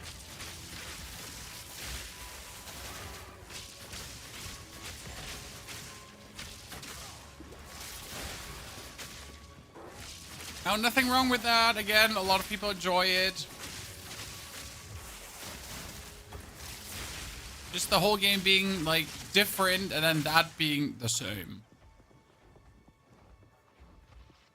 I like the last Epoch endgame system. I did engage with the last Epoch endgame system more than I did ever with the PoE endgame system, so that's that. For sure.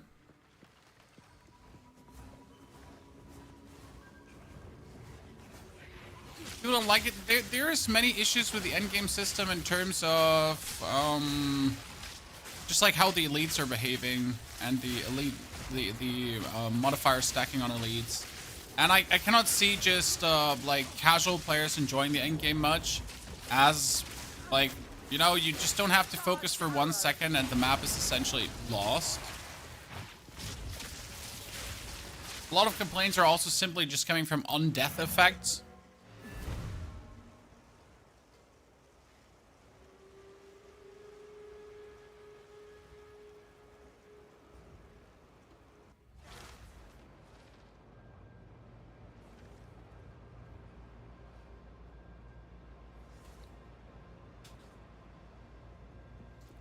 Because you're so nicely pushing through and then on death effect.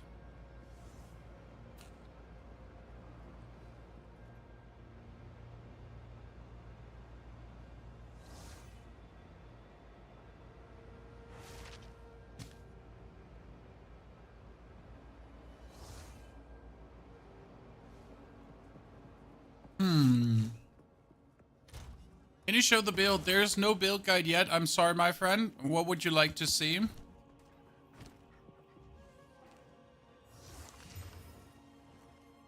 Oh, wow. Oh, wow. What the fuck? Chat, look at these gloves. What is this? They're just the gloves of glovening. Look at that. 300 more DPS. Holy mac Christ.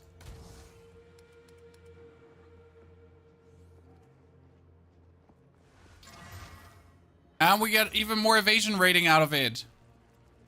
That one is getting armor scraps. Let's go. Improve the quality. Improve the fucking quality, Chad. Get it up there. Get it cooking. Give it a socket. Can this give it a socket? Okay, what do you put on armor now?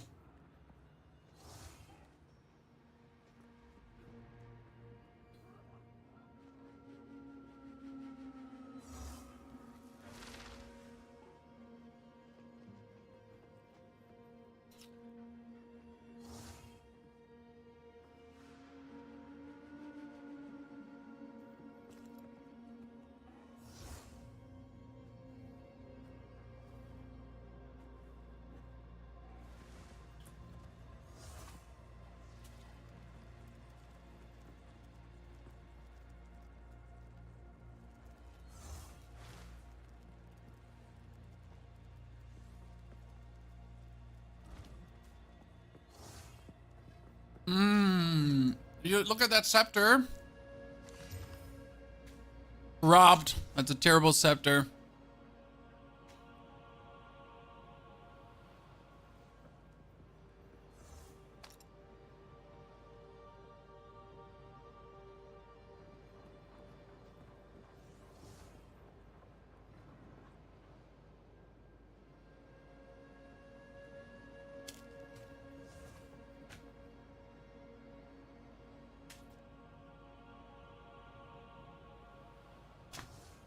I mean, these gloves are just insane.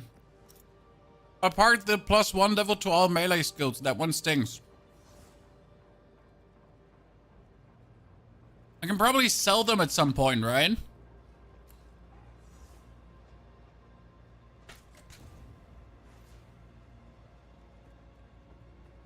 That's what I like the most about the game. You can find like an absolute insane item, right? Then you can use it. And if you don't like it anymore, you're gonna sell it.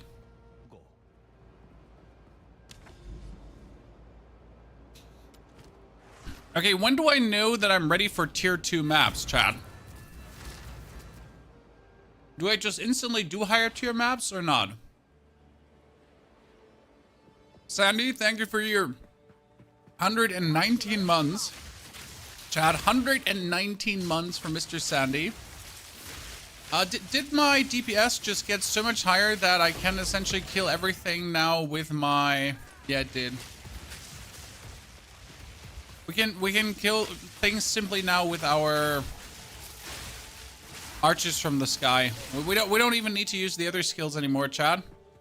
It's over, Jon Snow.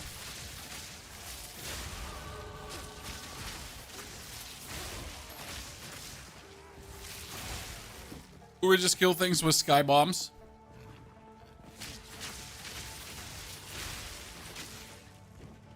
What level are you at? We're currently level 66. What I'm missing for is like an indicator that tells me I'm ready for tier 2. Right?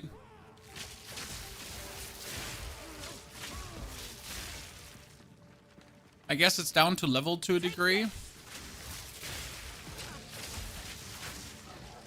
Oh. Okay, these gloves, they just DPS'd us up so hard, it's actually illegal.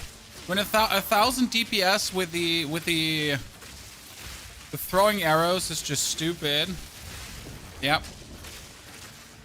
Like, alone one item just made us... Oh, what is that on the ground there? Oh, no, finally! I've never done this before. Chat, I've never done this before. What do I do now?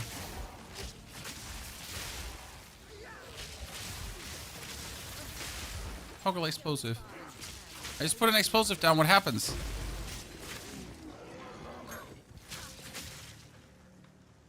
How do I do this now?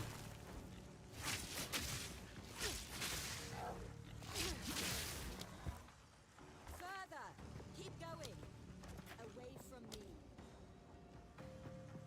I just put it on these things and then it goes boom.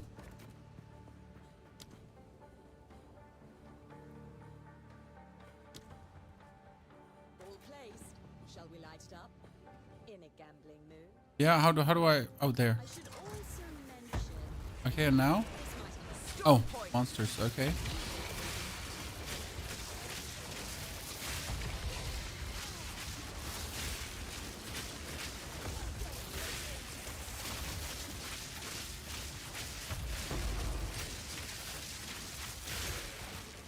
Broken circle artifact, okay. Superior dual string recurve bow. Okay, show me the money. Superior dual string recurve bow. Broken circle artifact. So what do I win? Need something?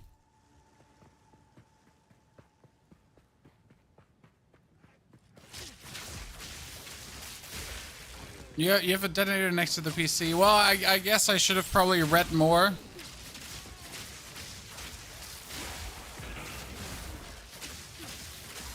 Maybe even talk to the lady. That would assume I can read.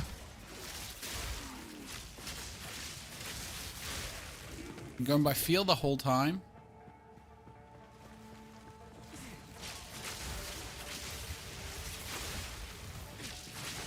That would be silly reading. I mean, the first time you approach something, you just do it. The second time, I might actually read. Let's be real. Like, for first time, it's literally just like, what is this? I need to click buttons and see what happens. And then second time around, it's like, okay, so now after I just click buttons and things have happened, what did I actually do?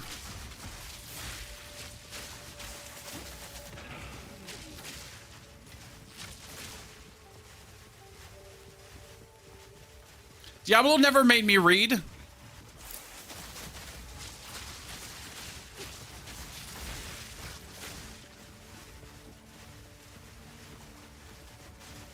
Show the gloves again. Damage. They are damage, damage, damage, damage, damage, damage, and then +2 melee skills.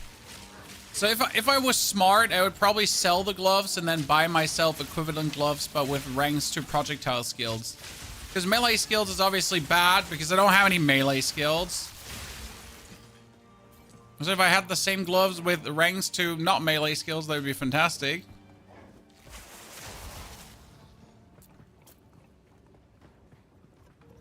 If it's not self-explanatory, it's not user-friendly, yes.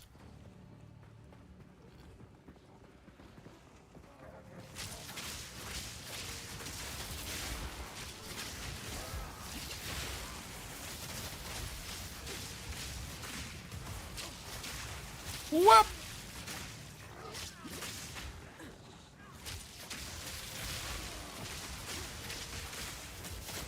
Look out for the lightning from that guy because it can actually kill you. Okay, right now I'm just looking for expert stuff.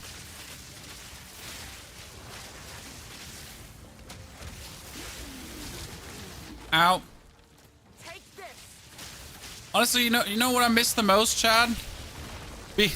Being able to use items after, like, to use your potions when you're CC'd. It was probably the single greatest change that Diablo did. Right now, when I get CC'd, I just jam that potion button and nothing happens. And Diablo was so convenient.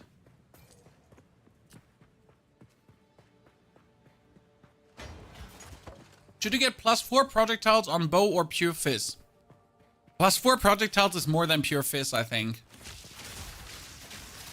But just check the DPS. What does your DPS say? Under G. G! What does your DPS say? What does your DPS say?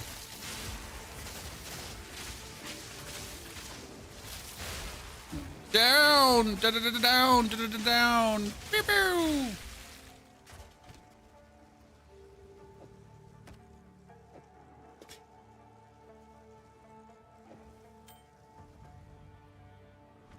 And we are getting another point of dexterity.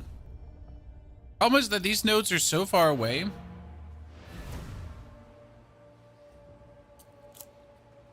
Where's your DPS on G? In your skill window.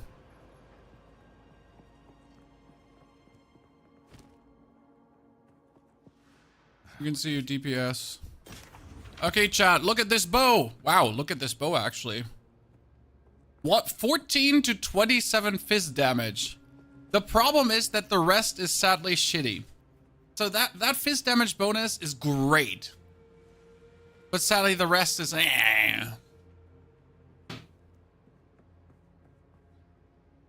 Evasion and armor boots.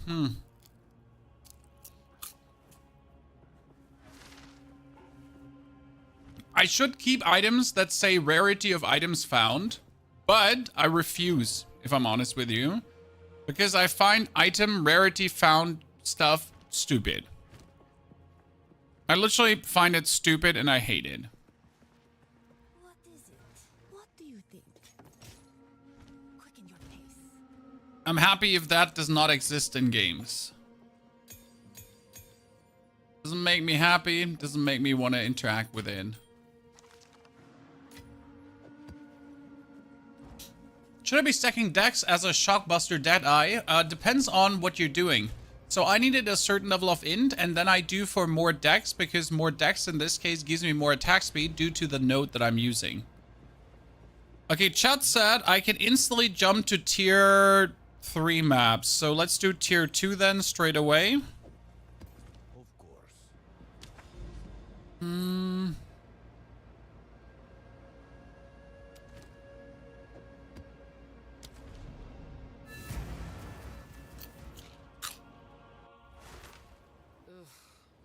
Lovely.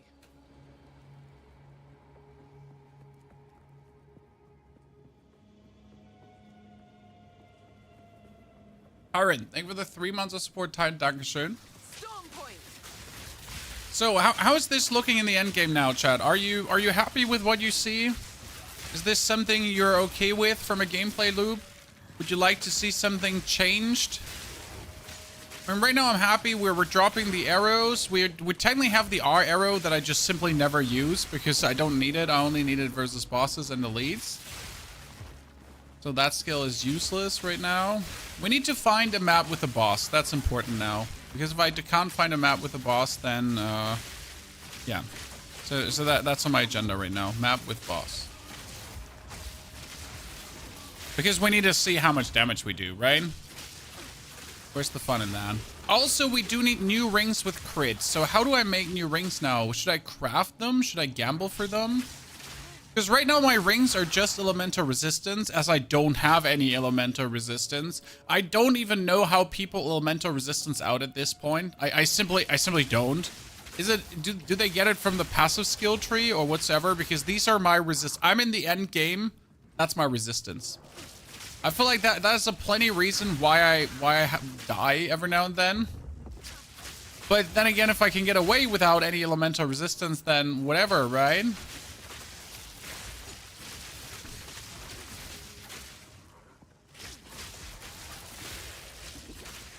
This passive tree. Well, if you want HP from the passive tree, you just get strength nodes. That's right now how you would get HP. But I could definitely get a new belt because my belt is a level 20 belt, chat. So we're level 66 and my belt is a level shit belt.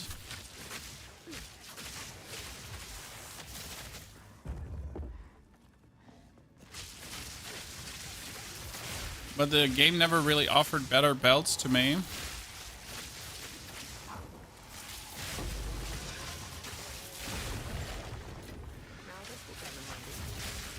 I hate after death effect. I think after death effect should be banned from any game.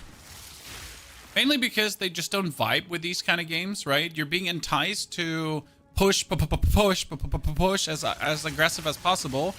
And then it's like, after death effect.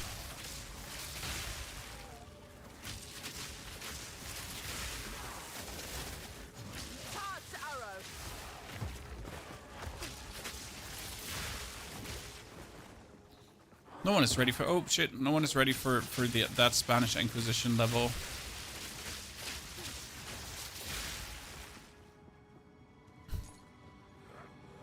Effect on death is a cheap trick to make the game harder. Yep. If the effect on death was more visible, audible, and... I literally don't know what I died to. So if the effect on death was audibly more visible, and like you know, it needs to be like on your nose, like that's happening when you die.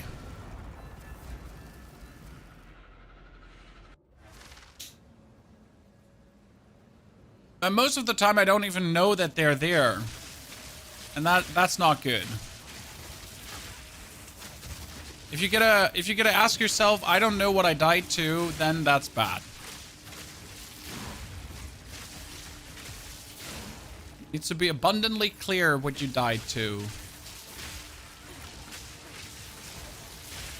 You're playing a grenadier? Well, I mean, like that's like playing a good old desecrated grounds necromancer and just dropping everything. So, ladies and gentlemen, finally a ritual. I have my gripe with rituals. You know why? Because if you do a ritual as a necromancer and your minions are not inside the ritual circle when you activate it, your minions are out. So you're essentially starting the ritual area with, well, no one close to you.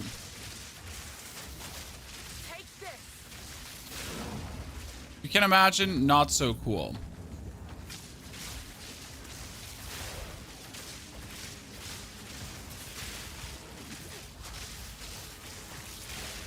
Also, when the lag happens, not so cool. Oh, there's flowers on the ground? Why did no one tell me about the flowers on the ground, Chad? I just noticed them at the very end, so I need to also not get hit by them, huh? Oh, Night Killer. Hello. You look kind of menacing. How about I just kill you with one shot? Yeah? Seems fair. How about, chat? We just take him out with one bang.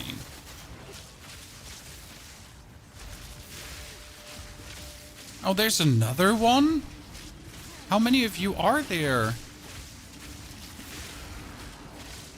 Oh, another on death effect, great. Ah! More!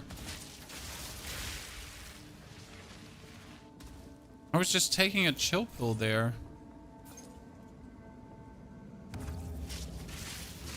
Okay, so flowers on the ground that I need to also avoid on top of everything that's happening. Oh.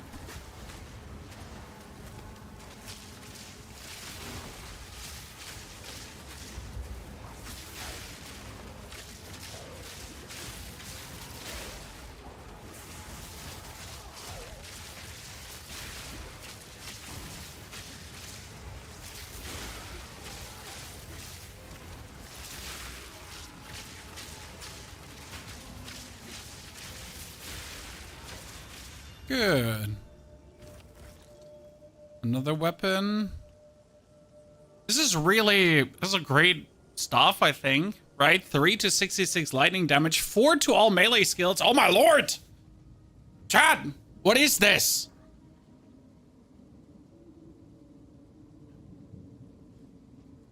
It's a cool lightning quarter stuff. Do I need to buy this and sell this to someone? I mean, seriously, what is that weapon?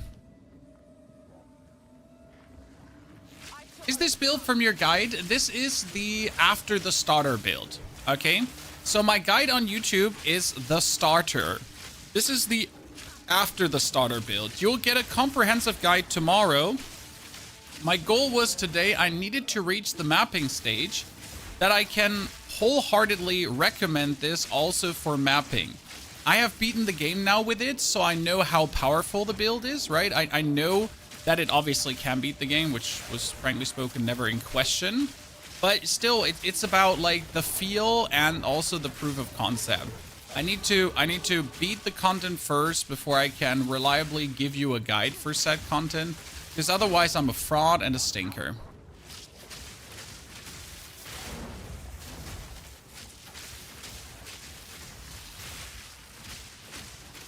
Right?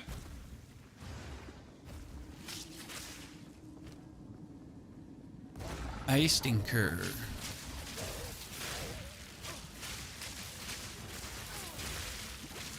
I don't know if I now need more evasion rating to stay alive, or what is it I want to stay alive.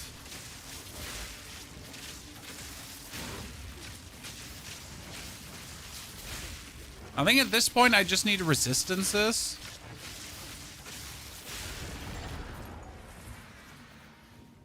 Probably.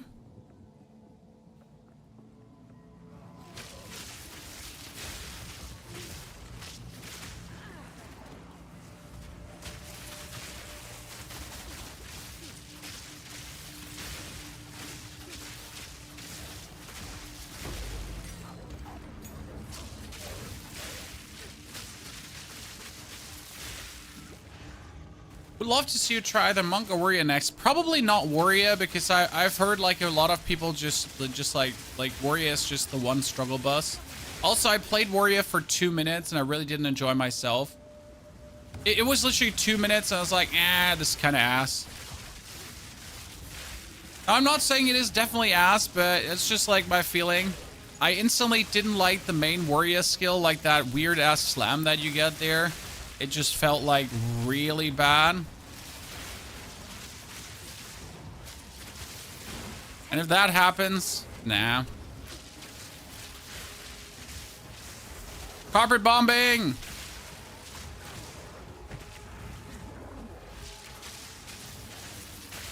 Honestly, playing like half up a hill here and rolling around and really getting like body blocked by the environment is not what I imagined.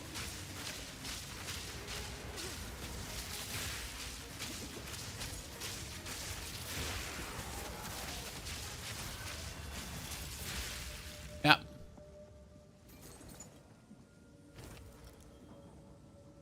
evasion rating 170. Nah. So I assume since my points are going away, I just buy the orbs. I bought the wrong orbs, but doesn't matter.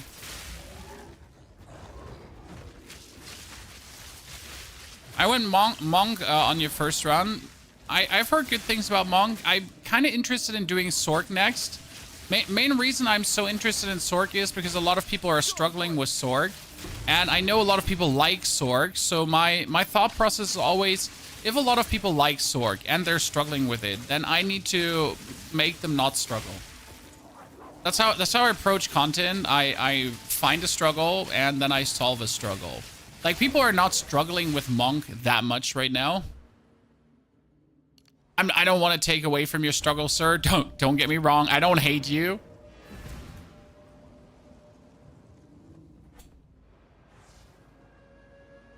Deadeye and Pathfinder both sound fun. Deadeye is great. Pathfinder sucks monkey balls. So there you got your answer. I hope that helps. Ladies and gentlemen, a fire quiver. Chance to ignite. Projectiles pierce all ignited enemies. Attacks gain 8% damage to extra fire damage. I mean, this sounds fun, but not for what we're doing in any capacity. That's a 500 armor thingy. Jesus. Okay, I'm gonna keep this monk weapon here. We're gonna put that into my trade stash, and I'm selling that for 5 exalted orbs. There you go. Because I can, not because I should. It doesn't matter, because I can.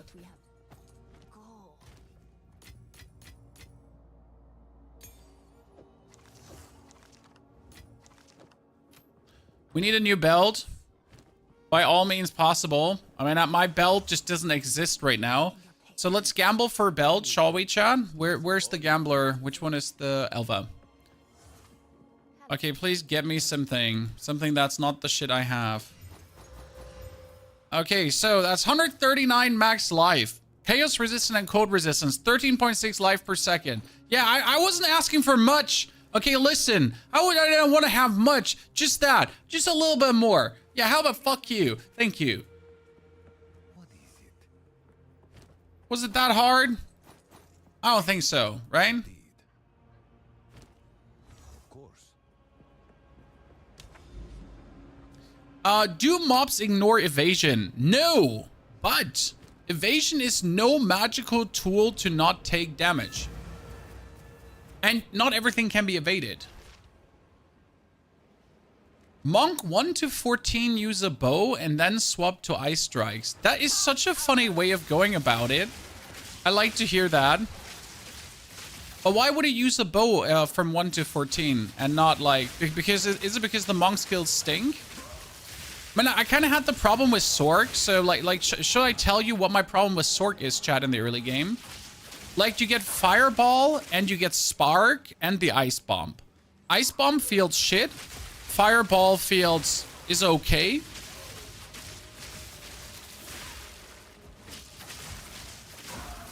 And the Ice Bomb is stupid because of the delay. Like, when you're playing Sork, it might be better to just pick up a Rattling Scepter and just have Skeletal Warriors instead of not. I genuinely thought about that. Like, hey, I'll just start with Skeletal Warriors. Done.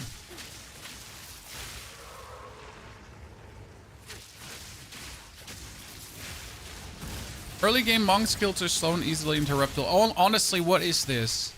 I am so happy with my new pair of gloves. Like, my new pair of gloves gave me like 300 DPS bonus, chat. And considering that we're only sitting like at 1,500 DPS, or in this case, certain skills at 1,000, with like 200 damage bonus, that was a lot.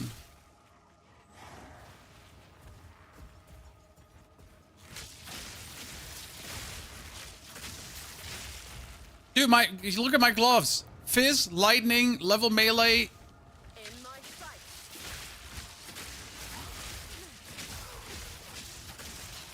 Here, 15 to 22 fizz damage.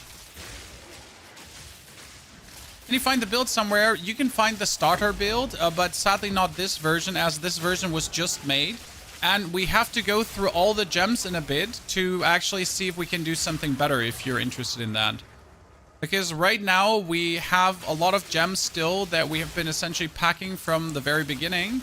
And there might be better ones to take to improve the build even further.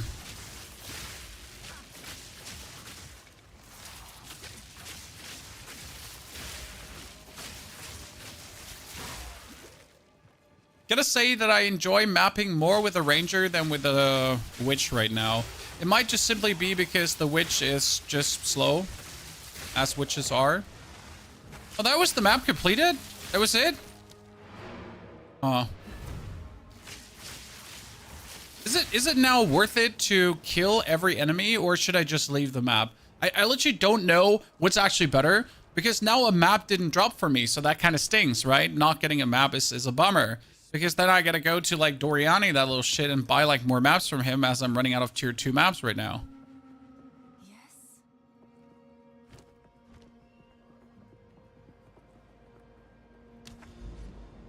Sork is not bad. Sork just felt so squishy in the beginning that it was just not enjoyable for me, personally.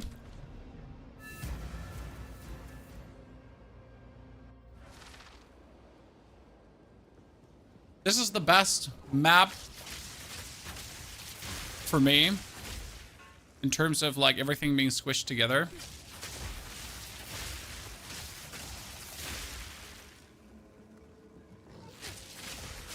Rune. It's funny how we like during mapping right now, I don't need half of my build. Because I only do 2 attacks and I just leave half of my build on the road because I just don't need it to kill these thingies. Makes it certainly feel weird because why did I even like think about like intricate ways of things working together to then just not even use that stuff? A tier 3 map. I mean, as much as I want to do a tier 3 map, we gotta still finish like 5 tier 2 maps quickly.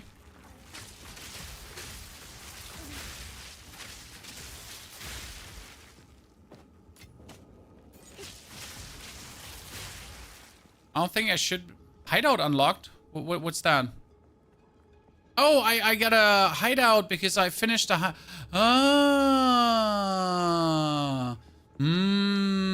So can I use this hideout now as my skin?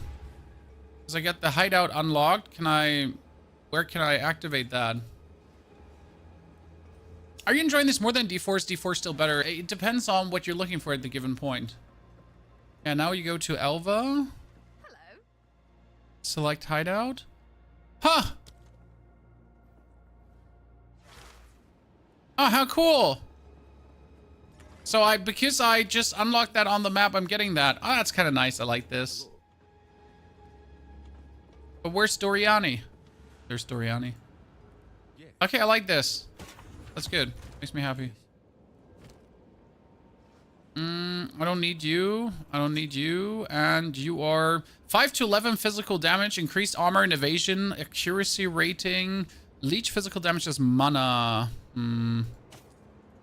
Another, like, I keep getting like quarter staves that I don't need. Don't make me happy. Okay, let's finish my tier 2 maps that we gotta do. What is that? The hand. The hand was weird ass thingies. I wanted to go down to...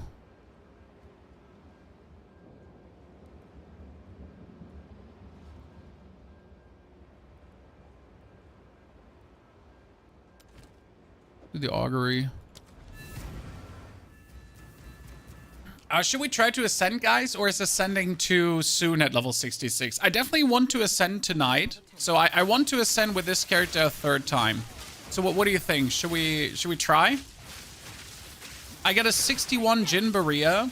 I'm pretty sure I can kill the first 2 bosses. I just don't know about the 3rd boss. So I kind of want to pick up like another item boost before I do this. So I'd say like we're gonna for a bit just farm like more on the side here. Maybe get some more resistances up because that's like a big problem. We don't have any resistances, and I feel like we should have maybe some resistances for the next ascendancy.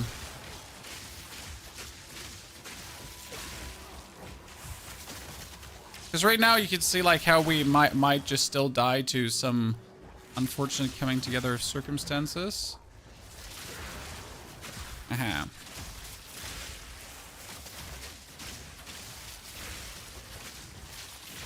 Having these tiny rooms where I can just carpet bomb into is pretty mean. Well, we really just have that. Like, there's just a bunch of dudes, tiny room, carpet bomb, carpet bomb, carpet bomb. Like, oh no, what are you doing here, snakes?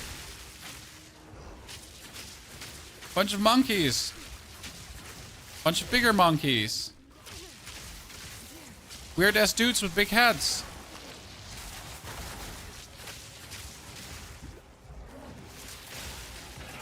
But just get instantly destroyed. Wait, what's that? What's that lever do? I never figured out what that lever does, and I'm kind of mad about it. I was on a bab like this before, and I pulled like 3 levers, and I still don't know what the levers did. I mean, I pulled them because they were there. It's like, don't press the red button, but why? It is there, so therefore it must be pressed.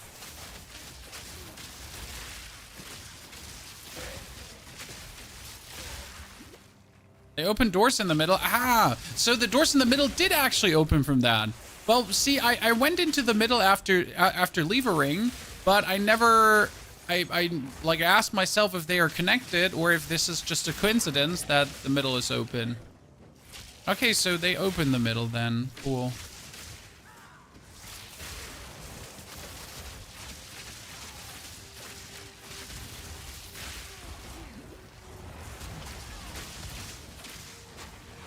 Oh, no, no, no, no, no, no, let me out.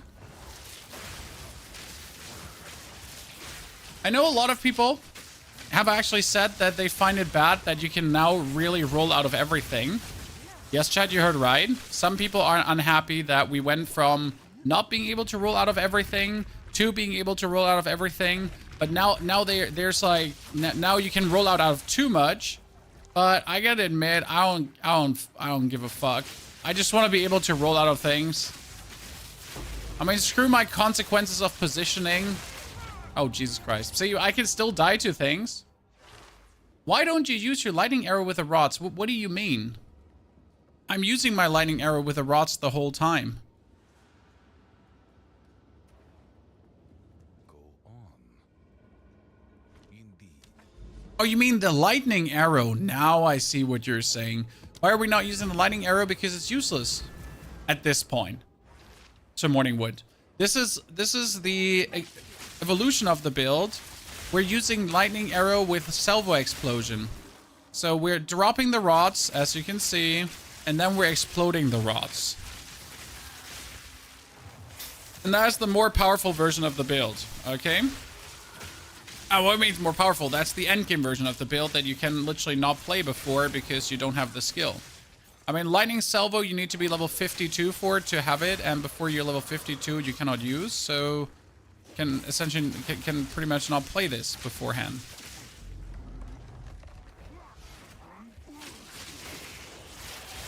That's why this is like the endgame version of the build. I cannot be played before.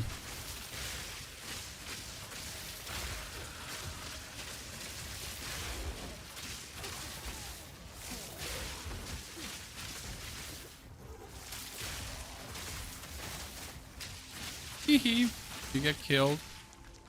Thank you, Carol, Jesus, for your 14 months of support. Dankeschön. Before you switch chars, can you try and make spiral volley work? Not on this character. It's not an easy thing to do. Oh god, I thought you're invulnerable when you're not invulnerable when you're pulling a lever. I thought you are. I'm not happy about that. Okay. How I learned the hard way. So making something work is not just like that, right?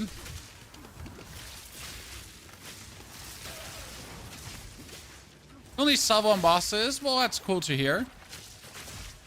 I prefer the salvo vastly. I completely gave up on lightning arrow. It's just no fun anymore. Lightning Arrow was fun for the leveling portion, but since having salvo, that's just it. Especially since we're going for maximum crit. So the goal is essentially to go for maximum crit, that you're just one-hitting everything.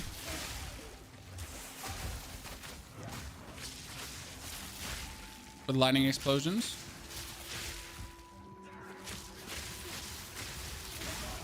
Yeah, it's these ballista dudes. If I walk into them, they kill me.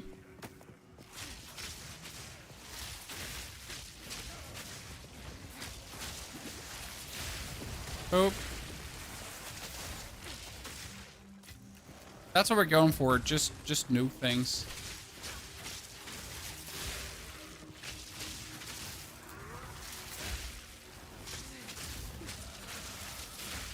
Yeah, see, like these crossbow dudes, they're the ones that kill me. Showa, thank you for the 4 months as well. Showa, welcome there, brother. Stop being mean. Stop being mean. He's chasing me. I don't like it. Any idea why skeleton minions on my scepter, but they don't summon? Because you have a spirit clock somewhere. If you open up your G, look if there's anywhere a tiny exclamation mark. You probably had too many archers summoned, and then you dropped in spirit, and now your scepter does not summon the minions further because you used to have more spirits and now you have less spirit, and then he's confused and then he doesn't summon them. It's a bug. I hope that makes somehow sense what I just said. But you essentially gotta like press -1 on your archers or arsonists, and then like +1 again, and then it should be fixed. I really don't know what I died to. I don't know what I died to. So let me like what you do is you have to check your G, and you like it will show like a exclamation mark here, and you probably, for example, had a one that had +39 spirit, and then you had 8 arsonists. Now you got less spirit, and you cannot have 8 arsonists anymore because you have less spirit. And the system is like confused because you used to have more spirit and now you have less spirit. And then they're just essentially throwing you a wrench between your legs, and they're like, nah, bruv, ain't happening. If that makes sense to you. I need to keep ignoring Valve factories. They always make me sad.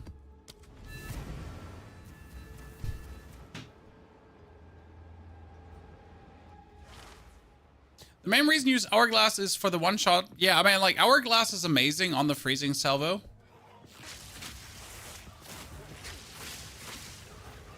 You could also use it on magnetic salvo, but I feel like magnetic salvo, I have crit supports on magnetic salvo.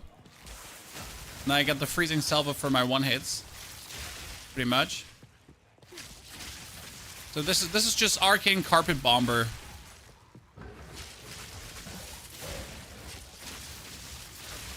Like at this point, you're just carpet bombing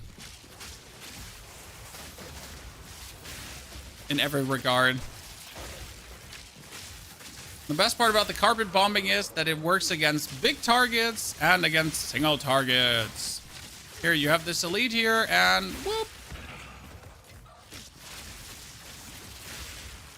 And since we have tons of mana regeneration, you can actually afford doing this. Because usually this would be too expensive to do and to use against, like, single mobs.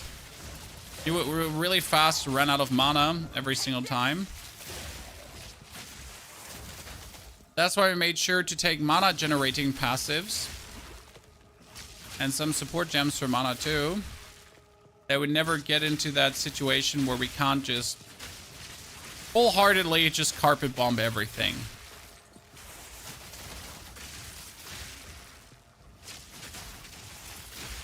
Happy 3rd of Van Hayes. Good to see you there, brother. Hope you all get your Christmas presents already, Chad. Everything laid out.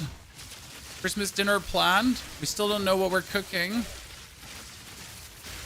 It's getting clutch. We're a bit unprepared this year. Because we're currently renovating the children rooms, which eats up way too much time. Okay, level 76. I'm trying to get level 70 before we ascend. That would be my goal, because the level 70 will provide me... Oh, wow, he just got absolutely critted. Like, you might have noticed, that was a super crit, Chad. A super crit. It was just had. What level can you get an extra arrow on, bow? Act 2. Take this. Act 2 gets dual string bows, and from that point on, you're never looking back. They're just that good. I feel like I'm not dropping enough maps, Chad. I'm gonna wait for, like, Doriani to have, like, refreshed map pool soon.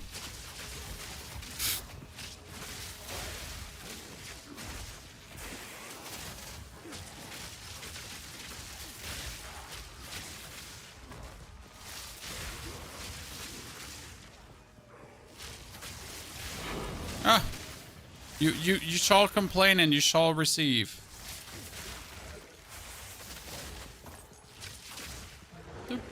Oh. Should every now and then just pay attention, huh? Oh shit! I need to curve it in. Where do you get that trade tab? Which trade tab? Oh, the trade tab in my box. Wait, what the fuck? How the fuck do I get to him? Wait, what? Huh? Oh, I need to go down there. Are you kidding me? I need to go all the way back to then go down there because I cannot connect here. This is a no connection.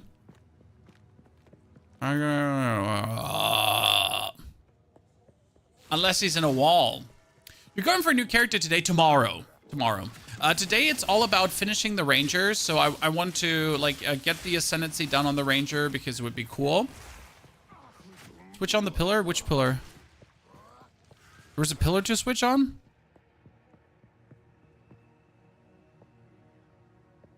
Oh, there's... Ah! Oh! Ooh! Thank you, chat. I would have just ran around there for hours. I did not see the switch. This is probably what I meant about the game needs you to pay attention, because I did not pay attention to a lever there. Thank you. You saved me. Eternal pain. Get wrecked! Arcane bombing! Oh, another Jinberry at level 66. I got a... Well, wow. I got a 61 though, Chad. In case you missed it. Yes, a level 61. You heard correct. What gems are you linked to Max Alva? Okay, we can try some theory crafting if you're ready for theory crafting, chat. What are we currently doing? Good. We're using lightning rods, okay? Simple lightning rods. They got scattershot, they have martial tempo to be faster, and they have concentrated effect for more boom. Works. The Salvo currently has inevitable critical for more crit chance, because right now my crit chance is only, and that's a bit sad, 15%. So we need inevitable critical. And then they also have super critical, where they get another 100% crit damage bonus, but less crit hit chance, which is fine because the difference right now is only 4%. So 4% can eat my ass. We're getting another 100% bonus, right? So then lightning infusion for more lightning damage. I don't need lightning infusion technically, but I haven't found a better one. So lightning infusion is cool because it's just like more damage for not more things. We could probably try out lightning mastery if we want to, as that would also higher our DPS. But not much more than lightning infusion if you're honest about this, right? So lightning infusion would even be more DPS than lightning mastery. Alternative, what could we go for? Magnetic salvo. You could go for... With Stormfire, shocks do not expire. Rupture, no. Rage forward, immolate, half. Technically, you could go for half for more, but that's another 120 multiplier. Deal more elemental damage. Cannot inflict elemental ailments. That would stink, but it wouldn't be a problem.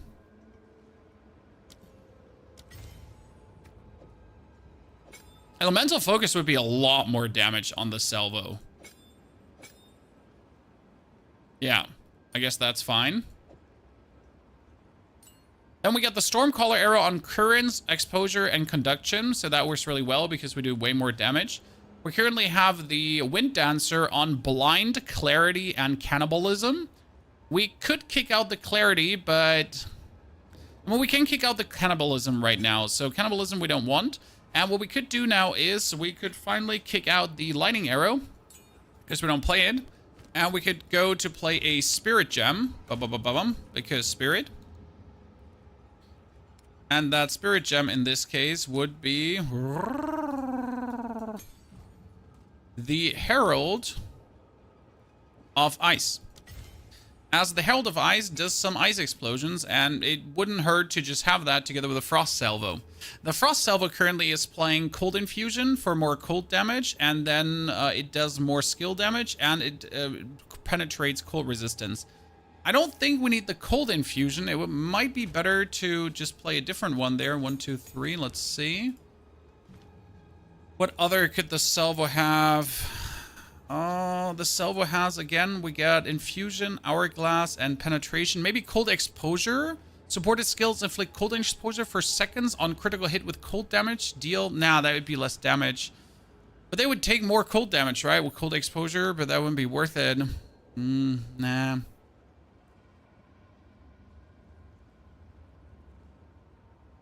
I mean, you could technically supported skills cannot cause freeze buildup. Nah, but that would also be bad. Cold Mastery, no. Frostfire, more magnitude of Ignite on frozen target. Nah. Nothing I really find interesting there, but I guess we already have the best choices. The Volcanic Mark is not really being used. The Stormcaller Arrow is Stormcalling. Conductivity has the best ones it can have. Magnetic Salvo is Magnetic Salvoing. The Herald of Thunder currently has Innervate, Primal, and Lightning Penetration. Yeah, it's kind of like all pretty solid the way it is. I mean, like, the only thing is Herald. Herald could get some... What could Herald get?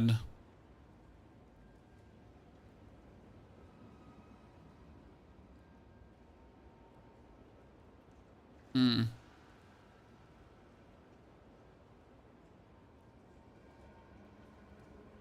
mean, technically it could blind.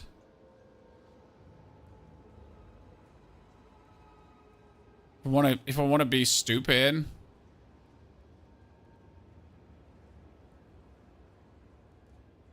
Nothing special.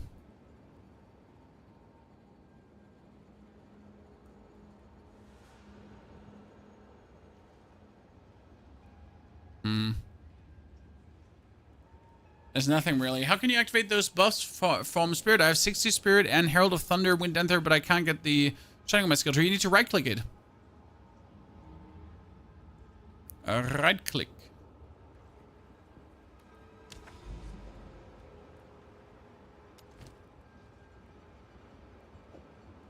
Then it will pop up. Here, if I go into G, right-click, right-click, right-click, right-click. Shocking. Okay. Time is of the essence.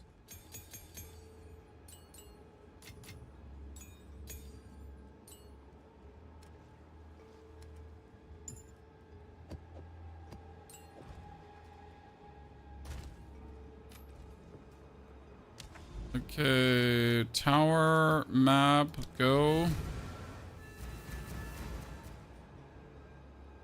That's kind of like what we're doing right now. I'm not sure if there's better to put down, but this one is working pretty straightforward.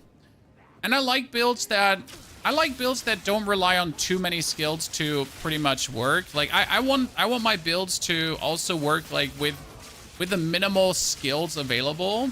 As you also, like, you don't want to click a tenor combo to get things running, right?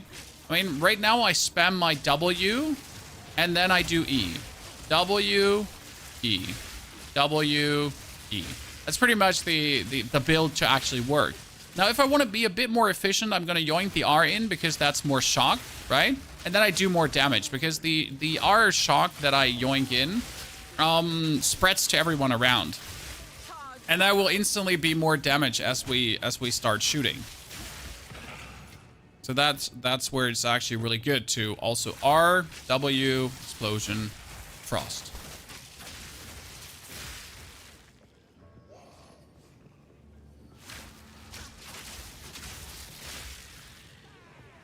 Are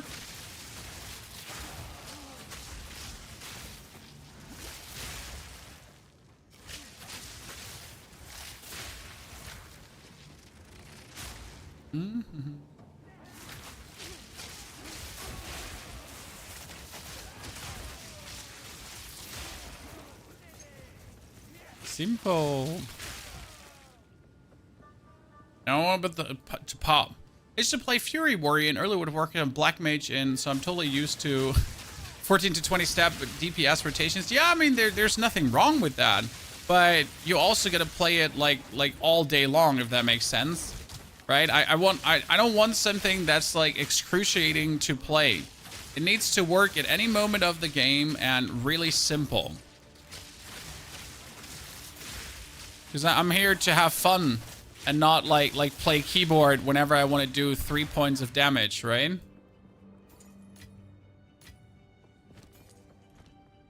I wanna have to be like a piano virtuose gamer to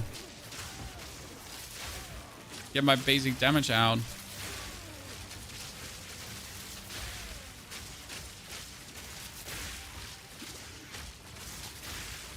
This area is doing an annoying amount of damage to me because I have a hard time like walking into these areas without being pre-damaged.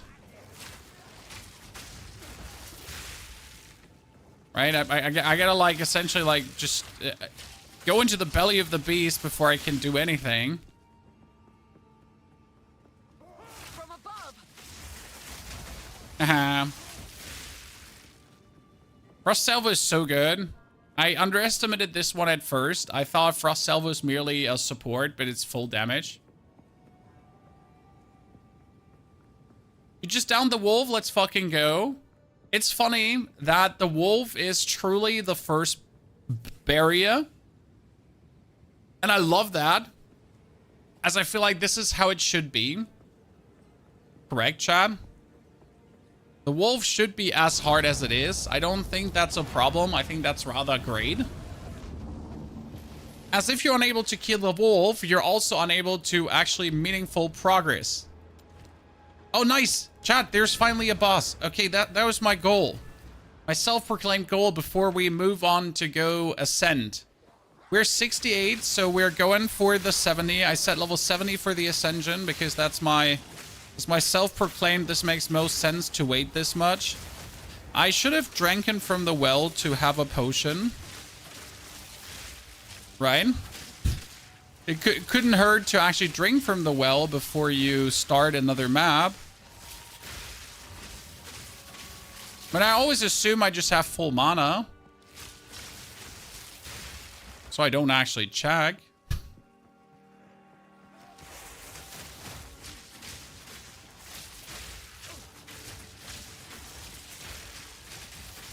Just as a heads up, you kind of don't want to actually stand this far away from your enemies when you're shooting, because you do more damage when you're closer. But if you don't have any heal, then we're going to play inefficient for now.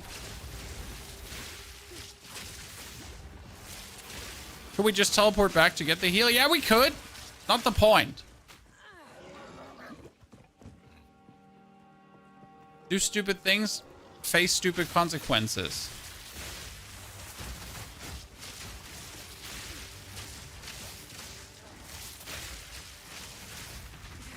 Oh my lord! What was that? I mean, seriously, I don't know where that gas came from. Oh, it came from him. Since when does this thing poop gas? Like, in all honesty, since when?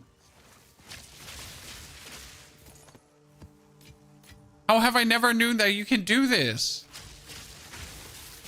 Do you know how scary that was now 2 times in a row?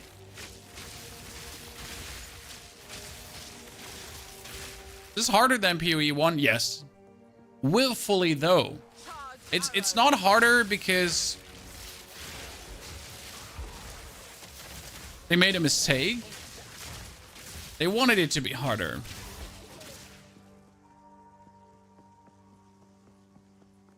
It was always meant to be a step up from Path of Exile 1.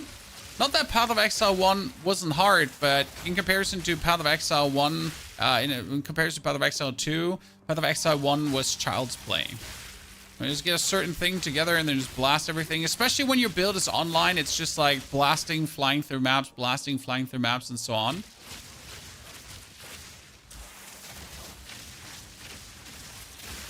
Path of Exile 2 is infinitely harder there, and it's great that way. I'm a big fan of the difficulty the game has to offer. As it's, for my eyes, good difficulty. So we're not just having difficulty because mobs have too much HP, everything is beefy, you're just taking hours to kill something. No. The bosses are fun to fight against, the mechanics are challenging, you gotta understand what you're dealing with, and you can overcome these challenges as well once you understand the bosses. Obviously, some boss mechanics are stupid, some attacks are what the fuck, but most of the time after fighting a boss for some tries, you kind of figure out what's going on. Now, you could always arrive somewhere under-equipped. That is never not possible. But there's also always a solution for that. Just farm more.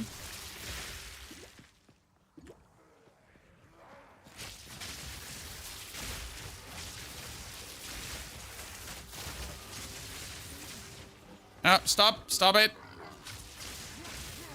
I mean, seriously, what was that? That thing just keeps pushing me. That's what you get. Oh, wait, is he gonna explode? I never know who, like, explodes and who doesn't explode, so I guess at this point, I just assume everyone explodes.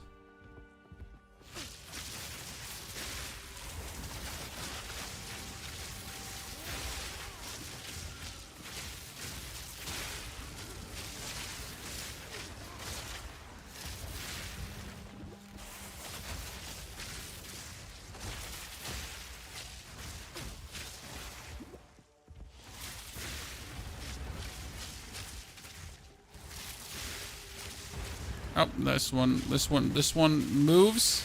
Oh, you're partially intangible. I hate that.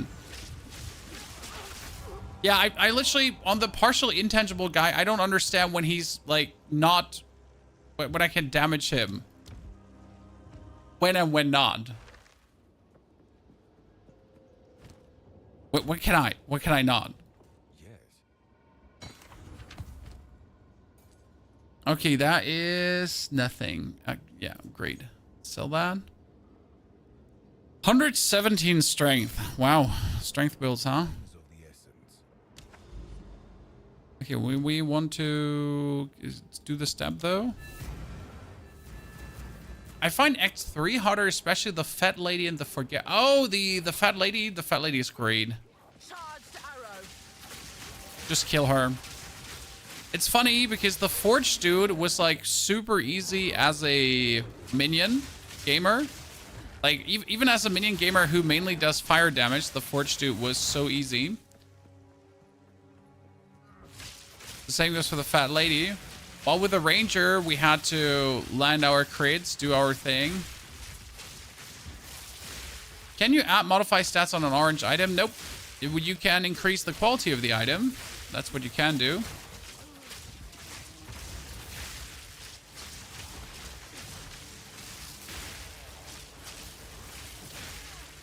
So with your artificious orbs and stuff like that, you can make the item have better evasion, armor, energy shield, whatever you get going on it. As possible.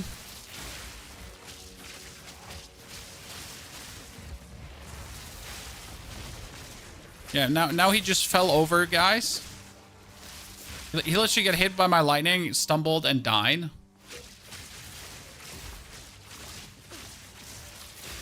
After the other one picked up like that fight of the ages.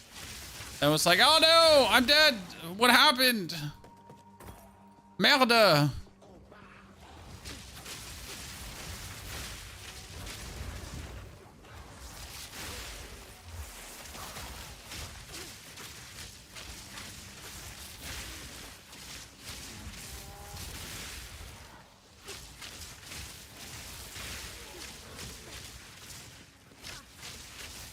Okay, let's not get puked on this time.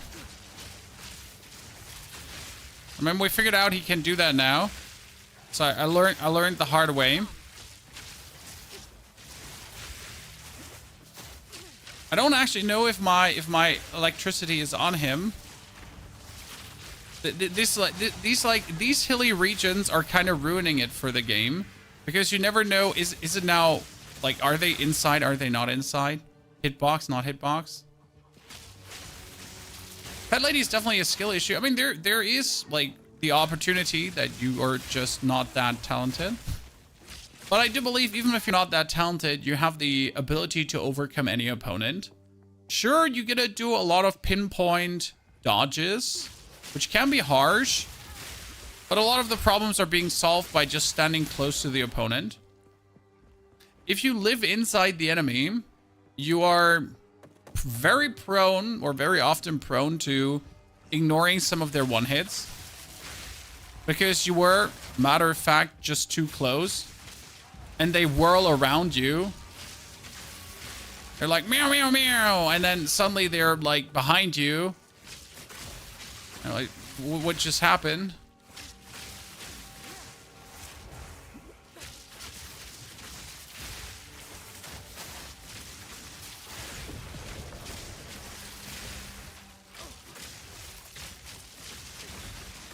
Okay, we're the elites. I wish there was a counter. Anyone else that wishes there was a counter, that you would know how many more things you actually have to kill, so you kind of know what's going on?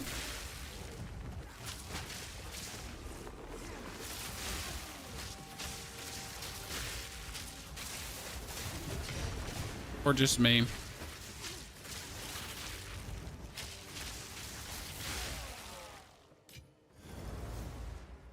Got a link to the 52 plus build? Nope. Because we haven't made it yet. This is the 52 plus build. This is how it works. But now we gotta, like, 52 plus. So we gotta make it a guide. This is the build. We made it this morning. We changed a lot of gems during the gameplay today. We adapted to some new realities. We even added a conductivity curse, guys. Yes, see, I can go curse, and then they have minus 32 lightning resistance. I kind of found that cute, because why would I not try to curse people with minus... I mean, like, see, I can do this on the distance. It's actually really nice. Oh, Lord. Did not expect to almost die there from you. Like, right now, we're going from I am perfectly fine to I am dead in, like, that's it.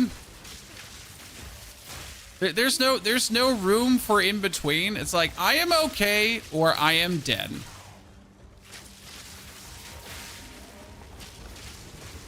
Yeah. As I said. Escape shot, yeah, we kicked escape shot out because it wasn't doing anything. Like, the main thing with escape shot was we weren't just using it. Like, I was having it, but even in situations where you would have to escape, we were still not needing in any way to escape. So, why even play the escape shot if it doesn't do anything for you? Here, swap these over to strength to just weasel out a bit more life, I guess. There you go. The wind's changed direction. Okay, what we can try out right now is we can go for the Jinn, because I found a very amazing one with level 61, which is insane.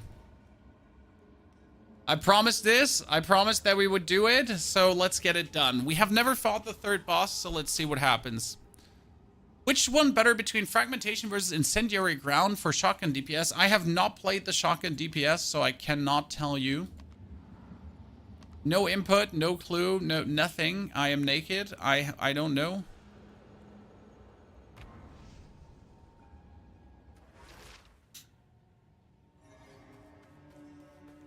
You used escape shot in Act 2? Yeah, I kept it until level 30 or so, Katie, but then I completely stopped using it.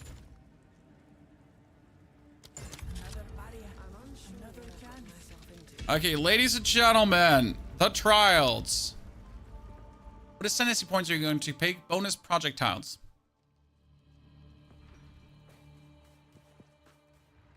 if we then get so far. This is my third ascendancy, not my second. And the third one is really hard. But I managed to pick it up as a level 61 zone, so that's nice.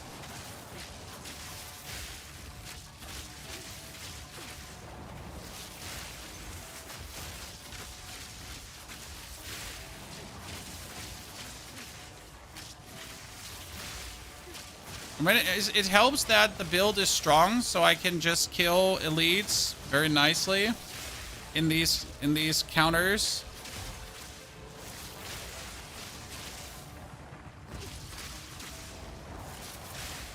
Right, where we're just...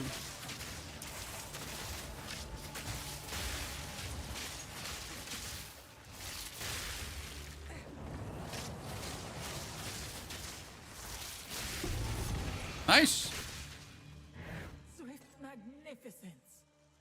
Pretty good start, I'd say. Increased evasion rating, 17 to all elemental resistance. Fire damage from hits contributes to shock chance instead of ignite chance and magnitude. Cold damage from hits guarantees to ignite chance and magnitude instead of chill magnitude. Lightning damage from hits contributes to freeze buildup instead of shock chance. Interesting. Interesting. I do cold damage, I do fire damage, and I do lightning damage. An oasis in the desert. You have no evasion? Yeah, that wouldn't work, sir, because I am evasion. Why can you not find elemental invocation? Do you have not all gems selected? This is actually mean. Look at this, chat. Boop, boop, boop, boop, boop, and then bump. That's just easy mode. I would give anything for a sip.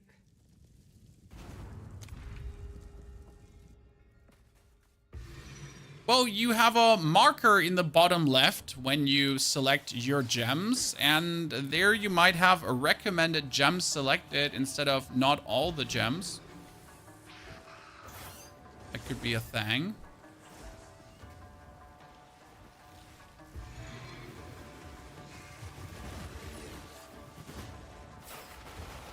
Are we not fighting them? Why would we?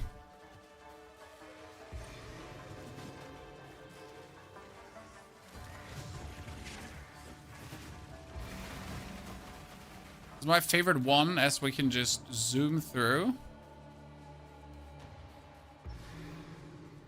This one felt like super long. Embarrassingly, I did not find that show recommended checkbox with 20 levels. There is nothing embarrassing about that. It is really, like, the game insinuates that you don't have better options. So don't feel like you are stupid. I feel like the game does not do the best at conveying that to you. That you are indeed having multiple options there.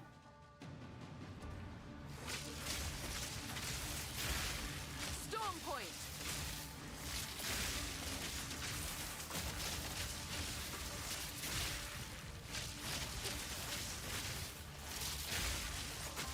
I wonder how we're gonna do with this build against the second boss, because the second boss is a dual boss. One freeze, one fire. The way we are set up, I believe we should be able to destroy them. Less sacred water found, sure. Most watched hours, it's on Pony Half. Well, I love to see it, brother. Thank you for watching so much here. I lost some honor. I'm not happy.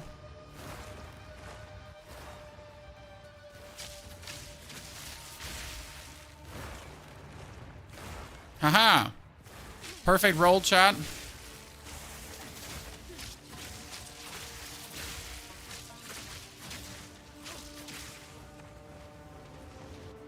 You got bonus movement speed. You cannot burn me.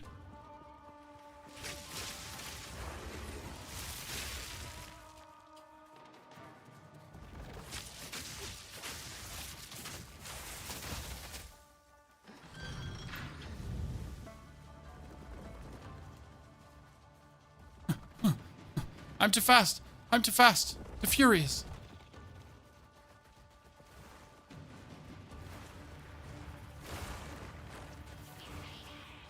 Don't walk in there. It's going to damage you for no goddamn reason.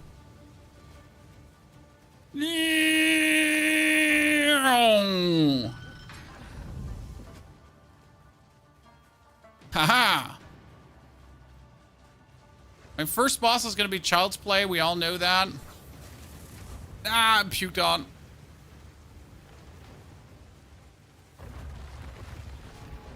Gonna make sure to have like somewhat more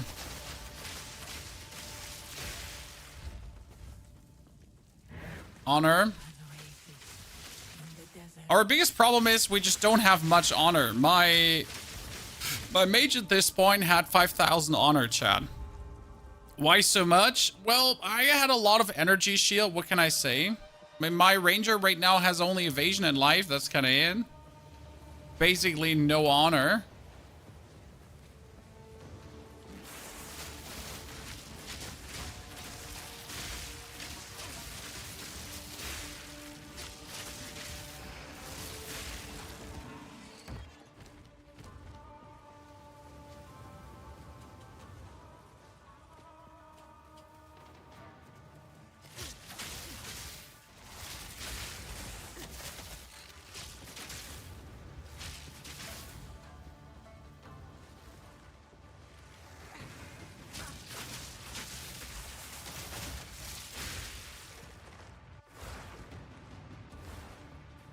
Speed, momentum, violence.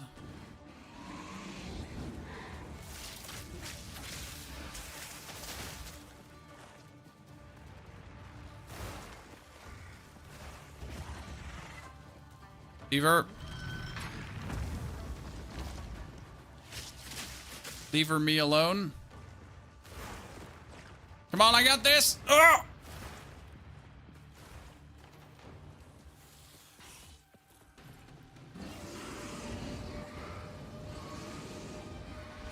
As much as I want to enjoy the trials, I wish it was half the amount of trials until the boss.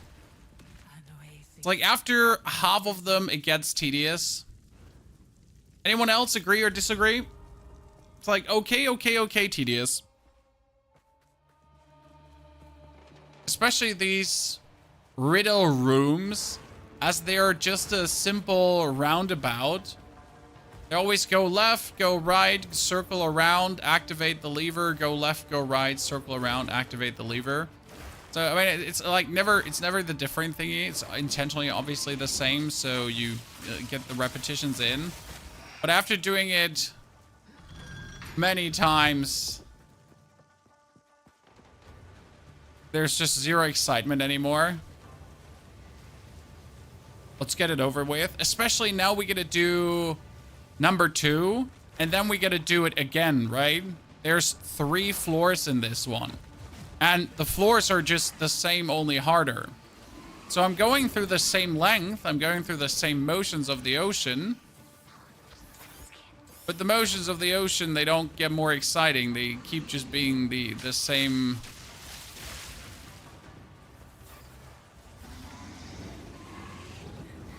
The sadness.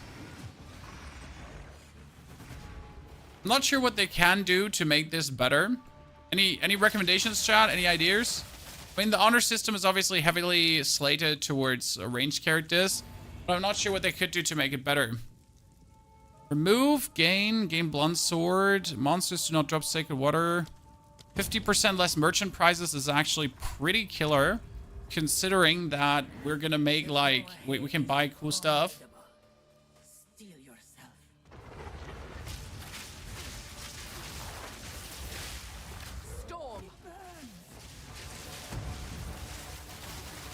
Curse him. Curse him. Weaken him. Bombs. Curse him. Done.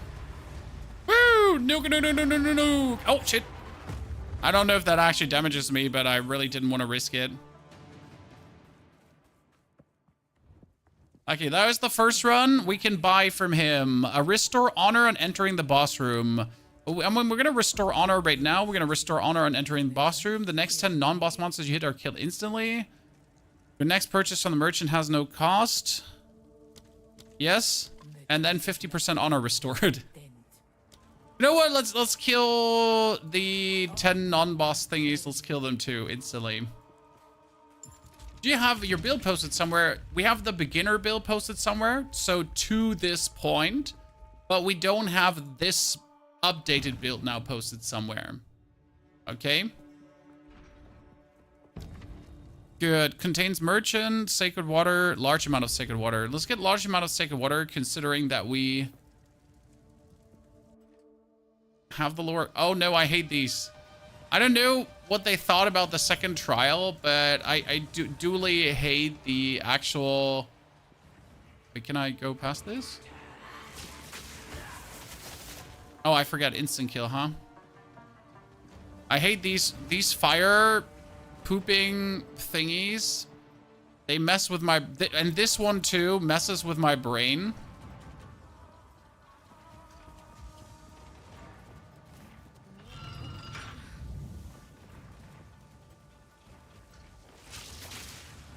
I don't know what it is. It just does mess with my brain.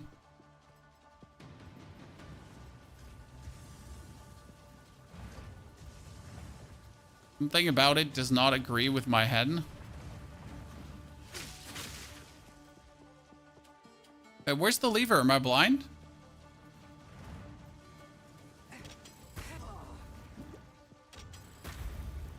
Yeah. Told you. Like, half of my brain stops functioning in this one.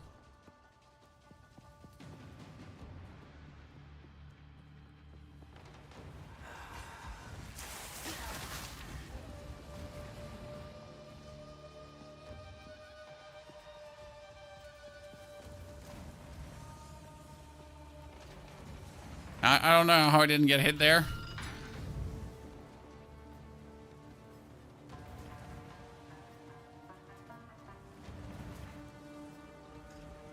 Oh, they have a random pattern. I finally understand it.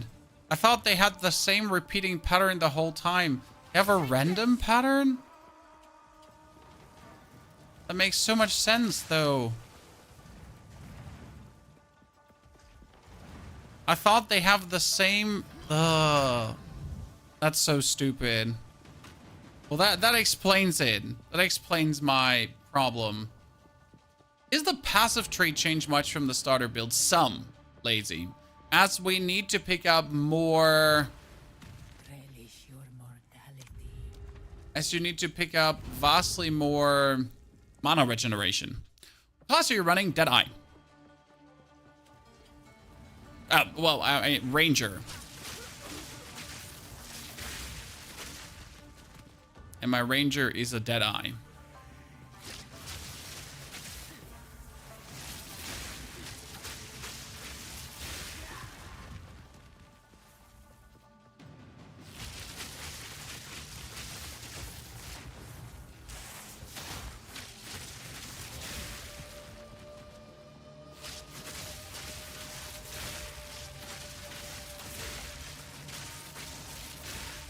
Well, at least none of the opponents is being like a problem. It's just my own brain and me just failing at traps that I shouldn't fail at.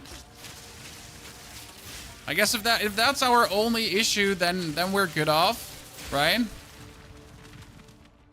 The only reason we fail is because I'm stupid, but not because we're lacking damage. I'll call that pretty successful. Path of Exile or Diablo 4? Whatever floats your boat. I can really not give you a recommendation there, as both are fun. Merchant Chad. Okay. Goal with this one is to still rush through, but essentially arrive at the main crystal at the end. It can be tricky.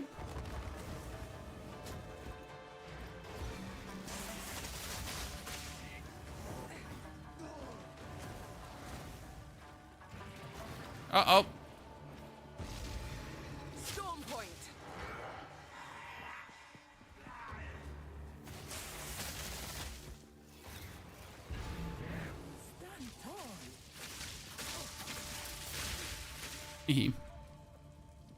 Now let's make sure no one is following us.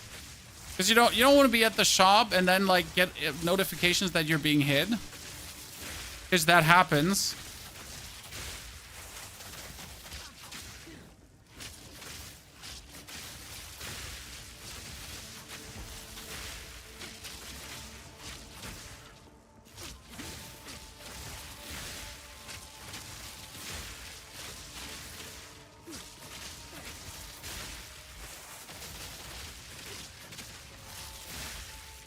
But do they keep respawning? As long as the...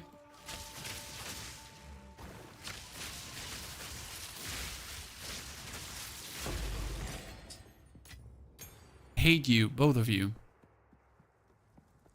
Let's restore our honor, hopefully. Restore honor, thank you. The next time you go below 20 max life, restore all life energy and 50%. Oh, yeah. Oh, yeah, please. Glowing orb, that's amazing. Just have like a get out of jail card, huh? 100% damage while on low life. Yeah, you know what? 100% damage taken while on low life is okay because we'll just never be on low life. I hope. Watch me just walk into 2 traps and instantly die.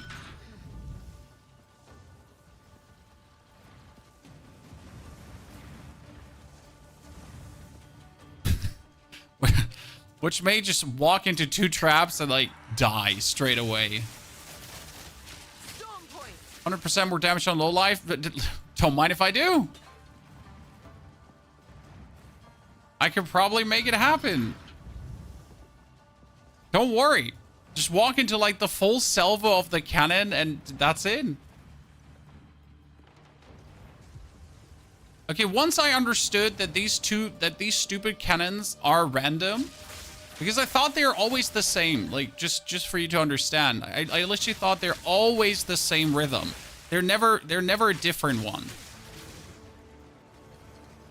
Well, now that I understand that, they make so much more sense as you just gotta wait, right? I just gotta be patient until he shoots on the other side, and then I can finally get past. I'm unsure why it took me so long to understand this simple fact. Maybe because I'm stupid sometimes. But hell. Tony, good to see you there. Great to have you with us. Also, GG on the Raging Spirit build. Yeah, that one is so much fun. Like, I have you enjoying that. Aldous also, greetings, and good to have you with us. Ladies and gentlemen, good to have you all with us. I hope you're enjoying yourselves. I hope you're enjoying Path of Exile. I hope you're rooting for me to get this Ascendancy done. This is, by the way, the Ascendancy number 3, chat. So that's for the 6 points, or for the 5th and 6th point.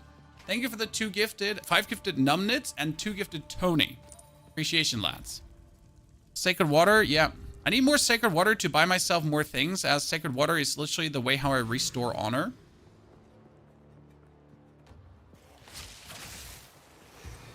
Never fight in this one, if it can be avoided. It's just your surefire way to lose honor if you start fighting that one. And then he just lost honor.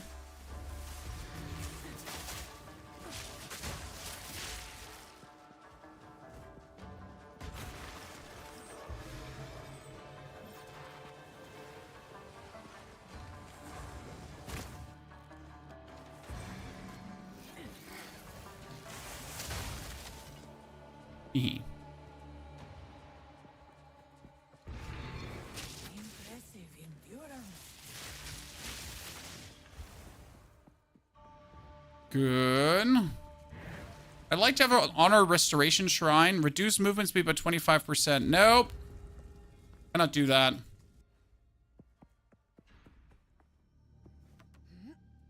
Good luck surviving at the point if you're under 3k health. Yeah, but that is, as you said, from Kriparian, who's been doing maps already.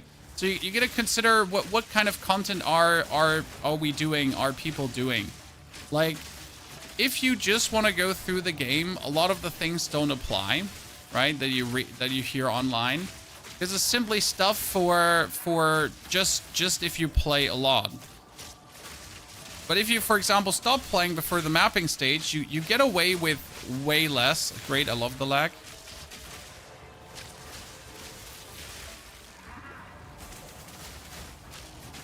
This is, by the way, the worst part about the lab right now.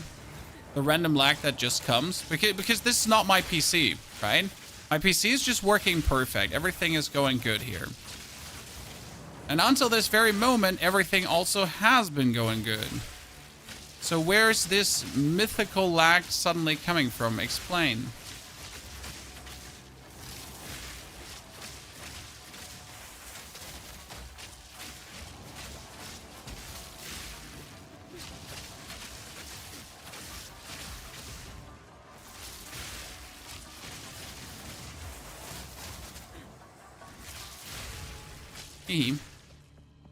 Okay, we need the honor back.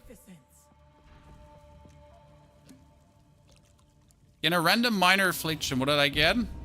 Lose sacred water on room completion. Oh no! How bad?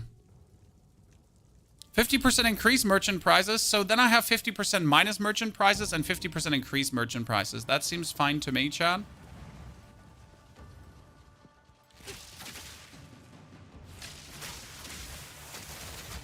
Also, cheesing time trials is not the way. I'm sorry.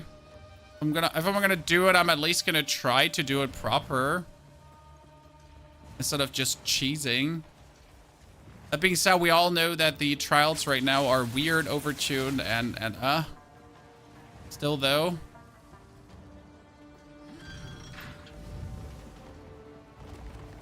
Ah!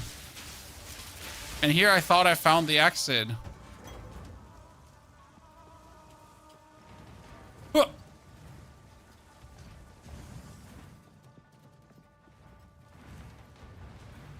Oh no.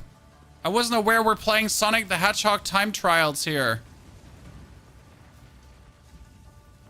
I want WASD for this. For certain.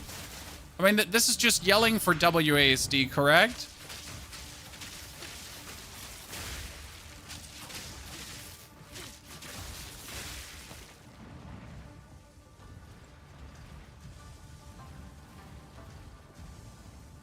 Ah! Look at me, Mom! I did it!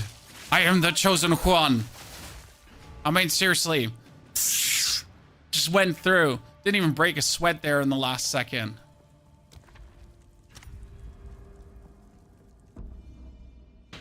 Whew. Good. I've beaten this one so far once with my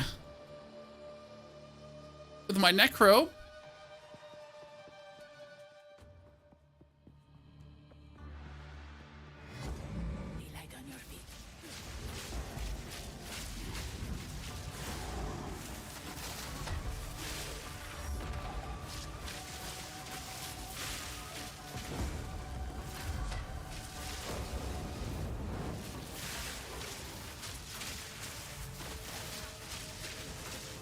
I don't know if you can actually kill both at the same time. I haven't tried yet.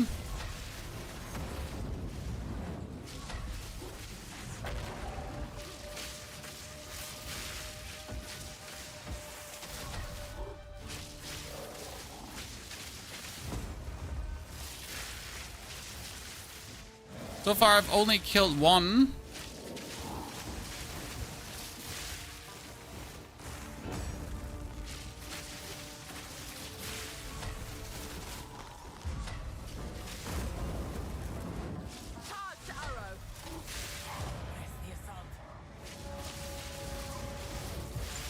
Okay, got it. That was a bit too clutch for my liking. I'll admit that.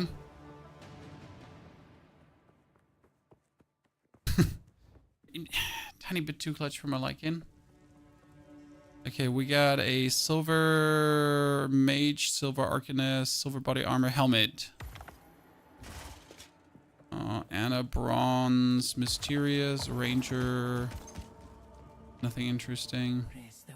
Okay, I need more honor back, Babala. I have no more shit. I have nothing. Well, this is certainly unlucky.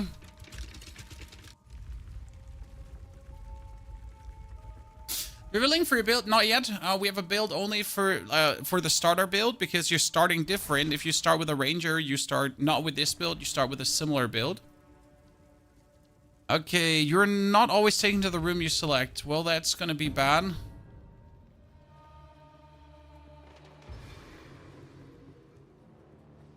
I have never been here, so everything from this point on is unbeknownst to me. At this point.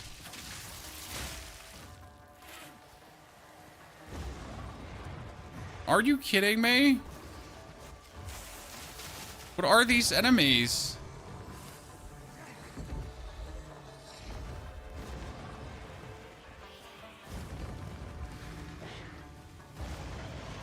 Yeah, that's certainly fantastic.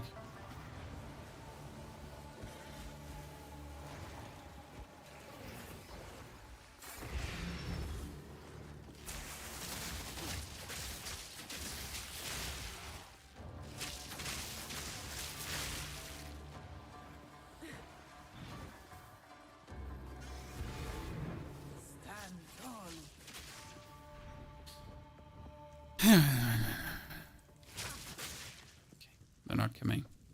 Good, let me restore some honor. Tailwind is so good. Tailwind is very, very, very good.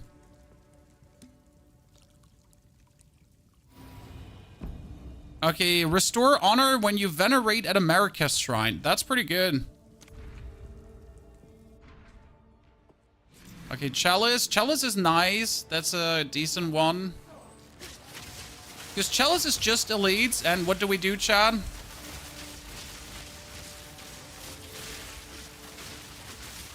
We eat elites.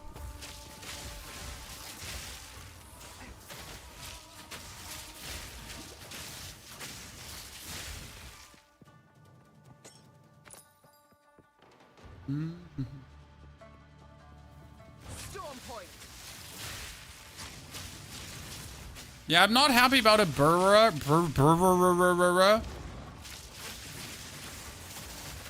They're just wholesale annoying to deal with.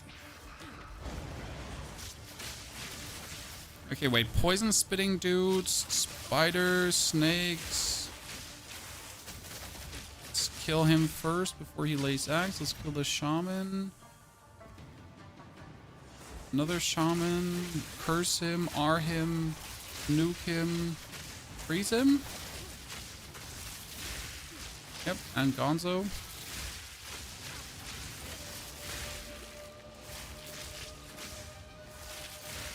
Good. One more.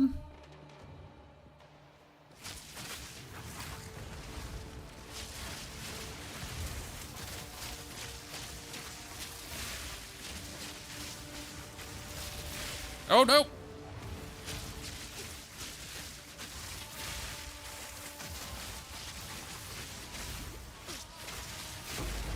Got him. Good. There's a good one. Like, didn't really take any honor damage. Just backtrack our steps now. Don't go the other side. Just randomly meeting another burrow or something like that, right? We're not taking the risk. So what's the boss? Does anyone want to spoiler it for me before I get a heart attack? I'm pretty sure if the second boss wasn't actually that hard, right? It's just you gotta understand what they do, and they have the two-face thingy happening. Silver key, so we open up the middle. This one, my favorite, chat. My favorite. Just kill the dudes around the portal, and that's it.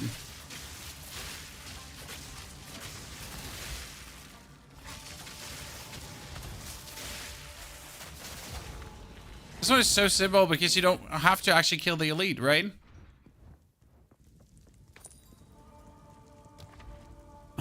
Chalice. Oh, really? Chalice twice. That's nice. I gotta look more, like, do you, Chad, pay attention to what the trial is actually going to be? Because I will admit this, and I know it sounds stupid, but I don't actually pay much attention to what the trial is going to be. I just click the button and then I'm like, oh man, I really didn't want to have that. That's so unlucky.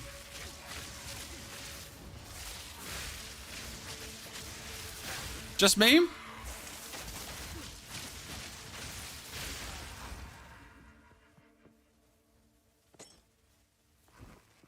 Just me that's stupid, or you stupid too?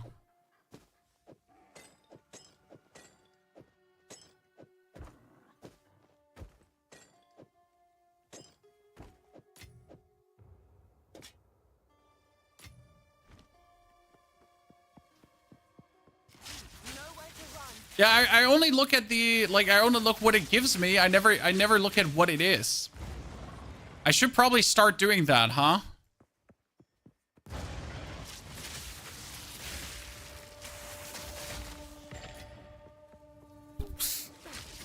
Could most likely make my whole run vastly easier by checking out what am I actually fighting against. Because if you know what your trial is, that obviously makes it vastly easier.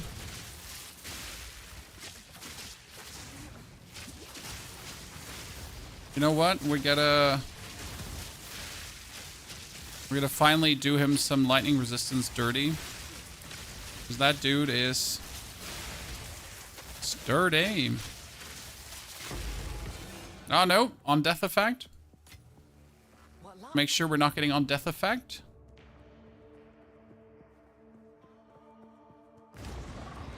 What level are you? We are level 68. I wanted to wait for level 70, but chat said do it now, do it now, do it now. So here we are. Pledge to Koshai. What can we do? Oh, I don't have enough water. Well, that's unlucky. Good. Good. Escape trial, ritual trial. Yeah, ritual trial. Let's go. No, wait. Ritual trial is bad. No, ritual trial is great. No, wait. Ritual trial is exactly the one I wanted. Because ritual trial is just me essentially like going for my lightning boob. And that's it. I'll have to think here. Like the best one for me.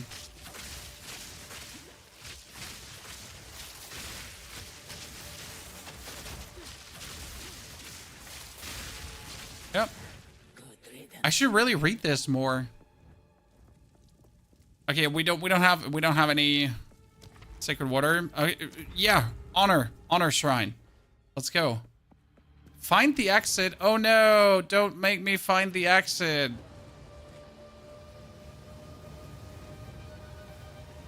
I've not done a find the exit one in this, so I don't know what to expect. Well, it's probably going to be a combination of enemies and traps. Jesus, how are you supposed to... Do I just have like a minimal... I just have a minimal moment, huh? And then more enemies.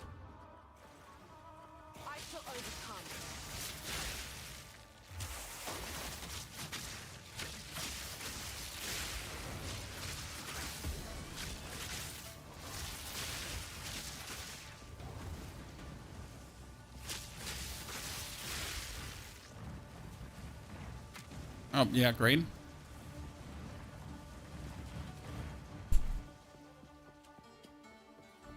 Made it, chat.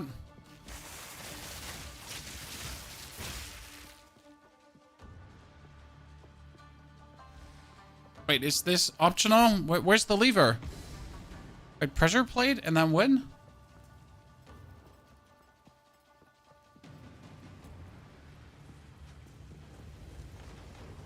Did it now open the other room?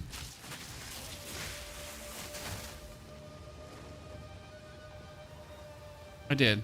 Okay, cool.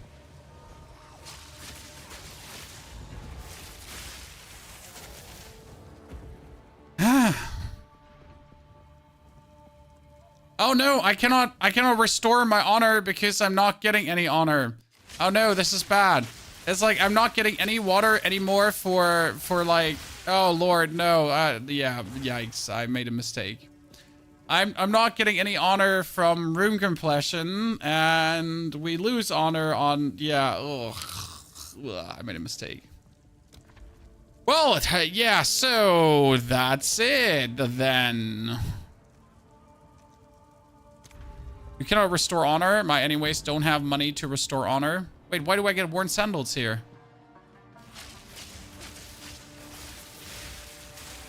I feel like I shouldn't get worn sandals there.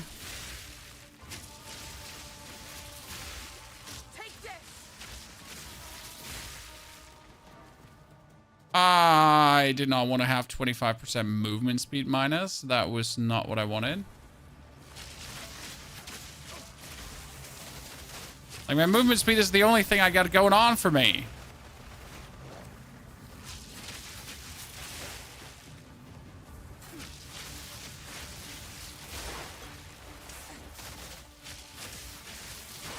Might as well just concede because we're not going to beat the next boss. I cannot even walk out of that circle of doom there right now.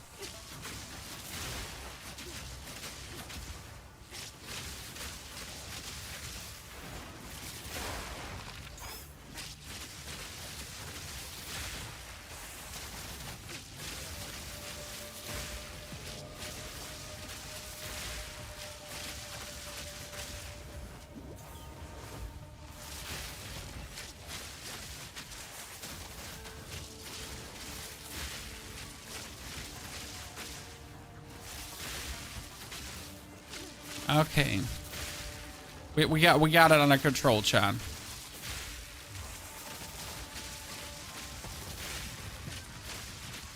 Somehow. 67 honor. So I underestimated the consequences of my actions, and I'm not happy. So that was now like really unfun because we gotta redo all of this.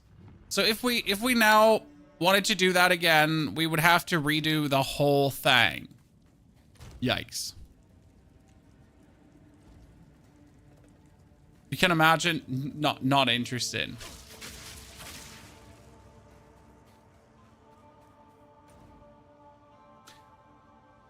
I hate trials equally much. Trials are a dud. Like, they tried, they failed. Simple as is. I don't think there's a single player that is right now playing the trials and they're like, yeah, this is it, right? This is what I want. I don't think there's a single one. Maybe that special nut job. There's always that special nut job, guys. Oh, that's critical hit chance. I won't get a critical hit chance. Who truly enjoys the trials? And you know what? If that's what tickles your fancy, what makes your pennies happy, then I'm more power to you, right? But I do believe we can all agree that the design is flawed rather than amazing. Okay, we wanted to kill the boss though, so that was our goal. Is there a strategy to getting more Bereas, or just have to pray to RNGesus? RNGesus, just play. Take this. You have your trouble with the third ascendancy? Yeah, everyone. I mean, you saw me. My build is really good. My build is doing really well. And I'm not really, like, I'm not dying to any damage constraints or anything. I can out-damage everything. Like, I just lost there because the place itself, I choose the wrong boons and banes. I didn't get water. I couldn't restore my honor, and that's it. Then you lose. But I was mostly lucky with the way how we got through because we didn't get many negative boons or anything. But at some point you'll always like end up with something negative, and then you're in for a fun time.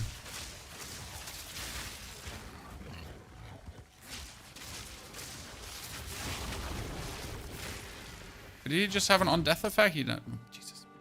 Stop having on-death effects. Oh, that's it? I'm done already? Why did that get done so... Like, I don't understand.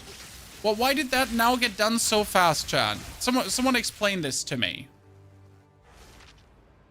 I just entered the map and the map was over.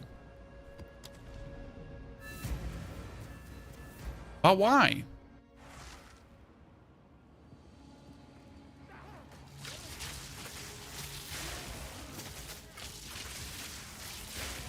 Okay, ladies and gentlemen, there's a boss on this map somewhere.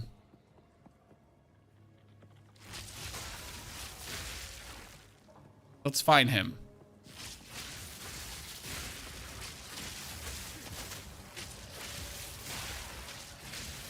Now, there was only one rare mob. Yeah, weird. Not gonna take it back.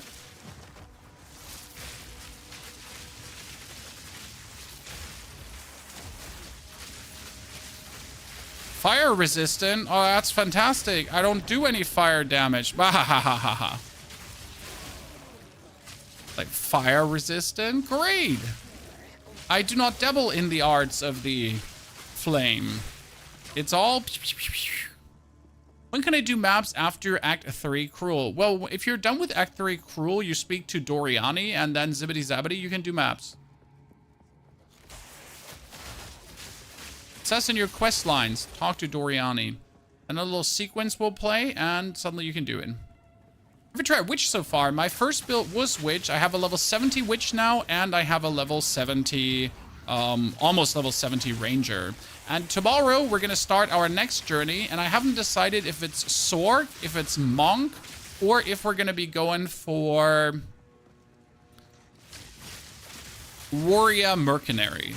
I still have 4 of the classes left open to me, and I'm really excited to try them. The problem is, if I'm playing Merc... Oh, it's him!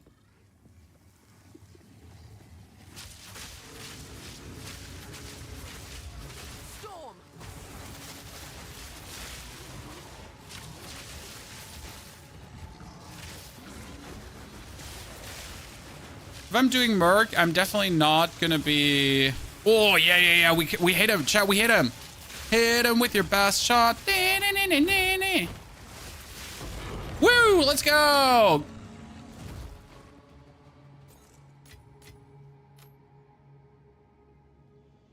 Get pooped on!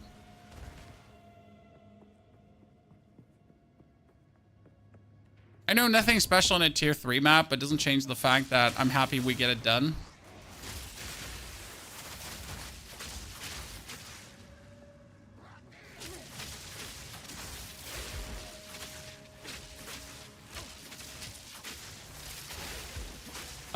On what can I attempt my trial at Sensei 6 to 8? I mean, like, as soon as you find a level 60 Jin Berea, you can go for the next Ascendancy.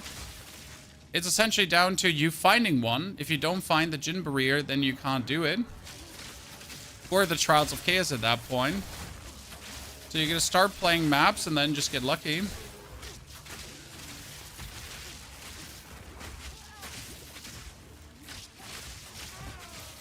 By the way, was the boss not the end of the map? No, it wasn't, Chad. The boss was just a bonus on the map.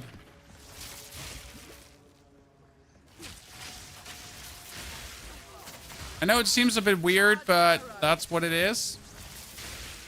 Don't even have to do the boss to beat the map. I feel always like that maps with bosses should be changed to kill the boss to finish the map. I know he's bonus incentive, but it's the most thing I'm excited about. And then when I get the boss killed, I'm essentially not done with the map because, let me check my notes, he wasn't even what you had to kill.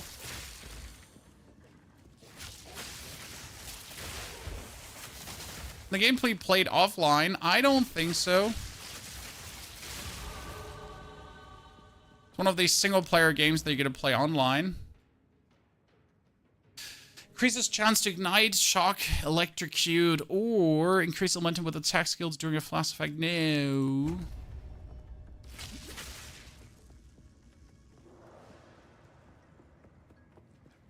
Monk is fun. I do understand that Monk is fun, but I think Monk is so far like nicely figured out. Like most of the Monk builds are just straight up the meta builds, so you don't really... Oh, that's the map completion. Oh. Most of the Monk builds are just like straight up the super metas, right?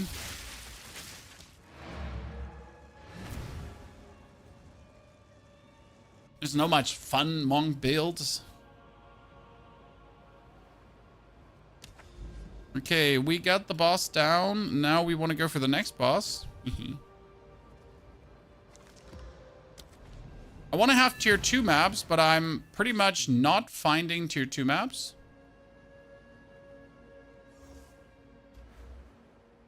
Where can I see how many Atlas points I have, and when do I get Atlas points? I get them when I finish the quests, right? I started Monk and did not have fun. Then I switched to Ranger, enjoying it a lot more. The Ranger is brilliant, but I do believe it's a lot down to which class is strong early and which class is not. The problem is a lot of the starting skills. Let's be fair, the Ranger starts with Lightning Arrow, and that one is just brilliant. Lightning Arrow I used until level 52, then I kicked Lightning Arrow out, and now we are using Magnetic Salvo, which is equally amazing. So I have like, not a single time was I forced to use a filler skill, if that makes sense. That's what I hate. If I play a class and I start with a skill that I hate, and I have to play that skill for XXX levels to essentially bridge to a point where I get the skills that I want. I mean, obviously, I would have loved to start with Magnetic Salvo straight up out of the house, right? Okay, like, are you kidding me? Like, 25 of these stupid ghosty dudes?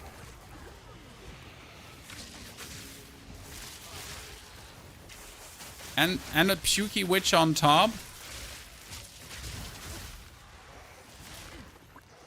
I have a big hatred for these ghosts.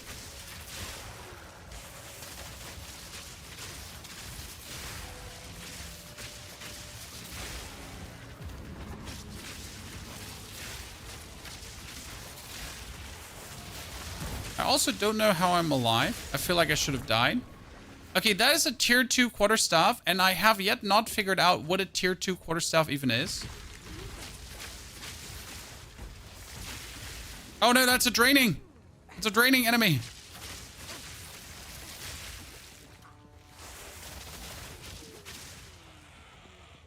How do I do this now? Do I just run and never return? And be happy that I survived that?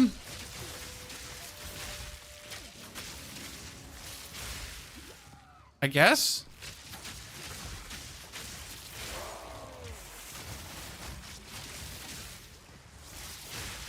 Should just leave any map that has these ghosts on to never return.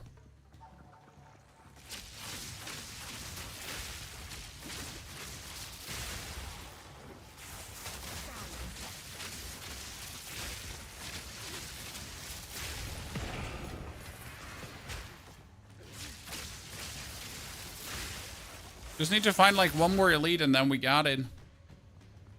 Maybe he's up here? That's it?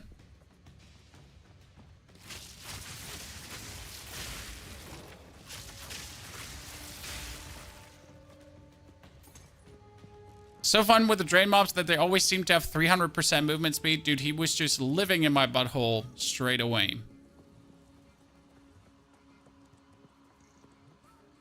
Even the strongest tanks complain being one-shot by chaos damage. Good to know.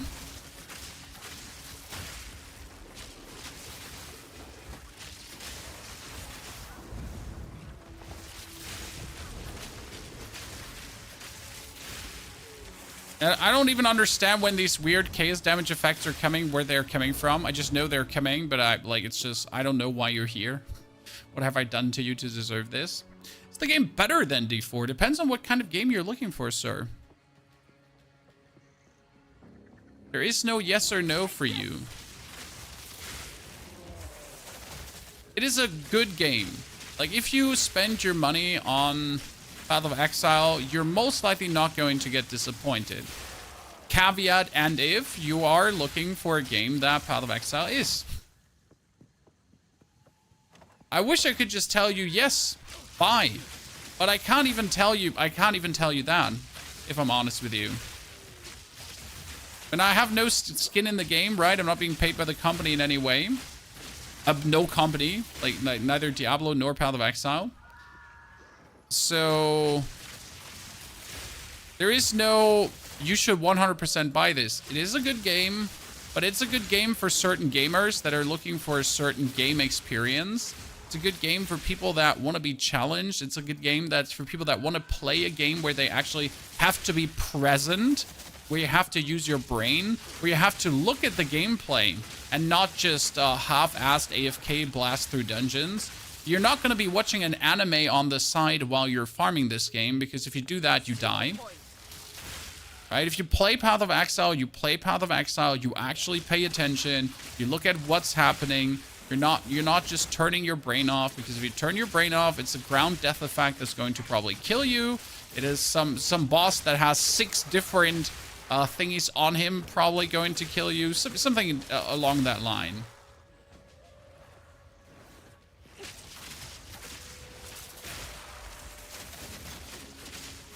Right, for example, if you play Diablo, you could farm the pit, or you could farm Infernal Hordes while watching your favorite show or doing your homework on the side, while not even looking at the screen, and that would absolutely be possible.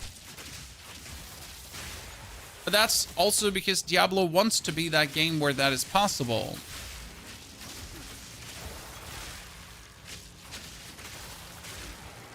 You can enjoy that, like chilly on your couch while relaxing.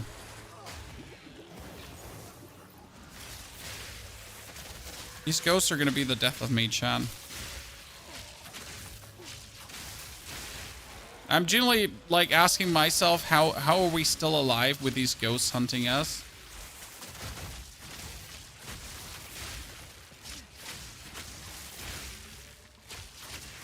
You were lightning resistant. No wonder you kept so. Oh no, chat. Does the game want me to kill the? No, the game does not want me to kill that dude, right? Surely the game wouldn't ask me to kill the mana resistant dude, huh? That's going to drain my mana away. Surely the game would never ask me to do that.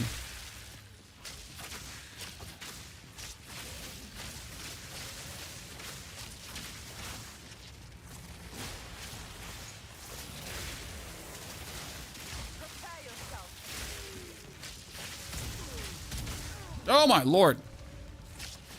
Sorry, Chad, I didn't read the 20 affixes he had and almost died to that.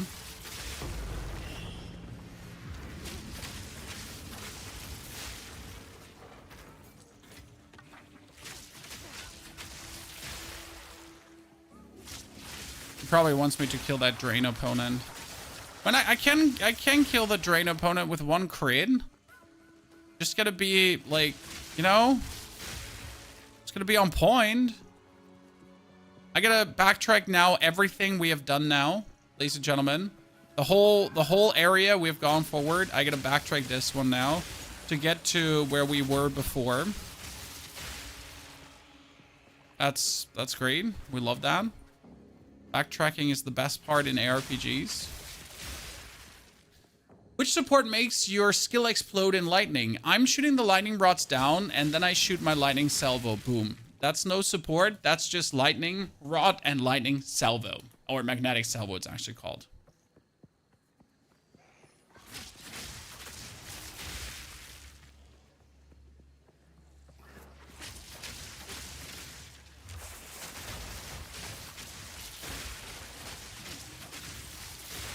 Where's the elite? Ah, there's the elite.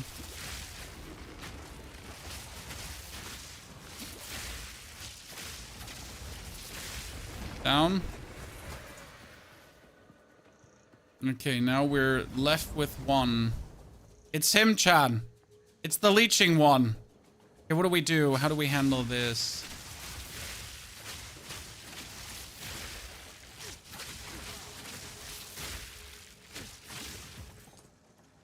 Need to create a killing field optimally. Lure him in and then freeze him. Oh, I'm stuck. I forgot. He stucks me.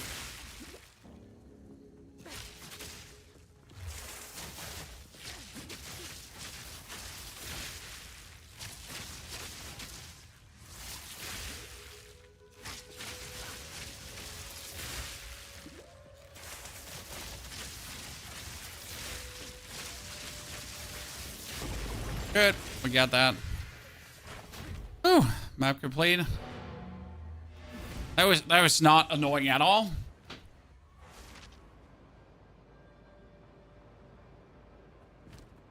We're better. We're the chosen one.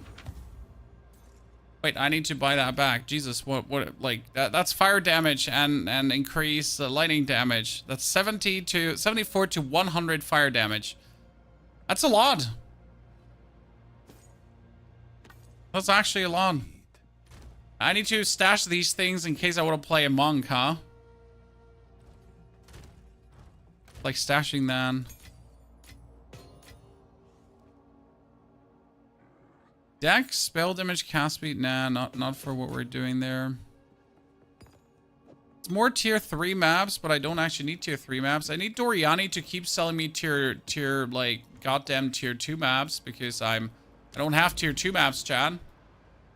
I would kindly like to do tier 2 maps, but the game is not giving me tier 2 maps.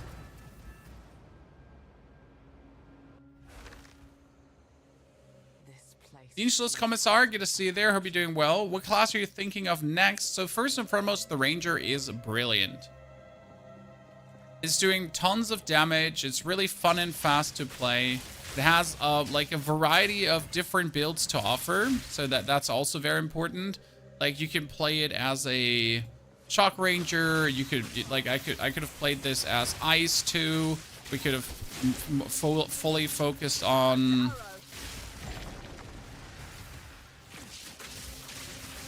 We could have full focus on poison as well. There's many ways to engage with the Ranger. I mean, one Ascendancy is a joke, the other Ascendancy is good.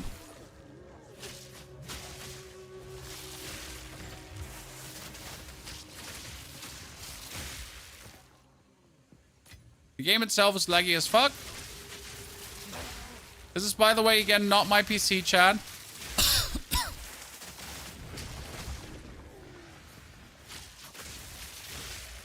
It's just Path of Exile being Path of Exile.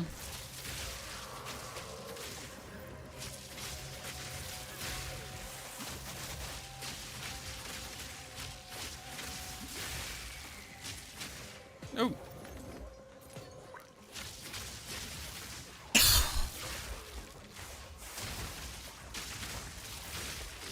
We all like to play maps like this because what's the worst thing that could happen? That we die? And have to redo the whole thing again. Ah, that would be crazy. When can you start to trade currency again? From a cruel 1 on. So you need to beat the game 1 time, and then you're good to go.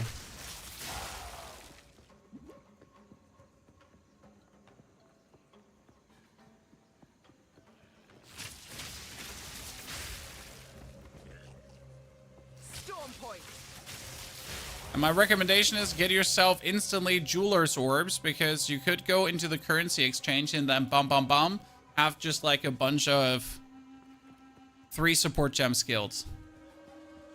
Are you thinking about Warrior next? I just heard so many bad things about Warrior that I'm truly not sure if I want to do that to myself. Honest, he almost did me dirty. Should we go back to heal? We should.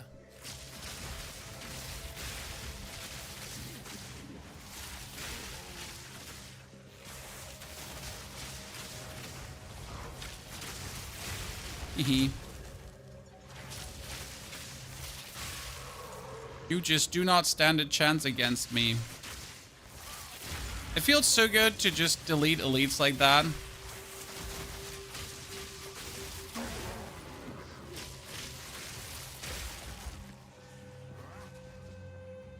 How many more elites are going to be on this map?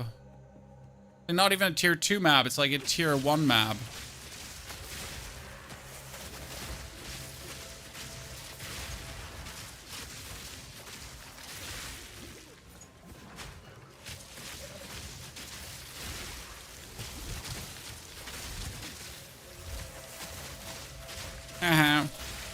You thought you're hot shit, but you're not it.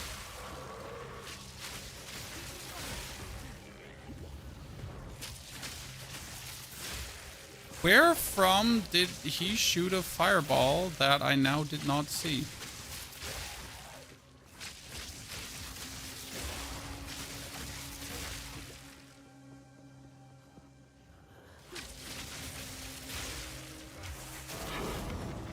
Finally, a Waystone tier 2.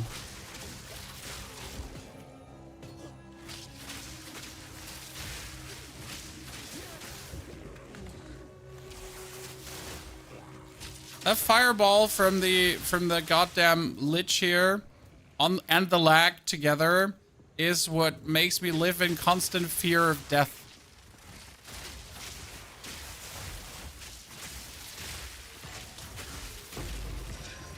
Okay, how many more elites do you want me to kill? Like, seriously.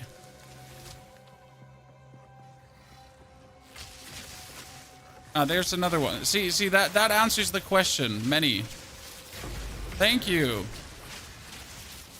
Storm point.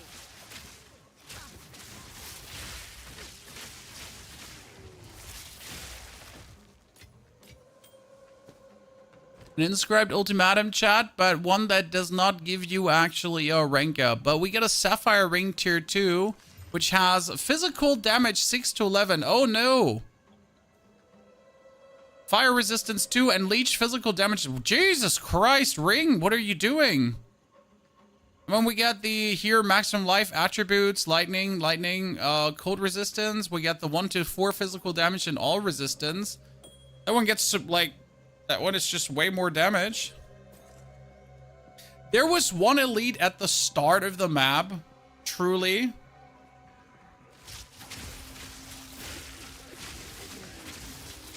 So I just went around the whole map just to go back. Seems reasonable. Who wants to bet some hard coinage that we cannot, that there's like no connector and we have to walk back the whole map? Hey, Chad, who thinks we most likely have to walk back the whole thing? Please don't end there. I want to be able to walk back. I'm sorry that I touched my nose for a millisecond and that almost killed me. Chan, please take my sincerest apologies. But I really needed to like at least touch it for a second.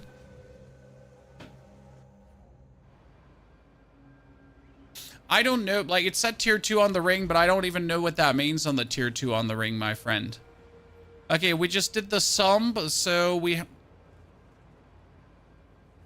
have to do the Burial Bog tier. No, I want to do this one tier 2 next. Okay. You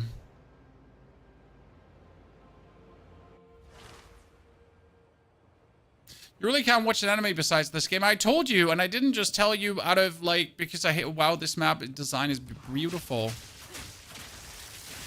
Like, if you play this game, you better play this game.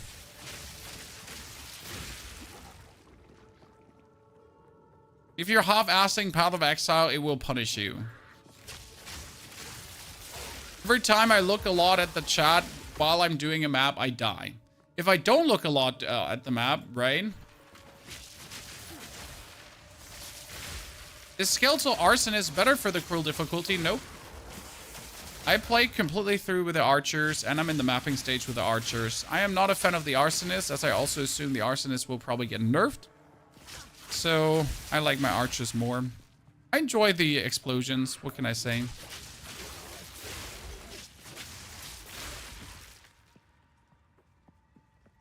This enemy type is vastly more fun to play against than the other enemy type.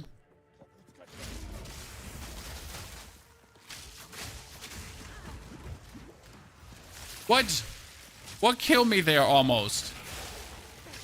Like I don't even know what happened.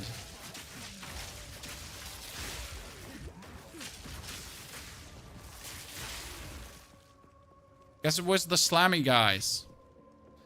They slammed their stick in the earth and hurt me. Okay.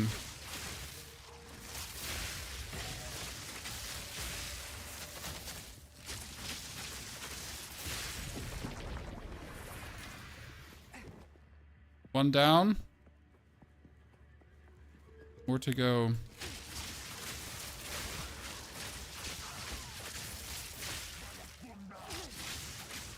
Let's keep our frost for these guys with their clubs. Because I feel like, if I'm going to die, it's to one of these guys with a club. He comes running, slams that in the ground, and just like instant damage to me.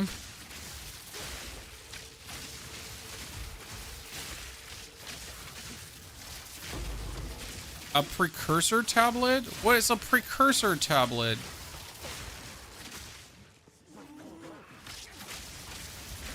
Seems like I should know that.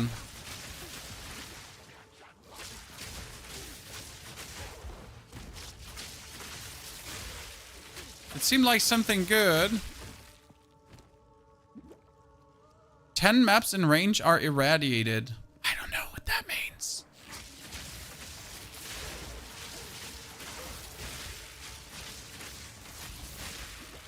Seems like a good thing, but probably something you shouldn't use straight away. But what do I know?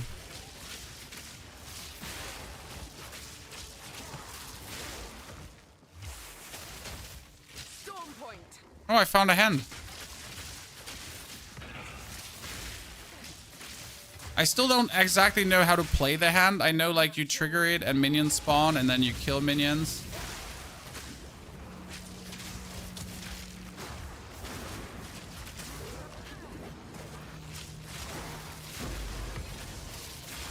I'm not sure how we're live.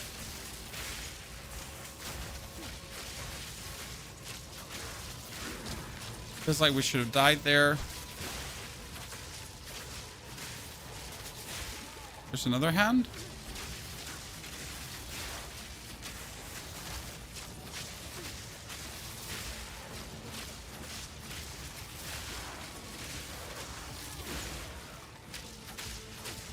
I kind of want to activate these hands, I guess. You get swarmed, yeah. I mean that's the mechanic for you. You get swarmed when you open the hand. Wait, what the fuck? Oh, there was a boss here. I remember.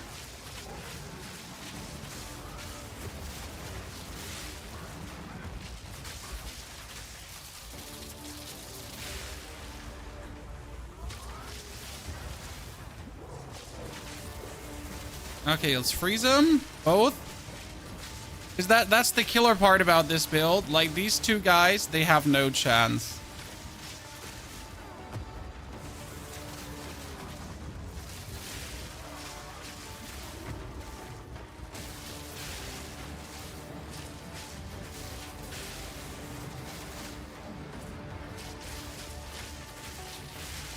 Yep, saw that? Chat, saw that? So I'm just losing everything. Composure. His life. Absolute bomb.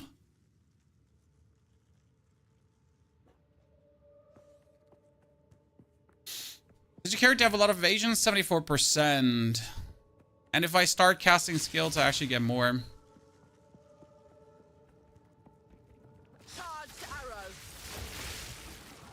You handled that pretty well, that getting swarmed. I mean, that getting swarmed was just me spamming my skill and that's it.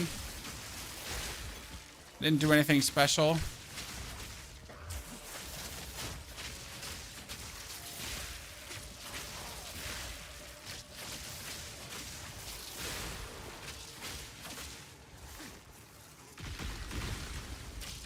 Wait, is that another wasp like here that...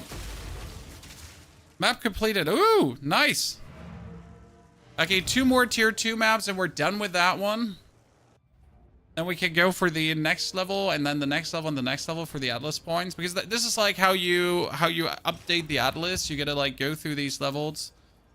To upgrade that, evasion rating, maximum mana, no. Time is of the essence.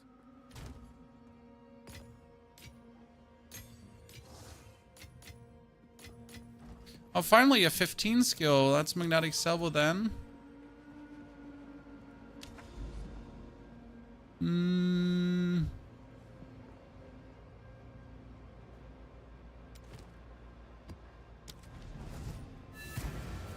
How does map work? Explain me like I'm 5. You get your map cards, then you do tier 1 maps, tier 2 maps, tier 3, and so on. You try to get as far as possible or as deep as possible. The higher maps you do, the higher level the enemies are. So I am level 69 right now. If I want to meaningful level up, I need to do higher maps. I mean, right now doing tier 2 maps is doing nothing for me. I would actually have to do tier 3 or tier 4 maps already. That being said, though, you want at least to do your quest here a little bit, because the quest gives you points to update the Atlas. The Atlas update points will give you higher map rarity items, more loot, bigger enemy packs, all that kind of stuff. So it's really worth it for your overall progress. That's where you want to do it. And in the mapping stage, you're essentially searching for bosses. They're so-called pinnacle bosses that you're trying to find. And you gotta, like, find their location, find their lieutenants, then you gotta kill the lieutenants, and then you gotta kill the bosses. And that's essentially your end game goal right now, to play through the maps and find these bosses to kill them. And if you fail in fighting them, then you're being essentially...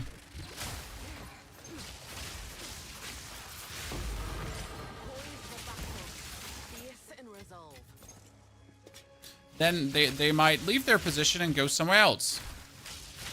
It's actually really funny that they roam. They say funny, but it can obviously be frustrating because you just made it somewhere, took all these hours in, then you died to, I don't know, a tiny minimal thing, and you get to find him again. Technically, mapping is not horrible. Practically, I'm not a fan. It's like a little brain dead grind with a little added flavor to it, but it's nothing too special. I do believe, like, everyone always says, like, why don't you just make better endgame Diablo 4? I do believe it's hard to make good endgame that is rewarding and feels fun to play for everyone.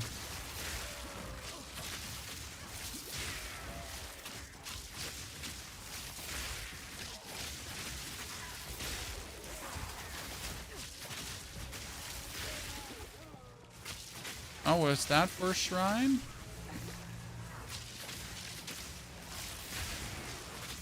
Oh, what? The lightning just struck me? That's unlucky. I thought the lightning is the shrine lightning, and I could just pick the lightning up and use it for me, but I wasn't aware that I could get hit by the lightning from the shrine. Let me do a tier 5 map, as I just want to see how would a tier 5 map feel. I mean, tier 5 map is what level for enemies?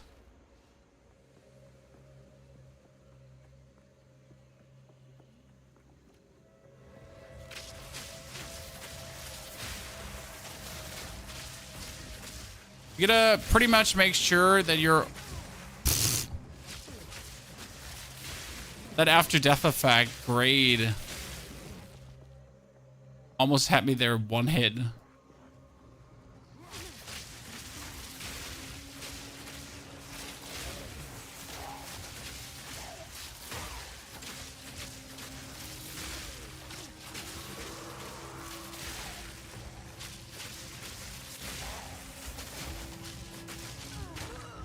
I don't know what... Oh, that's another lightning shrine. Really? Okay, so these Tempest... I finally understand. The Tempest shrines are evil. Okay, I get it.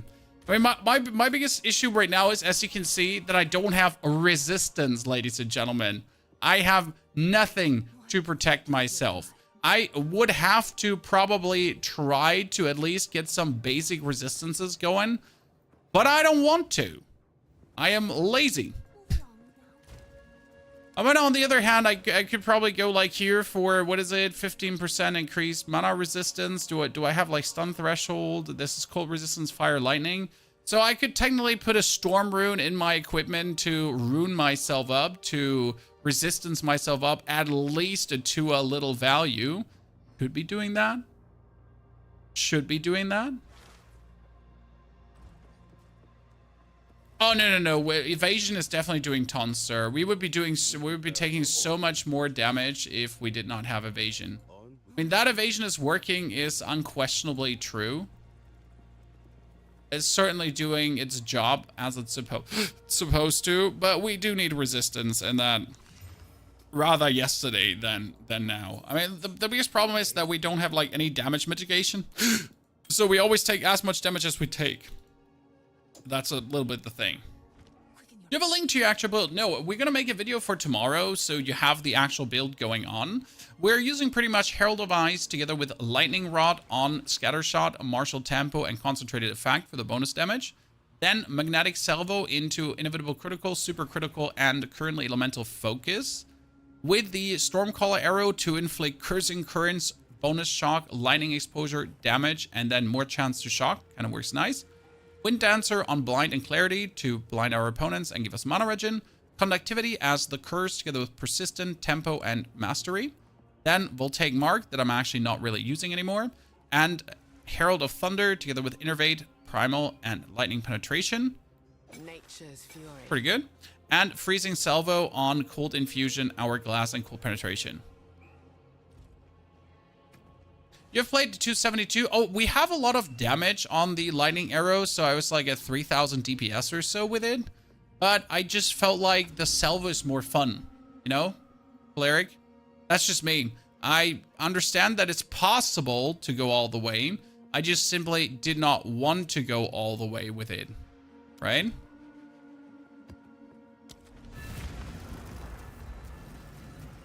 But Cleric, it's good to know that you just kept blasting. How did you feel in the cruel difficulty versus the bosses with the arrow?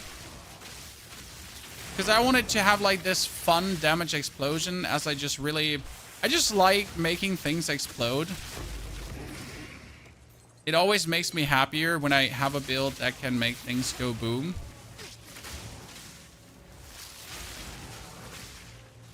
Okay, that's another I have died to so many Tempest Shrines now. So after picking up the Tempest Shrine, is the lightning then good for me or still bad for me? I don't understand that part. So now I am the lightning, is that correct? But why does the Tempest Shrine kill me until I pick it up? This is confusion. So until I touchy, no friend.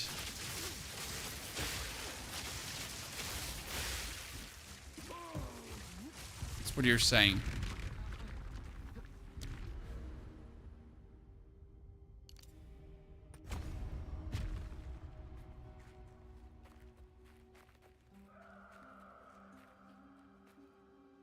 Okay, we need to open that one by pulling all the levers. That means a clockwise rotation around. Imagine he said clockwise and then just went counterclockwise, like a goddamn professional. Streamer doesn't even know what clockwise and counterclockwise is. I need to stop doing that mistake.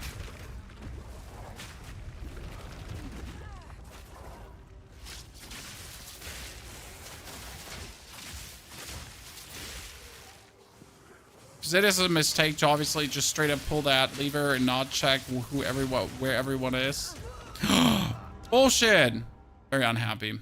What does the pad do for you? The pad runs around with you and is behind you and follows you. Okay, we by the way reached level 70. So that was our goal with the Ranger, that we can then make a meaningful video for you, show you what it can do and everything. So that's great. And what we're now considering is for tomorrow, chat. So that's my 70 Witch, 70 Ranger. I was thinking about making a Wizard, but you know what my problem again with the Wizard is? So when you start with a Sork, right? This is a so that's the Sork, just like there, correct? Just to show you where my gripe is with the class.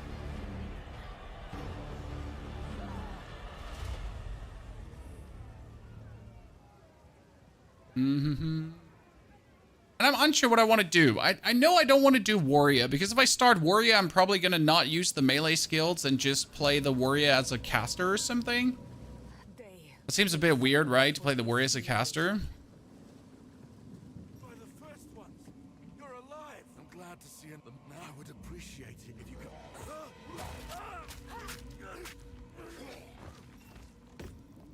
So you get the Ashen Staff, then we have Fireball. Death comes swiftly here. I should keep moving. By God, And Fireball feels like nice as a skill, but unless I'm actually getting something like this that has energy shield, right? It just feels bad. Like last time, I didn't essentially have a single point of energy shield and you're just straight up horrible. But if you start the game and you get yourself straight up energy shield, then she feels good. Team Season early game, wait, you haven't seen it yet. Like to understand what's my gripe with it.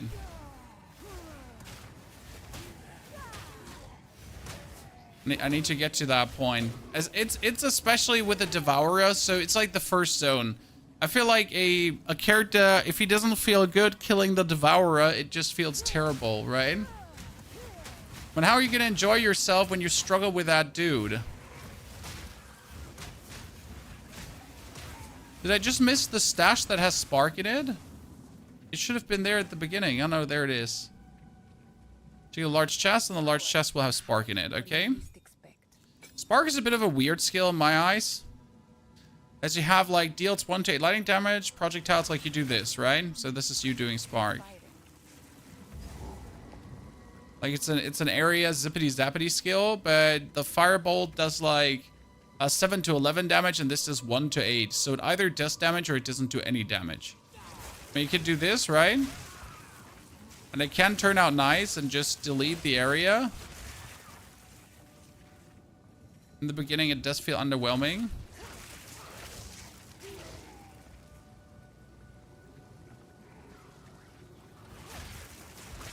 Especially when you can just fireball things.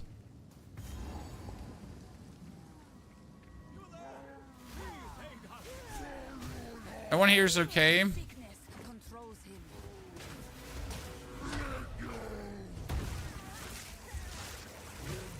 We can also do this here.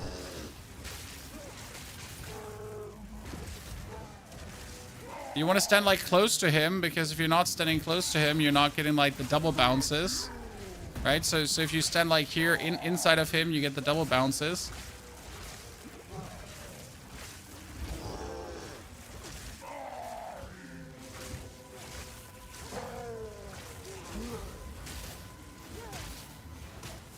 The fireball obviously doing vastly superior damage. So that's one. Okay, when we get 1 skill point, we get more spell damage, because why wouldn't we?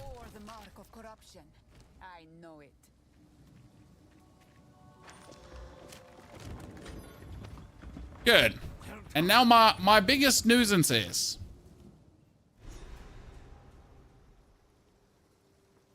Firewall plus Spark is OP. I don't like Firewall at all in the beginning. So now what you gonna do? Am I gonna pick up Flame Wall, but Flame Wall is so weak? Are you gonna pick up Ice Nova, which is a stinker because it's just an Ice Nova? And the Frost Bomb, I wanted it to feel good, but it just doesn't. I mean, it does 32 cold damage, right? But it just takes such a long time to activate. Flame Wall does absolutely no damage.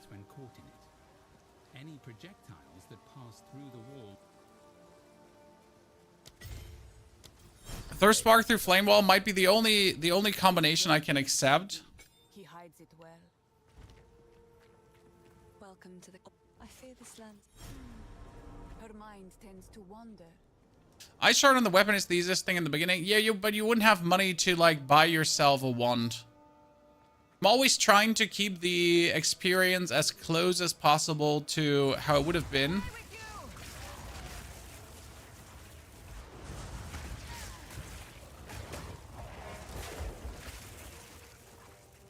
So if projectiles go through it, then they get 2 to 3 added fire damage. Considering that the damage is usually 1 to that makes sparks somewhat useful.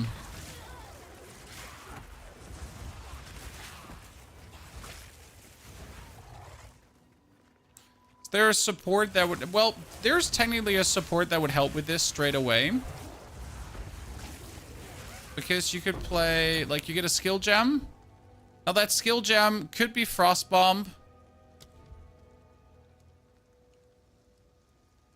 Nothing really for you to use.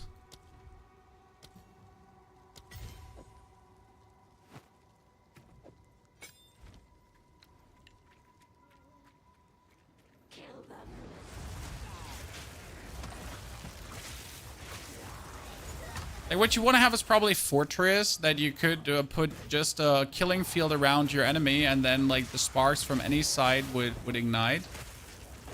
See, now we found a Rattling Scepter. What would we do with a Rattling Scepter? We would just straight away get ourselves...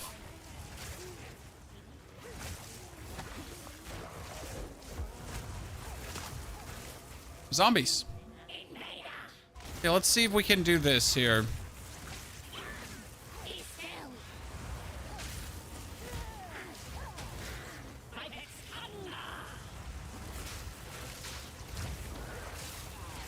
It's not like really impressive damage.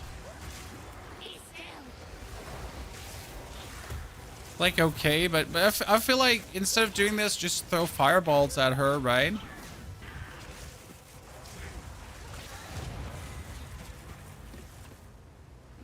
That one felt already better. I'll agree to that. To what I had before. That's an improvement, straight up.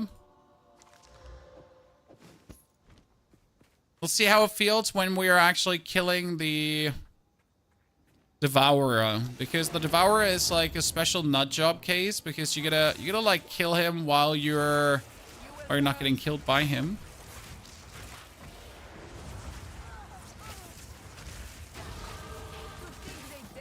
Yeah, I don't remember what kind of support gems you get in the beginning, because you would either have to get something for Spark to cast Spark faster, or you would have to get something for the firewall to be around the opponent. Does Pierce work for Spark? I think Spark just pierces by nature.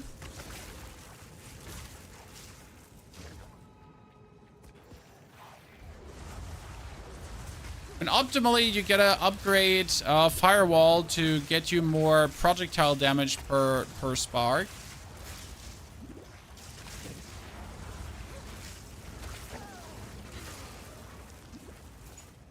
Because the biggest problem is the no aiming. PS works, but what for? I feel like there's better options, or should be better options. We'll see.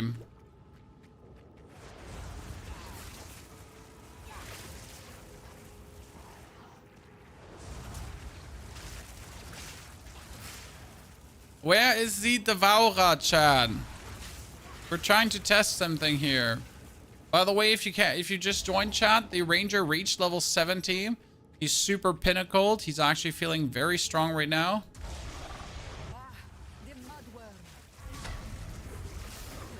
So like you gotta look out that you don't get headbutted by him. Okay, him being close to a wall is just cheat code, I guess.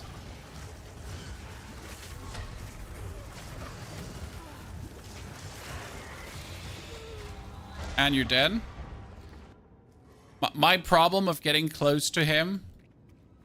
This has never happened with the witch before. I actually like the campaign more in this game than D4. Well, the D4 campaign is just play through and then never touch the campaign again.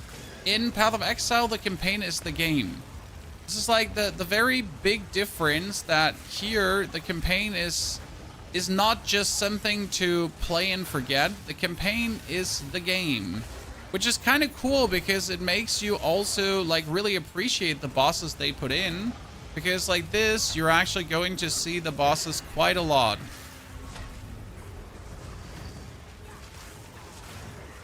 And more often than like once. Because in Diablo we have like all In Diablo we have like all these cool bosses, right?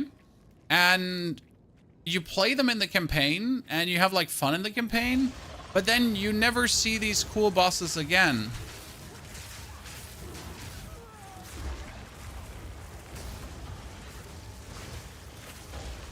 This is my main problem I had with Sork dying, Chad. Yeah.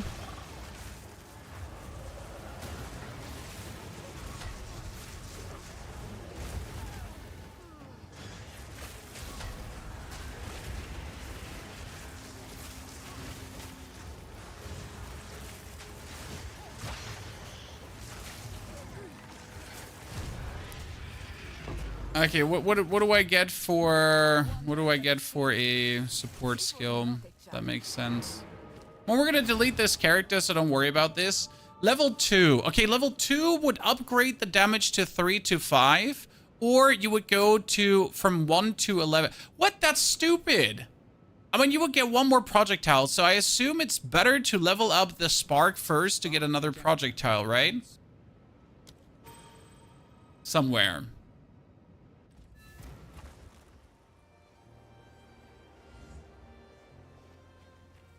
Raging Spirits? Yeah, you should probably play Raging Spirits, which is kind of stupid because I didn't play a Sork to also play Raging Spirits. Okay, what do we have? You have Flame Wall, and you could turn it into a Fortress. You have Spark, and you could do Arcane Surge for 8 seconds after spending a total of 100% of your mana on the support skill. What's Arcane Surge even do? Wasn't Arcane Surge like mana regeneration? Yeah. Conduction was have chance to shock, and Pierce was Pierce.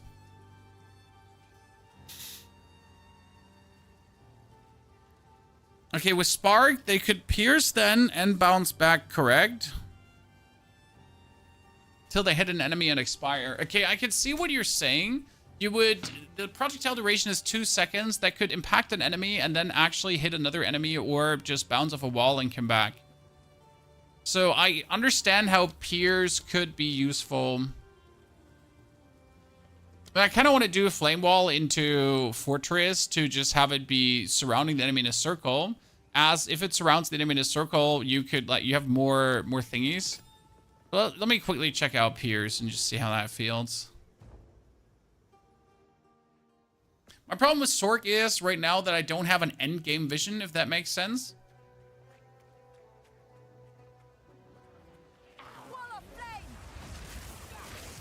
Yeah, so Spark feels good. I'm with you in this one. I did underestimate this. I had to say Spark seemed fun, right, but just not good enough. But in these like with the bonus projectiles and everything, it does feel powerful. But that's already something like I can see how the standard player doesn't know this, right? Because you never think about like actually reading Flame Wall.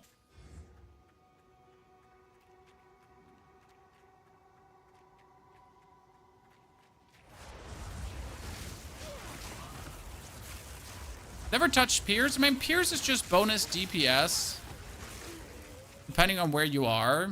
Is it needed? No. Does it work? Yeah.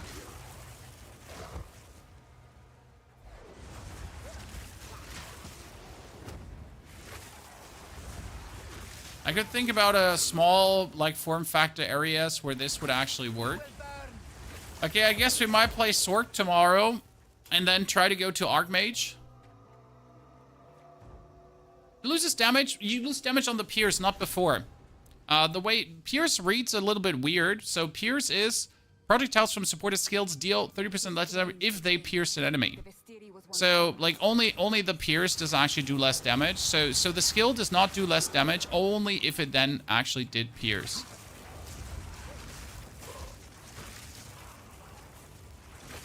Right? Have you tried Merc? How does it feel? Horrible. Like, the reloading is just straight up ass tier. Not S tier, guys. Ass tier. See, like here, we died again. I don't know what it is with the Sork, but the Sork dies so fast. Like, this has never happened with a witch that I get like, killed by a bunch of wolves. It's probably my main complaint, and I don't know why it is that with the Sork. Like, you just feel so much squishier. Like, the Ranger did not have that problem.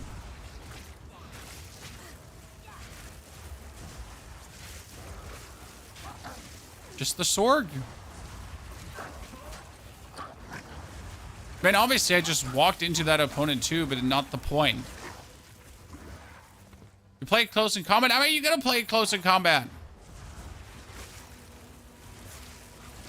Or are you even alive? You're getting pushed by wolves. What do you want to do? Ranger's OP in the beginning. Ranger is great the whole game through. Unconditional OP. Chat, there's a witch. Let's see how it plays. Do you go for mana regeneration or more spell damage? I would probably go for mana regeneration so I never have to worry again. Vile sorcery hangs on the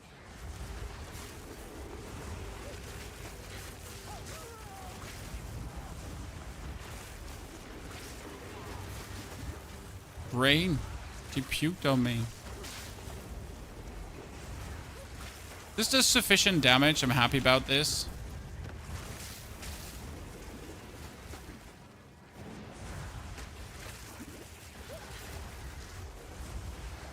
How about I just carpet bomb the whole field, huh? How you feel about that, lady?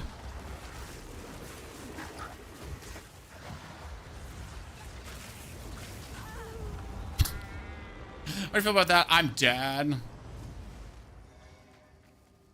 Oh no, I get spawned here again. Let's do it again. See, that's where I want to have the fortress, Chad. If you now have the fortress, right? You could put your firewall up anywhere, and you could just put the firewall on yourself, because then it doesn't matter where you shoot to, you always hit. Does that make sense? Like right now, I gotta like put the firewall somewhere like in front of me to then throw through it. But with a fortress, you just put the firewall around you.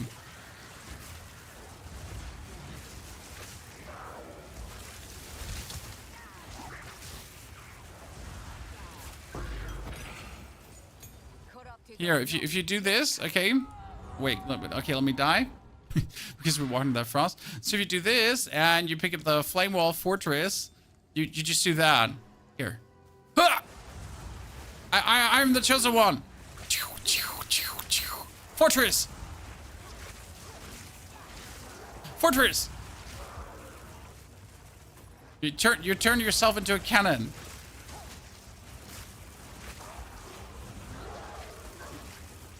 It's just that the sparks that are flying out, they just go anywhere, right? Where you kind of want to have the fortress. Sure, you would lower the damage a bit, but it doesn't matter. Your sparks are just definitely going to be burning. It's just so much better than the wall. Does that make sense to you, Chad?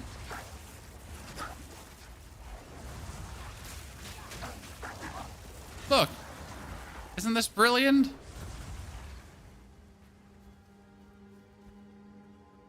Compared to Ranger, it still feels so much weaker.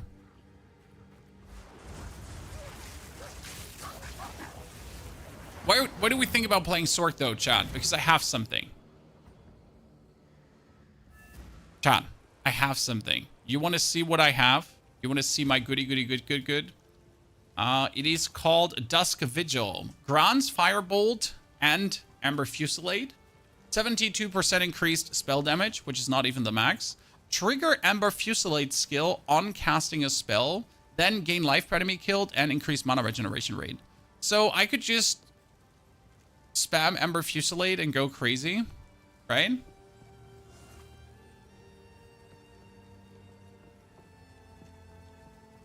I mean, I'll just spam spells, get embers, and then shoot out and go pew pew pew. That's a little bit my plan, and I kind of want to see if it actually works out.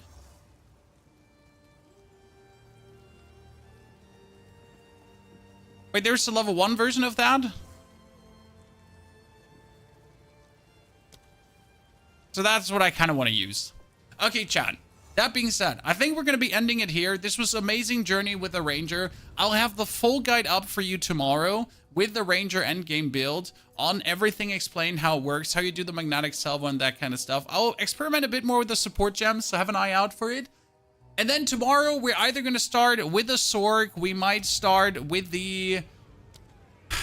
We might start with a Warrior. We could start with a Merc. I haven't decided. Maybe it's Monk. I gotta think about what I want to play in the endgame with a Sork to feel good about it. We'll see. Therefore, I wish you a great good night, evening, day, everything, and I hope to see you very soon again. Thank you very much for coming, lurking, chatting, and hanging out. And I can't wait. Watch the YouTube. Goodbye.